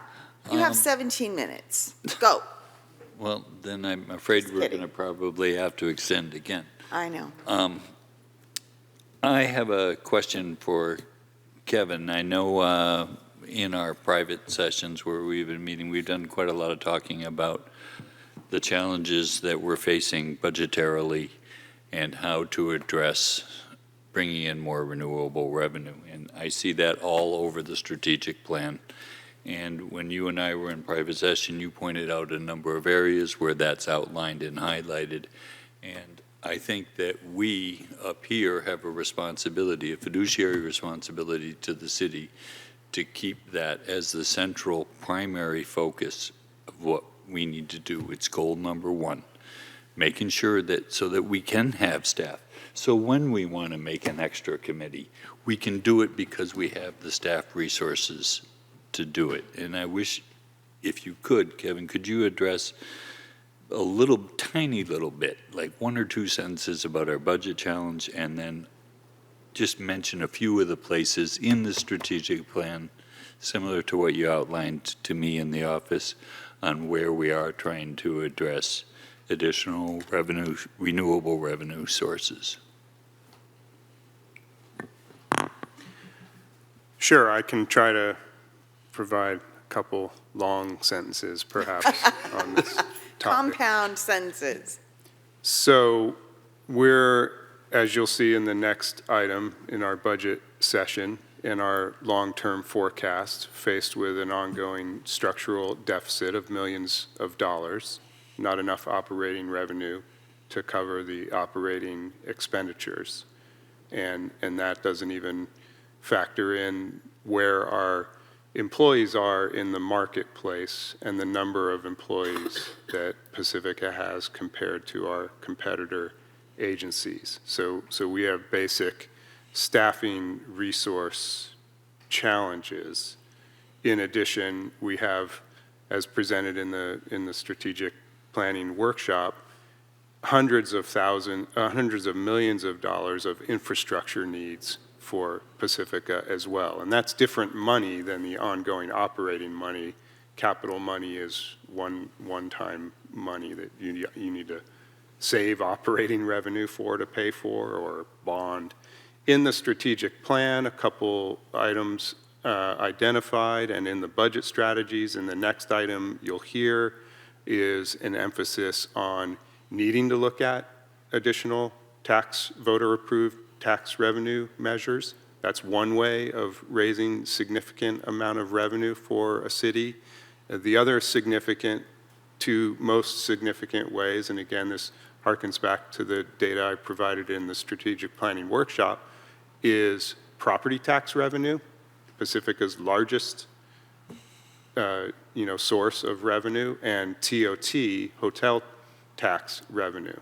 So neither property tax revenue, assessed value in the city, that doesn't go up unless you build things, and TOT doesn't happen unless you build hotels. So those are the two major revenue sources that I think the data that I provided in the strategic planning workshop was, if we were to actually be able to facilitate the building of our RENA requirement over the next 7 years, or now 5 years, that would amount to about $3.5 million annually of operating revenue via property tax. And those are the numbers that are going to help Pacifica avoid the death spiral of local government failing because not having enough revenue.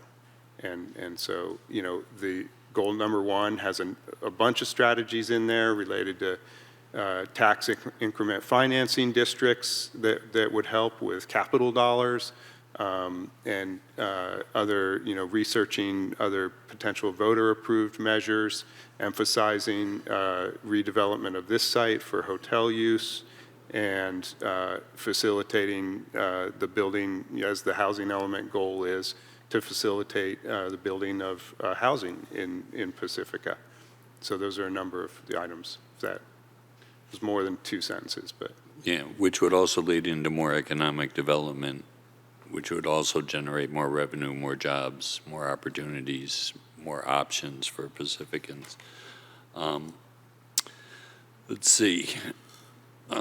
So just my rough understanding of those numbers, not anything, but we're someplace between 30 and 40 employees short. We're, what, someplace between $8 and $12 million short yearly on a renewable revenue basis, and our capital shortcomings are in excess of $200 million, is my understanding of the crisis, what I consider to be a crisis that we're facing, and what our responsibility up here is to meet that challenge, to address our number one goal as stated in our strategic plan.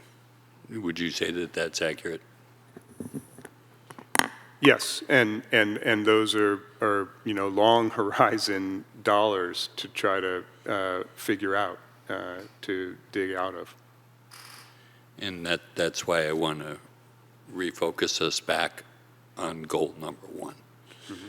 Because if we don't fix that problem, we're not going to have a city, we're not going to have a police department, we're going to have CAL FIRE and the sheriff department taking care of us if we even maintain our city charter. So I get concerned about these things. What is council's role in addressing this renewable revenue issue in our strategic plan? What do we up here need to do to help you address that goal? Well, I think it's being mindful. It's you know, council has a difficult task in balancing all of the policy decisions you need to make, and the community interests and the organizational interests and needs, et cetera. So it's a matter of being very mindful about the limited staff resources that the city has and how those need to remain, as again, I'm hearkening to the next item's budget strategy, sort of laser focused on endeavors that are going to help revenue generation in Pacifica, because that's what helps deliver and maintain services for the community. So being mindful of staffing resources, if we spend our staff time on, you know, talented, limited professional expertise that's limited in bandwidth, if we spend that time on items that don't really relate to our financial sustainability into the future, then we're not spending them on those more strategic economic opportunity items that we need to be focused on. So it's a tricky balancing act, and we need to be able to focus on those priorities. So, okay. Getting on to the committees and commissions thing, I agree that we have a lot more needs. I also think that we do have the ability to reorganize some of our committees, as suggested by multiple council members, that we may have a way of retasking some of our committees to incorporate some of these tasks, projects, and ideas. And I think that would be a great place to start, and I look forward to having that discussion with you too, Mary. Additionally, Kevin, when we were talking about updates on the strategic plan itself, there was consideration of quarterly. How much staff time goes into the idea of updating a document of this size on a quarterly basis? I can't provide a number for that, but the goal in having a more automated program like Achieve It, is that it's just each department, director, and staff that's managing those projects updating in the program. So ideally, it shouldn't be a lot of work to do that, but I can't add a hour amount to it. There wouldn't be too much benefit to doing it 3 times a year or only twice a year in order to try to save staff time to be more focused on revenue generation. Like Mr. Larson said, I mean, I think really shooting for twice a year is a great, see how the system develops, see how the reporting out. Of course, council is getting updates on projects all year, every month, right? And every time we bring an item to you, but as a whole comprehensive strategic plan update, I think, we can aspire to quarterly. Maybe it's every 4 months, so 3 times a year. Maybe we miss one of those and it's twice a year, but, aspire to do regular updates. That's the goal. Can I just do you have more questions? Because we're approaching clock, and Myra hasn't spoken, and neither have I. So I just either want to make a motion to extend, or I just want to know if you're really close to being done, then we'll let you finish, and I'll make my motion. One question, and happy to second your motion to extend. Go. Well, some people have to go to work tomorrow, so remember me too. that. Chromebook inventory. And I would be interested to know what staff's opinion is on what's the best way to integrate these new committees and commissions with the existing committees that we have, or is that something that you need to ruminate about and get back to us on? Yeah, I mean, that would require more rumination and thinking and research about that. Okay. I second your motion. I would like to move that we extend the meeting to 12:30. Second. Please vote. And you can vote no. Okay. If you wish. I abstain. Well, if you don't vote, then I know, Sarah will say I'll that say she only yes. got 4 votes. I No, just- I'm I just can't telling you think what will happen. Motion to extend the meeting to No 12:30, made by Mayor Beckmeyer, seconded by Councilmember Wright, passes 4-1 with Beer opposed. See ya. Bye. Thank you, Sarah. All right, 12:30, people. Can we finish? That is my goal. I would like to ask Councilmember Espinoza, because I'm being the big, polite, nice mayor running this meeting. I'm going to let you speak first, and then it's my turn. I have nothing to say. I want to go to bed, okay? Very well. I'm going to try to be pretty quick here. I'm concerned because I feel like I'm being asked to approve this work plan, and the dates are crazy. I don't know what I'm approving. So I'm hesitant to do that tonight. And I want to know what the impact of us not voting to approve this, accept this, or whatever we're doing is.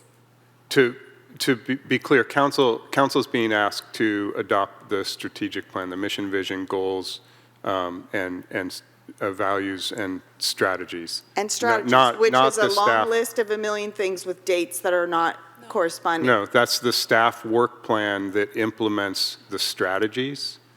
And if we need to put the strategies back up, we can on the presentation. That's what's before council for action tonight to approve. Again, the staff work plan is me saying to you, here's how we're going to implement these strategies. This will evolve. The dates will be refined. They will change when council gives different direction about the direction a project needs to take during that time. But it's a best practice to transparently say, here's what staff is going to do day in and day out on top of all the ordinary day-to-day stuff that we do in order to deliver this strategic plan. So you're not being asked to approve this. I am asking for direction about the bike rack items, and if some of those are going to be added other than the 2.5 of them that I think would be feasible to add, what else is going to be removed from the work plan? What tasks in what strategies are we not going to pursue? So I am asking direction about that. Okay. Thank you. I'd like to say that I think we're not taking advantage of the opportunities we have in directing some of these inquiries and some of the work that we've been talking about tonight to our existing committees and commissions. So while I agree with you that e-bikes are happening on many levels, including county and state, we need to look at it in this city. And my view is the place to start with that is Parks, Beaches, and Recreation Commission. I think that there are crossovers with OSPAC, the few times that I've sat in as an alternate for Tiger and for you. It's come up already. They're already talking about it. And so I just feel like we sort of touched on this a year ago and went, yeah, no, we can't really talk about it. It's, e-bikes. And we moved on, and it's becoming a significant issue. And so while I appreciate that e-bike legislation is a huge lift, that's not what I'm asking for. I'm asking for the committees and commissions to discuss it. I want to make this a council referral for them to take it up and discuss and look at what impacts they see as an informational, exploratory item, not writing an ordinance. It's a precursor to that. But I believe if we don't do that, we'll never do it. And we're experiencing issues in our community around this right now. So for me, that's an important one, even though it would be nice to get it off the list. And likewise fashion, food trucks has come up, it's gone back and forth, it's, brick and mortars don't want it, it's, why don't we have it, other cities have it, it's a revenue generation, we just hear everything in the world about food trucks. I would like this to be something the EDC takes up in this coming year's work plan to figure it out. Talk about it more, they've already talked about it, there's been division, that is their job. Go talk about it and come back. And I'm not saying bring an ordinance. I'm saying, is it an economic strategy that we want to pursue? We have economic staff to work with them to help direct that. What happened when I was still on EDC was an EDC member brought it forward in the middle of an existing work year and wanted to derail things that were already happening, that had already been committed to, drop those, do this instead. That's not what I heard the committee say. What I heard the committee say was, no, well maybe, but not until next year's work plan. That's true. And that works for me. So I'm just saying what works for me. Having our committees and commissions, our volunteers who are skilled professionals, look at some of this stuff and bring it back to us in the form of a report, it doesn't seem too much to ask. And otherwise, I really feel like we're underutilizing the folks that we've put in these positions. What impact does that have for staff? I don't know. Staff has to schedule the meetings, has to post the agendas, has to take the minutes. But the committees need to run themselves and be able to handle assignments from the council. I keep hearing that, and now I'm going to say, okay, this is what I think we need to do. So for me, that's where that lands. With regard to the Climate Action Committee, I believe we should not lose the momentum that we have going with the very fine, skilled set of people that we put in place to work on this. So we got public comment that said, they're very smart people. They know what they're doing. I know that. We appointed them. The question is not if they're smart. The question is, how do we attack all of this stuff all at one time? It's everywhere, everyone, everything, all at once. But the reality is, some of the items that are in that plan are exactly the things that we need to be doing with our coastal development plan, under our local coastal land use plan. Some of the things that are in there aren't as, earth-shattering as that, but they're the tree canopy thing that we've been talking about for 3 years. Now it has a place. So I don't know how we do this, but I think we should appreciate the folks that have stepped forward and given us their time and talents and ask them to help us figure out how to do it.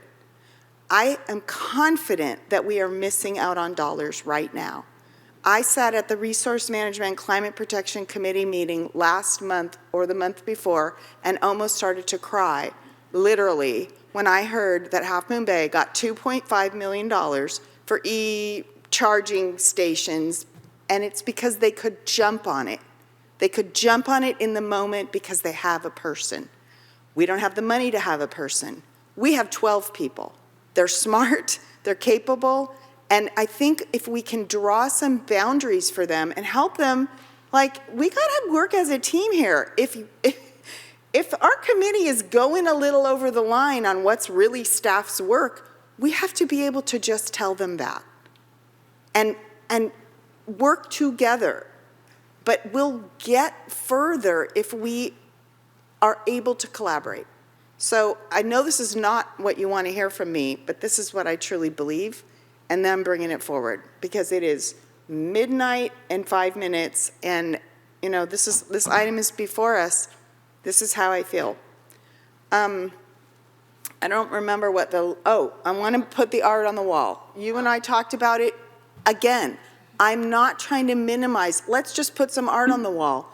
I appreciate, and the city manager brought forward when Mike Perez was here, you can't just do that. You kind of have to have a process. There have to be who gets to put it up and how long do they get to keep it there, and what if, some really unacceptable art wants to be brought forward and put on that wall. I get all that. But we've got smart people who are capable, who are part of our art community, who can help us work that out. We have an public art and something subcommittee under the BAC. Maybe we need to look at what those regulations say to figure out how we keep that in place. I don't know, but we have these folks, we need to utilize them. So that's what I think about that.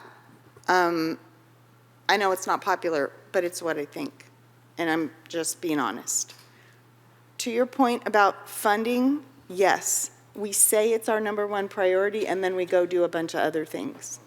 But if we can bring in funding through the CAP, because, I don't know, the sustainability coordinator for all of BART is on our committee and knows where to get money, we can bring in money. It's not general fund dollars, though. It's money. It helps us Money for get capital through the improvement projects, which we don't have. But it's not general fund money that's going to solve our employee and staff problem. There's lots of problems in this. You're right, Greg, you're right. You're right. And we do need to find the ongoing sustainable dollars. And I do believe that the property tax is coming. It just is. So, but it's going to be a while. We still have to patch ourselves from here to. I agree with you there. So, Mr. City Manager. The one thing we didn't talk about, I think, was the Arbor Day. I was just looking back at Okay, here's how I feel about that. I think we need to immediately accept the recommendation and the request to have Parks, Beaches, and Recreation Commission continue working in concert with what Public Works is already doing and Tree City Pacifica on the Arbor Day issue, to formalize that and to stop having it be sort of nebulously Tree City Pacifica's responsibility, but the Public Works and PB&R help out. So put it at Parks, Beaches, and Recreation. With regard to the Adopt a Tree program, I think it's a little bit more detailed than it's being positioned. I'd like to get us through our pilot that we're doing in West Shop Park and see if we can do another pilot and see how that goes. But before we start a full-blown Adopt a Tree program all over the city, like South San Francisco, that is the biotech capital of the entire country and has enough money to go around and talk to 200 people to see if they want to adopt a tree. We don't have that. And we have to live with the volunteers that have stepped forward. We have some great guy in West Shore Park who's stepping forward to work on this high priority, and I want to let that be a success before we create a whole thing that we haven't even tried out yet. So I'm not saying never, I'm just saying not right now. For me, the three things you asked for, I'm down with the Arbor Day and I'm down with the Climate Committee, even though this side of the room and that back part and over here don't even want to look at me right now. So that's where I'm standing. I'm done. So I'd like to get, council decisions on the bike rack items, if we could go through each one of them, and if they're going to be added to the strategic plan. Anything beyond sort of the 2.5 that I said are feasible, I need to understand. Could you put the list up for us? Yeah, we can do that. And I think the one we have is missing the e-bikes item. But I need to understand either what is the very limited scope that's going to be added, or what is going to come off of the strategic plan in order to accomplish that. So the first item Can I ask a question before we do that? So when we're talking about working with our committees and commissions and giving them some of these projects, what does that mean for staff strategic plan? Like, so I think I need to understand. Yeah. Because So in my mind, it's we give it to them. I need to for the council to be very clear about what's being referred to a committee or commission. Okay.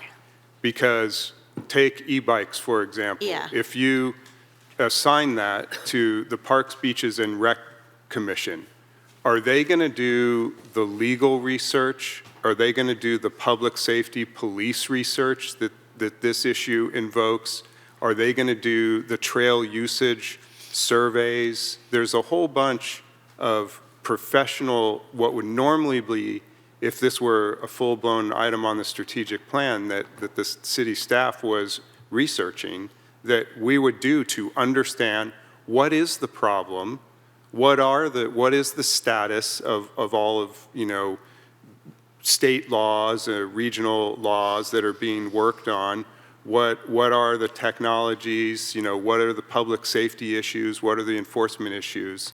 So if council has an expectation on that example that staff is going to support the PB&R Commission in researching all that, then something else needs to come off the work plan. Yeah.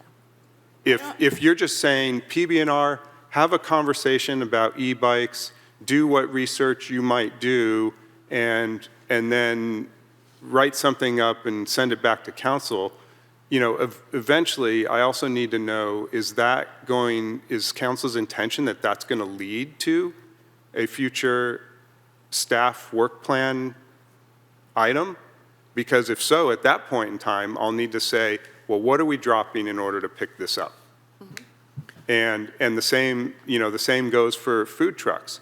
Are they going to do the CEQA compliance, the Coastal Commission LCP research, all of the legal research that food trucks invoke? Are they going to convene a meeting to hear from the seaside merchants who have already expressed opposition to food trucks, right? What kind of research is EDC going to do in doing that, which is what staff would do to formulate a professional opinion about a very significant policy matter before it comes to council. So if the council's intention on these larger bike rack items is just to throw it out there and say, hey, give us your thoughts, committee or commission, on this, then that's fine. We can just do that. There's no staff work involved in that. If council's intention that there should be staff work that supports when a commissioner says, well, what are the city's, police ordinances, public safety ordinances that apply to this, then it's a different matter. And that's where I'm coming from when we're talking about staffing resources and keeping our eye focused on all of the significant work items that are in this work plan as it is, aside from the bike rack items. For me, it's a research endeavor. It's a discussion and research endeavor, and no, I don't expect the committee commission to make a homework list for staff to go and do the work for them. If they can't figure it out and do it themselves, then we don't do it. But we can't say, well, they probably can't do it, so let's not try. That's where I'm coming from. Look at what the CAP did. We gave them a clear task, and they did it. Now, I recognize they didn't do it all by themselves. Right. There was staff support. I recognize that. Yeah, significant, like 1.5 FTE, right? Mm-hmm. So, and the CAP force did And RICAPs. great work and came back for additional revenue requests to complete the report, right? Mm-hmm. From I the understand city. that. So, yeah. So that's, my referral and my intent in referring it is for them to agendize it, for them to discuss it, for them to make a subcommittee about it and do research and figure it out and bring back. And That's just all. start to think about whether it's possible or a good idea, right, to be able to. Or to realize, holy shit, this is really complicated. Right. And we can't just do this at the drop of a hat. And come back to us and go, here's what we recommend, don't do food trucks. Or, wow, look what, Millbrae did.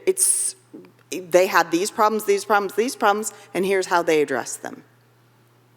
Yeah. How I feel. So if we could go through each of the 6 items and just get clear direction. So Council Chambers Art Program, what I stated in the report is that a streamlined program should be feasible. We still have to develop guidelines or a policy, but we'll rely heavily on implementation of this running through the Sanchez Art Center or some other community group if they weren't interested. Is that the scope that council envisions for that if you want it in the work plan? What was your thinking, Mary, on that when we were first talking about it with Mike Perez? Like, what do you envision? Because it was Mike, you, and myself and Cindy. But you and Mike and Cindy mostly talked about it. Yeah, I mean, I think it's a lot simpler. I always think everything's a lot simpler than it really is. Yeah. And so while I think a art program is a great idea, and maybe we don't work on it this year, right? And think about what it means, and maybe we can talk with Cindy a little bit more. And, yeah, so maybe we don't work on that this year. Or maybe Work we, on it next maybe year. we Could I- make an ad hoc to work on it. Yes. We pick up the work that we dropped 4 years ago. Yes, All right. yes. Could I make a suggestion? Yes. Could we talk about giving them this wall instead of the corner, relocate those pictures and offer it to Sanchez Arts? So if we could not go into the details of what the program, I just really want to focus on process here. Ad hoc, Ad hoc is fine.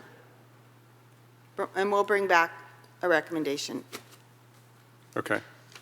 So that would be the scope of that. And I volunteer to be on the ad hoc. Me too. Okay, a separate item to. Okay, appoint an separate ad hoc for item that. someday when we have time to do that. And council pay. No. No.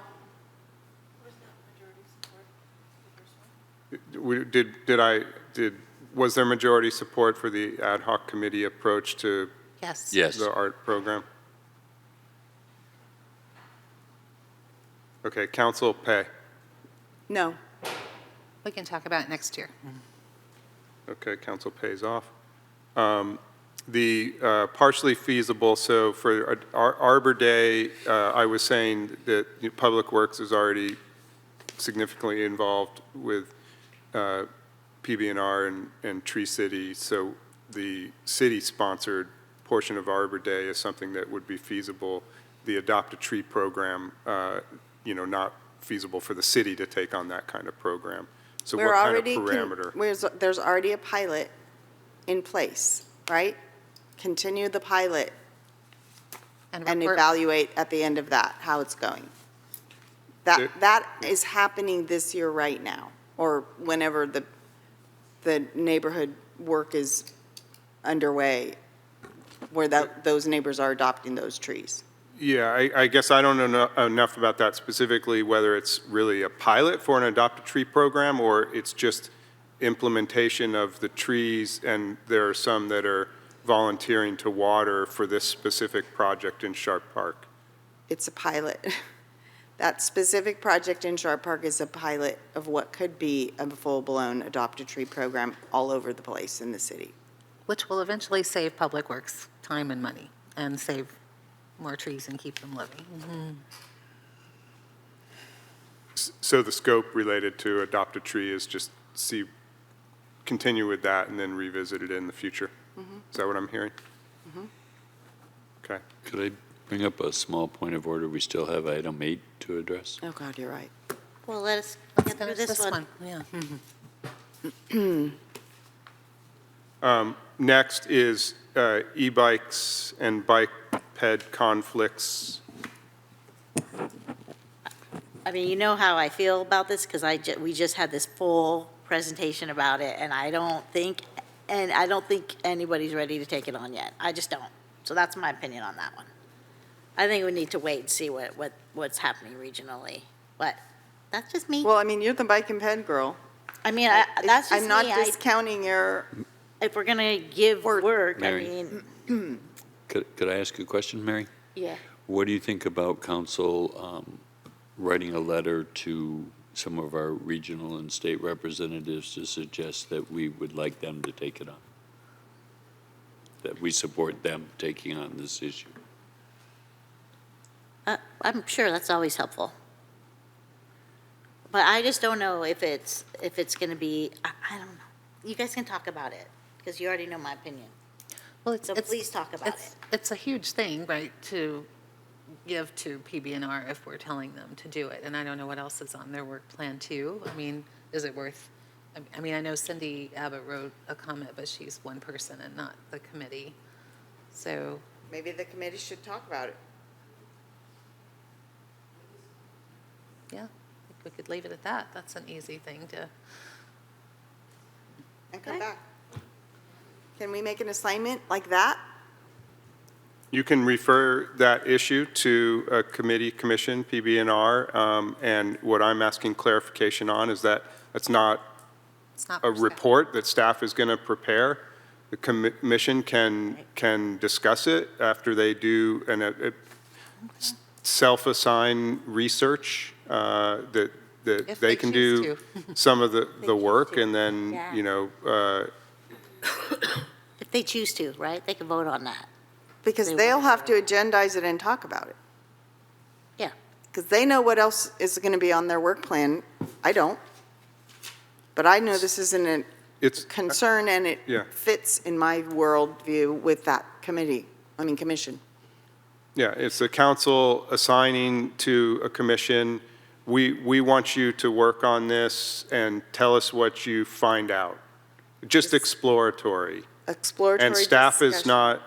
is not available to you to support research and analysis on this issue. That's work that you have to do as commissioners. Is that the direction from council? That's what I'm suggesting. Okay. I think we should reframe it a little bit, that we're actually empowering them more as opposed to dumping work on them. No, definitely. Greg. No, it's, what's the word we use? Harness. We're harnessing. That's what I think about that one. Food trucks. Do we have consensus? Yes. I heard. No on food truck. No on food trucks? That's what I think too. Wait, do we have consensus, or at least majority on the e-bike thing being referred for discussion and potential addition to the work plan by PB&R Commission? potential addition to the work plan. Their work plan. They talk about it, they evaluate it, and they tell us what, The commission does that. Yeah. Where? for next year, I mean. Yes? Yes. Yes. Myra? Yes. Thank you. Okay, food truck. No. No. Well, I thought they wanted to look at it, but just not that particular year. Next year. I don't know if they wanted to or not. Well, let's find out. I think there was a mixed response to that. There was, yeah. We gotta Why don't decide we now. ask them to talk about whether they'd like to Talk about it. talk about it? I think that's reasonable. I mean, I know it sounds laughable, but it's actually, they're the people talking about Yeah, this yeah, yeah. stuff. Yeah. If they think why there's they're other there. priorities that would bring in more money or whatever, that's not. And where the issues and conflicts are with existing businesses and where it should be located or not located or whatever. Again, not to give work to staff to go figure all that out. No, absolutely. No work to staff, I can be in favor of it. And if they go, we don't want to talk about that, Then fine. That's fine, yeah, okay, that sounds good. Does that make sense, Kevin? Yes, again, you're just saying, EDC, we want you to investigate this issue and report back. And I think what I would want to specify is being careful that what you're directing the committee or commission to do is we want to know all the potential policy issues involved in this issue. We don't want to just know that, like, hey, a majority of EDC wants to have food trucks, right? We want to know, what are the implications? What have you learned from brick and mortar businesses regarding this issue? What have you learned from visitors? You know, what have you learned about, do staff work, right? That's what you're saying before reporting back. Otherwise, it's not helpful to council. They'll probably like Right? that. Yes. So that would be the Research. expectation. A Yes. preliminary Of their research. feasibility study. But again, we're Preliminary- giving them the option to not be interested in working on it at all. Yeah, or you don't want to take that on, that's fine. Yeah, because they have to vote on it. And then sustainability, is there majority support for the food truck, that direction that way? Yes. Great. Yes. Yes. Okay, and then Sustainability Commission options. We need an option. Well, as a place to start, I think, since it sounds like we already have the opportunity for the task force to continue working, I think we should do that. Because, I mean, the way the task force was first designed was make a plan, right? But we need to get from the end of the plan to a committee. I'm not sure how to do that. We need to Right, so they can go come through the back to us for steps. recommendations, and then we can decide what the next steps are. at that And as we went through the plan, as it was presented to us, there are some like smaller projects that can be done sooner. There's medium ones and there's really long ones. And, bringing back a recommendation about how that can be accomplished is what we're looking for. And maybe some of the tasks could be given to a different committee, right? But I think it's still important to have one committee that's overseeing everything and reporting and, monitoring progress And having an understanding of what we're already doing. Are you envisioning this as a new committee or a subdivision of an existing committee? Right now, just continuing the existing committee so that we're not starting something new. And what is that additional staff burden? Mr. City Manager? Sorry, Or Yulia? checking the time and such. Sorry, Councilmember Wright, ask me the question again. If we were to continue the existing committee, what kind of impact would that have on staff? And considering our other adjustments, would that be now feasible? I think it would be, my guess is it would be, and I'd ask Community Development Director Updegrave maybe, but it'd be a continuation of the existing resources that are supporting it. We have part of our management analyst that's supporting it, and then a fellow that's also working on it, or I guess not a fellow, but a part-time employee, right, that's working on it. And that would continue. Director Updegrave, did you want to add something? Time check. While we're waiting, I made the last motion. Yes, we'll need to check and see. Brittany Hernandez is our part-time staff dedicated, so I'd have to look into the contract for her employment. So I don't know if it has a timeout or a dollar amount, so I'll have to follow up on that. Thank you. Okay, time check. What are we doing? We still have an item. I want to keep going. I want to finish.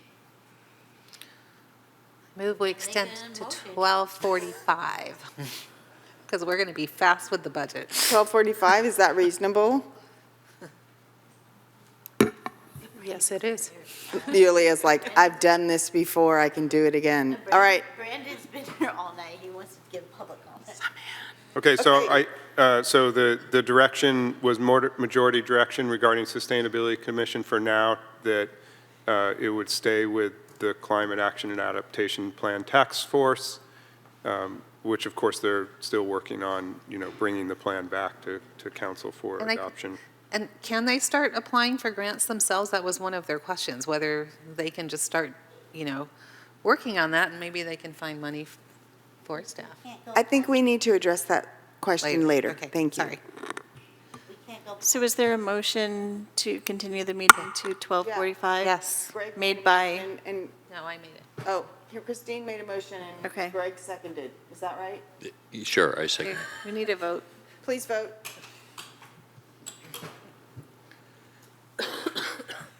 Waiting for one more vote. Gravely, no. Which one? This time it was Myra that voted no. Sorry. The motion to continue the meeting to 12:45, made by Mayor Pro Tem Bowles, seconded by Councilmember Wright, passes unanimously. This thing going.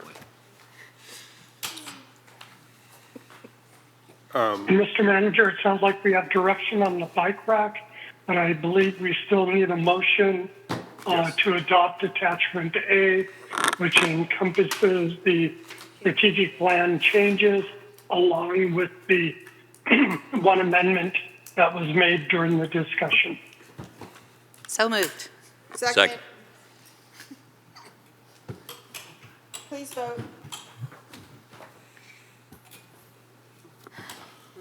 And for item number 7, with the motion made by Mayor Pro Tem Bowles and seconded by Councilmember Wright, passes unanimously, as amended with the brief edit on 4C, I think it was. Thank you very much. Item 8. Thank you, Mr. Larson. Thank you, Mr. Larson. Thank you, Greg. Good night. Good night. Item 8, fiscal year 2025-26 budget planning process, timeline, and preliminary budget strategies. We have a proposed action to accept the report and provide additional policy direction. And we have a staff report. I have the city manager, the assistant city manager, and the admin and finance services director ready to present. And can I please ask that we take public comment before any questions, because we have a public comment person out there who's been here all night. Before the presentation? No, before we say anything. Go.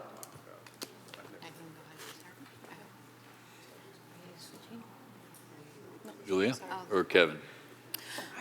Who's opening this? Is it assistant All right, city manager? just wanted to make sure you guys can hear me, so good evening, thanks for sticking with us today. So quickly, we have an agenda. We're going to go over budget timeline, methodology, long-term financial forecast, and then we'll kick it over to Yulia and Kevin to go over the budget strategies that we need some. And I apologize, the clicker is not working. Oh. There we go. Here we go. Okay, maybe we can go to the next one. All right, so as you guys know, March 1st, we did the strategic planning workshop, and then we adopted the mid-year budget at the end of March. That gave us our base budget to start with for some preliminary figures that you'll see later in the long-term financial forecast. Today, we're budget session 1, where we're going to go over the forecast. And then, as well as we have our strategic plan priorities that you guys just reviewed and adopted. And then we'll come back in May with budget study session 2, which is going to contain the meat and potatoes of the base budget, more detail there, and the CIP review. And then the CIP will also go to the Planning Commission for a review there, and then we'll come back for a budget study session 3. And this follows in line with our budget schedule from last year as well, for those of you that remember. And then finally, we'll wrap it up with a June budget hearing to adopt the budget. So for those of you who were here before, we're still going to do the zero-based budget methodology. What that pretty much means is that we're going to talk more about the why and not just the numbers. So as we present our base budget to you in May, you're going to get more of that. What does that mean for services? What does that mean for providing some of these services to the city, and get more about the why. That way you can have a better understanding of what this all means. So after we go over the strategies today, we'll utilize your feedback to build on that base budget a little bit further. The next slide is going to just be a brief review of the long-term financial forecast. In the attachment to today's staff report, there is the graph, the chart that goes with this graph and this table here, in more detail on the long-term financial forecast. This overview is just showing you that we have a structural deficit. This is something that we're going to be bringing back for the 25-26 budget, and try to balance that out with the strategies that we're going to present to you today, and any other updates that we're going to bring back to you in May. So as you can see just clearly here, that the expenditures are outpacing revenues through the years. What is also important in the attachment to the long-term financial forecast are the description of all the assumptions. We go through the revenue assumptions, we go through the expenditure assumptions, just to let you know the forecasted items that this pertains. What is not included in here are service enhancements or additional investments in capital assets. They're not included because once we bring the base budget back to you, once we get department requests, all of those types of things will be brought back to you with that base budget in May. So what is included in here are some of the revenue trends that we were seeing. Again, with the mid-year, we had some sales tax and cannabis reductions, so those reductions in those trends are moving forward. We also had reductions in TOT, STR permits, and business licenses due to the STR ordinance changes. And if you can see on the graph for the revenues, that is largely what's making up that flattening of the next few fiscal years, is that reduction in the revenue to the STR ordinance. Again, once we get more into the base budget, some of the preliminary assumptions here will change, and we'll update the financial forecast as we bring that through to the budget session. What's next is preliminary budget strategies, and Kevin and Yulia will speak more to that. Well, we've spent a lot of time discussing strategic goals. In the previous session, I just want to emphasize that the strategic goals and strategic plan ties really closely to the budget. So as we're developing the budget in the next few weeks or month, you will see more requests, and in the future study sessions, you will see this alignment with the strategic plans and the goals. So for tonight's report, we have only 3 strategies, preliminary strategies, that we want you to consider and provide additional input and direction. The first one is to change allocation of Access Educational ERAF augmentation funding, so also known as Access ERAF, for these revenues to stay in the general fund for as much as needed to balance the budget. As you may remember, over the last year, the council adopted a policy of splitting these revenues between the Housing Action Fund and Disaster Accounting Fund. So given the projected budget deficit that we are projecting at the structural level, we suggest that we change the strategy, at least on a short-term basis, to keep these revenues in the general fund. Again, driving factors here, obviously structural deficit that goes up. Also, we did do the survey with the San Mateo County cities, and we found out that quite few of them actually do use those revenues in the general fund, either fully or partially, to support the core services. So we are not going to be alone here. And again, these revenues are not considered to be long-term stable, and we still want to be able to evaluate the strategy in the future years to make sure that it is sustainable. So it's not like long-term recommended strategy, but for the time being, it's been we've been receiving these revenues for the decades. So that's one of the city manager's recommendations. And we can go to the next strategy. So the strategy number 2 is to address financial uncertainties related to VLF in lieu backfill payments. Again, we've been talking to you about this issue over and over again. It's been kind of reoccurring subject for budget discussion year after year. It supports strategy goal number 1, organizational and fiscal stability. Again, the driving factors here, the obvious uncertainty surrounding VLF payments from the state, and the state is continuing to threat to not fulfill the obligations to make this commitment, and it's getting more difficult every year because we are counting and relying on those revenues tremendously, but having this threat hanging over us during the budget process is really difficult from the financial planning standpoint. So the strategy here is a risk mitigation strategy. We recommend assigning a portion of the general fund reserve as assigned balance designation to offset this potential loss. So what it means, we will budget the revenues, and we will continue relying on those revenues.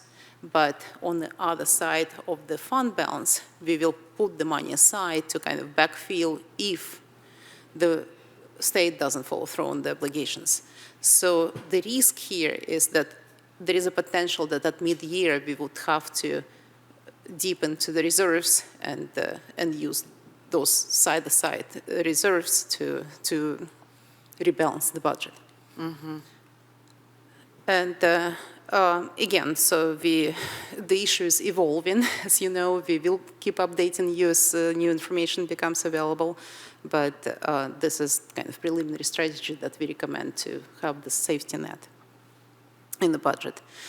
And the last strategy for tonight is prioritizing revenue-generating development to strengthen the city's long-term financial base. Again, we had this discussion in the previous item to a certain extent. Again, this strategy supports goal number 1 and 3.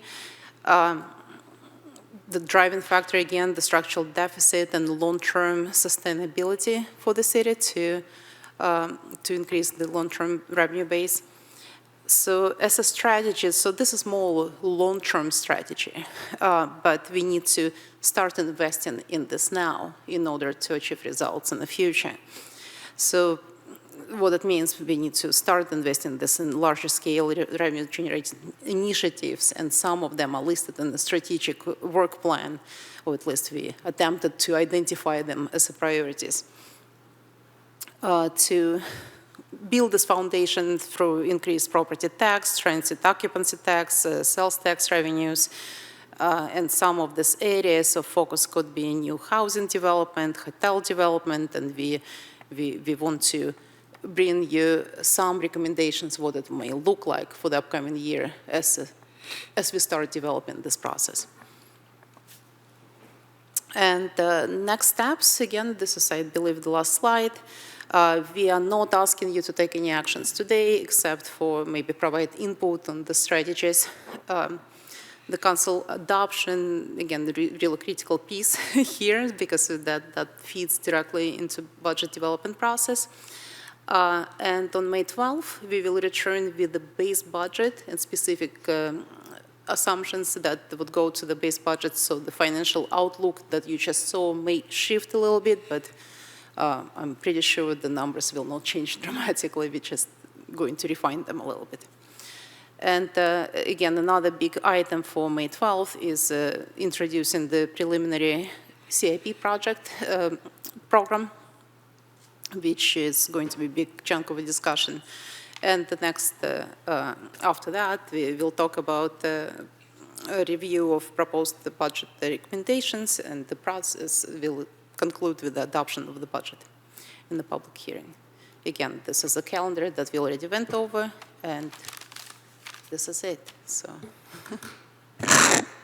Go. I move to extend the meeting, what? Till 1. 1 till 1. Second. Please vote. Move to extend to 1 a.m. made by Councilmember Beer and second by Councilmember Wright, passes unanimously. Thank you. Okay. We do have a public comment. You do. Father of a young child has been waiting for hours in this chamber to make this comment. Brendan Berman, budget item number 8. Good evening, City Council. As you begin to think about next year's fiscal budget, I ask you to consider renewing your support, your financial support of local LGBTQ+ organizations.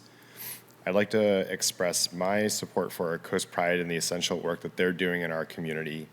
Coast Pride provides a safe space for LGBTQ+ individuals, offers valuable resources, and fosters inclusivity in a world where too often people feel overlooked and marginalized. As a community, we have a responsibility to support those who are vulnerable and ensure everyone feels seen and heard. Coast Pride plays a crucial role in empowering our LGBTQ+ neighborhood, offering programs and creating a supportive network that strengthens our city. And I ask again that you consider the positive impact Coast Pride has had and will continue to have, and support their mission to make our community a more welcoming place for all. Thank you. Thank you. Thank you so much. Are there any callers on the phone? Yes, we have one raised hand for Clifford Lawrence. Please go ahead. Good evening, folks. Clifford Lawrence here. The budget is probably the most complicated thing that we deal with here. And a few of us are CPAs, I believe. I could be wrong. In some of my past lives, I've been in cities where there were people who were independent, well-educated, and could bring to the public and to the governmental forum, the council, their expertise in analysis of the budget. My question is, would the city make available to an outside source, such as myself, to share with a CPA, sufficient information about the budget detail that we would be able to understand it and verify, city audits, whatever, and possibly be able to come back to council and explain it in a slightly different language, something more, how should I say, suitable to public consumption. That I understand, I think I recall, the city manager told us that the city had been, not too long ago, awarded an award for its way that it presented a budget. Now, this surprised me a little bit, but I wonder who was the audience that they felt that presentation suited? Was it the CPA audience, or a public audience, because if it was the public audience, it wasn't me. And I try working with the information I have available to me. I work with the distribution, disbursements list rather, and 1099s.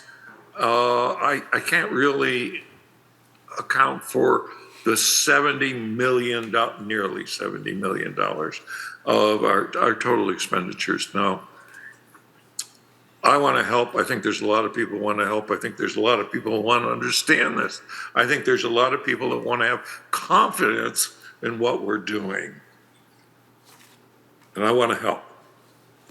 So I just say, can we make this more transparent? Please. Thank you. Thank you. There are no other raised hands. I have one more person in the audience who will be filling out a card before he leaves the room, Mr. Wallman. Hi. Yes. Wallman. Thank you. For this item, I just say, like, obviously we need to generate more property tax revenue, clearly. So when we see 70 new units at Odsted, when we see the opportunity for 1,000 new units at the Quarry, let's say yes to that. Let's figure out how to get that money in, and let's make that happen as soon as possible. Thank you. Thank you. Emily? No more? No more. All right, I'm going to close public comment and bring it back to the council for discussion, and we don't need to vote. Any comments? Any questions? I'm sorry, we need to talk about all these different strategies, right? One question on the VLF, I remember last year that we wanted to show that income, right, as part of our lobbying, our state officials, that we needed it. So what you're saying is we will show it, but then we have this backup. Do they see that backup, or is it better not to show the backup? No. reserves. It's reserves, yes. It's So I just general want to reserves. clarify that we still rely on those revenues. We can't not to rely on those revenues considering our financial situation. What we are proposing is setting money aside in the general fund reserves. If the state doesn't follow through on the obligations, we are not in jeopardy. We can still survive the year. So essentially, that's what it does. So that's just additional reserve that plug in the hole if we need to. It's a line of credit from our. Right, but the money will be used from the general fund reserve. So technically, the budget will not be balanced. So that's just a strategy to backfill this hole, right, for the year. So that's what we're proposing. And this same strategy was one that the council adopted or approved last year as well. Right. Yeah. Okay, I can remember that. And then, Is that borrowing money, is the money going to go back to the original account? Or we just going to put it on the general to spend it, and then we don't have the money on the account that's supposed to be? So what will happen, we will budget this revenue source, right? And that will help us balance the budget right now. But if the revenues are not received, then we'll take money from reserve, and we set this money aside in reserves to plug in the hole. So that's how we are going to operate for the 1 year at a time. So that's what it will do. Just accounting for this holistically in the general fund, right? So we'll balance the budget, but at the same time, we'll look really, really carefully at reserves to see, well, allocate these funds. So when we look at unassigned reserve, it's still compliant with the GFOA recommendations and all this. That's what I was going to ask you is, are we going to be harming our credit rating or going lower than the recommended reserve limits and such by doing this strategy? It's very unlikely that we'll go below the recommended reserves. Again, keep in mind the reserves is not that big of an issue for the city, balancing the budget on a day-to-day basis is. So what we presented to you is a structural deficit. That's what we're struggling with. Right. But we've been applying prudent financial policies before to make sure that the reserves remain healthy. And again, credit to the city manager and everyone before my time. So it's been consistent. And I just want to say about the ERAF strategy one, I apologize. I know that isn't what you want to do. I know you don't want to use one-time monies and put it into ongoing expenses. And I'm sure that is painful for you. And it sort of made me a little sad because that in our years of growing up, that's exactly how the city functioned. But it didn't seem clear to me that there was an articulated goal to not do that. And I know that we've had that goal and we've been moving in that direction, and now it's kind of falling back. And I wish we weren't, but I support the strategy. I think it's important that we make it clear to the public that we are basically busting out emergency reserves, we're busting out emergency measures because we have such a fiscal challenge. And I think that's the main point that we really all need to get here, is that we need to make some changes in order to stay sustainable. One thing that I would like to see is like city council being more involved, because we have this problem. And it will be good to find out what is the problem that we have?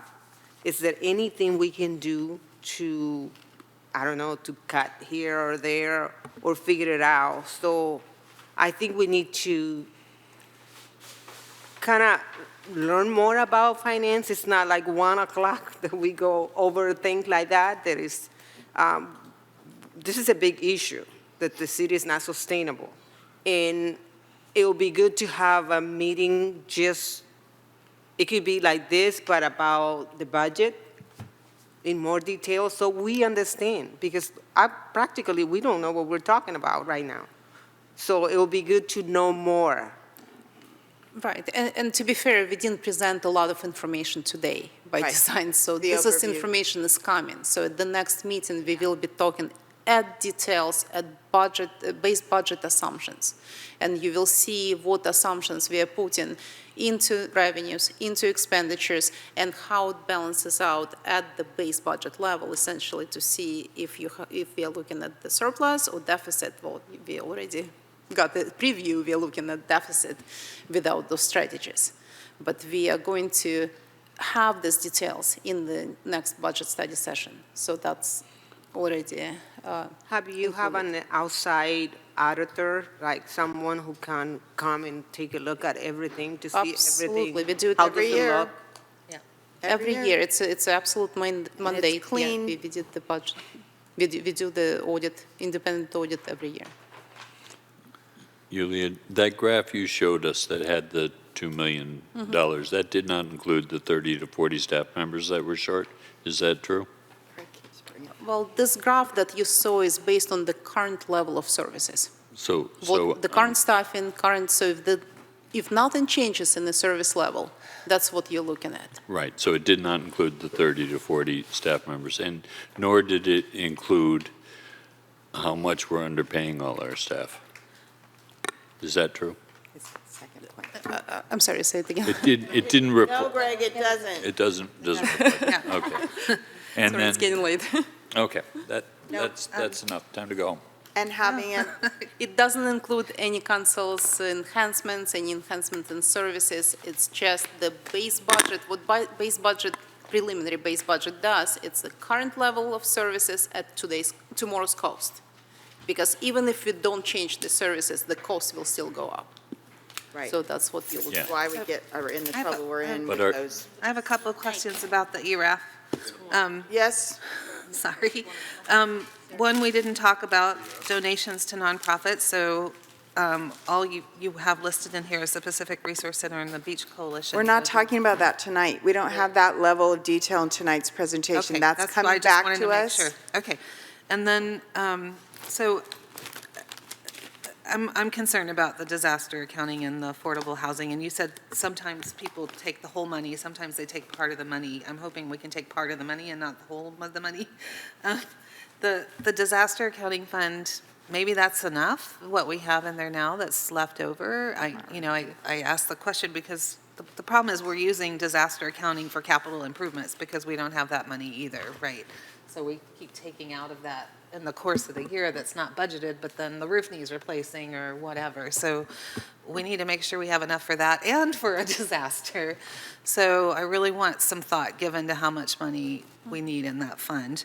And then the affordable housing development, I am worried about HCD seeing that we're cutting this fund when that is a priority item that we're working on. So if we can keep a little bit. I don't know if we're cutting the fund. I mean, I think we're not funding the fund is more the And we were supposed to come up with an action for funding the fund this year. And we're that's not what we're doing going to it. be working with Hart. Right. So there are strategies. So I think HCD or whoever will see that. And point taken, but I think we can address that. Mayor Pro Tem? Yes. If you have more questions, maybe we should extend additional. No, my brain is Nope, dead anyway. we're not doing that. We'll talk about this more next time. Right. Yeah, thank you. Thank you so much, everyone. Before we Sorry leave, y'all had to stay so late. Before we leave, I want to say that I learned 30 minutes before I got here that we lost another stalwart from our community. Clorinda Campagna passed away on April 4th.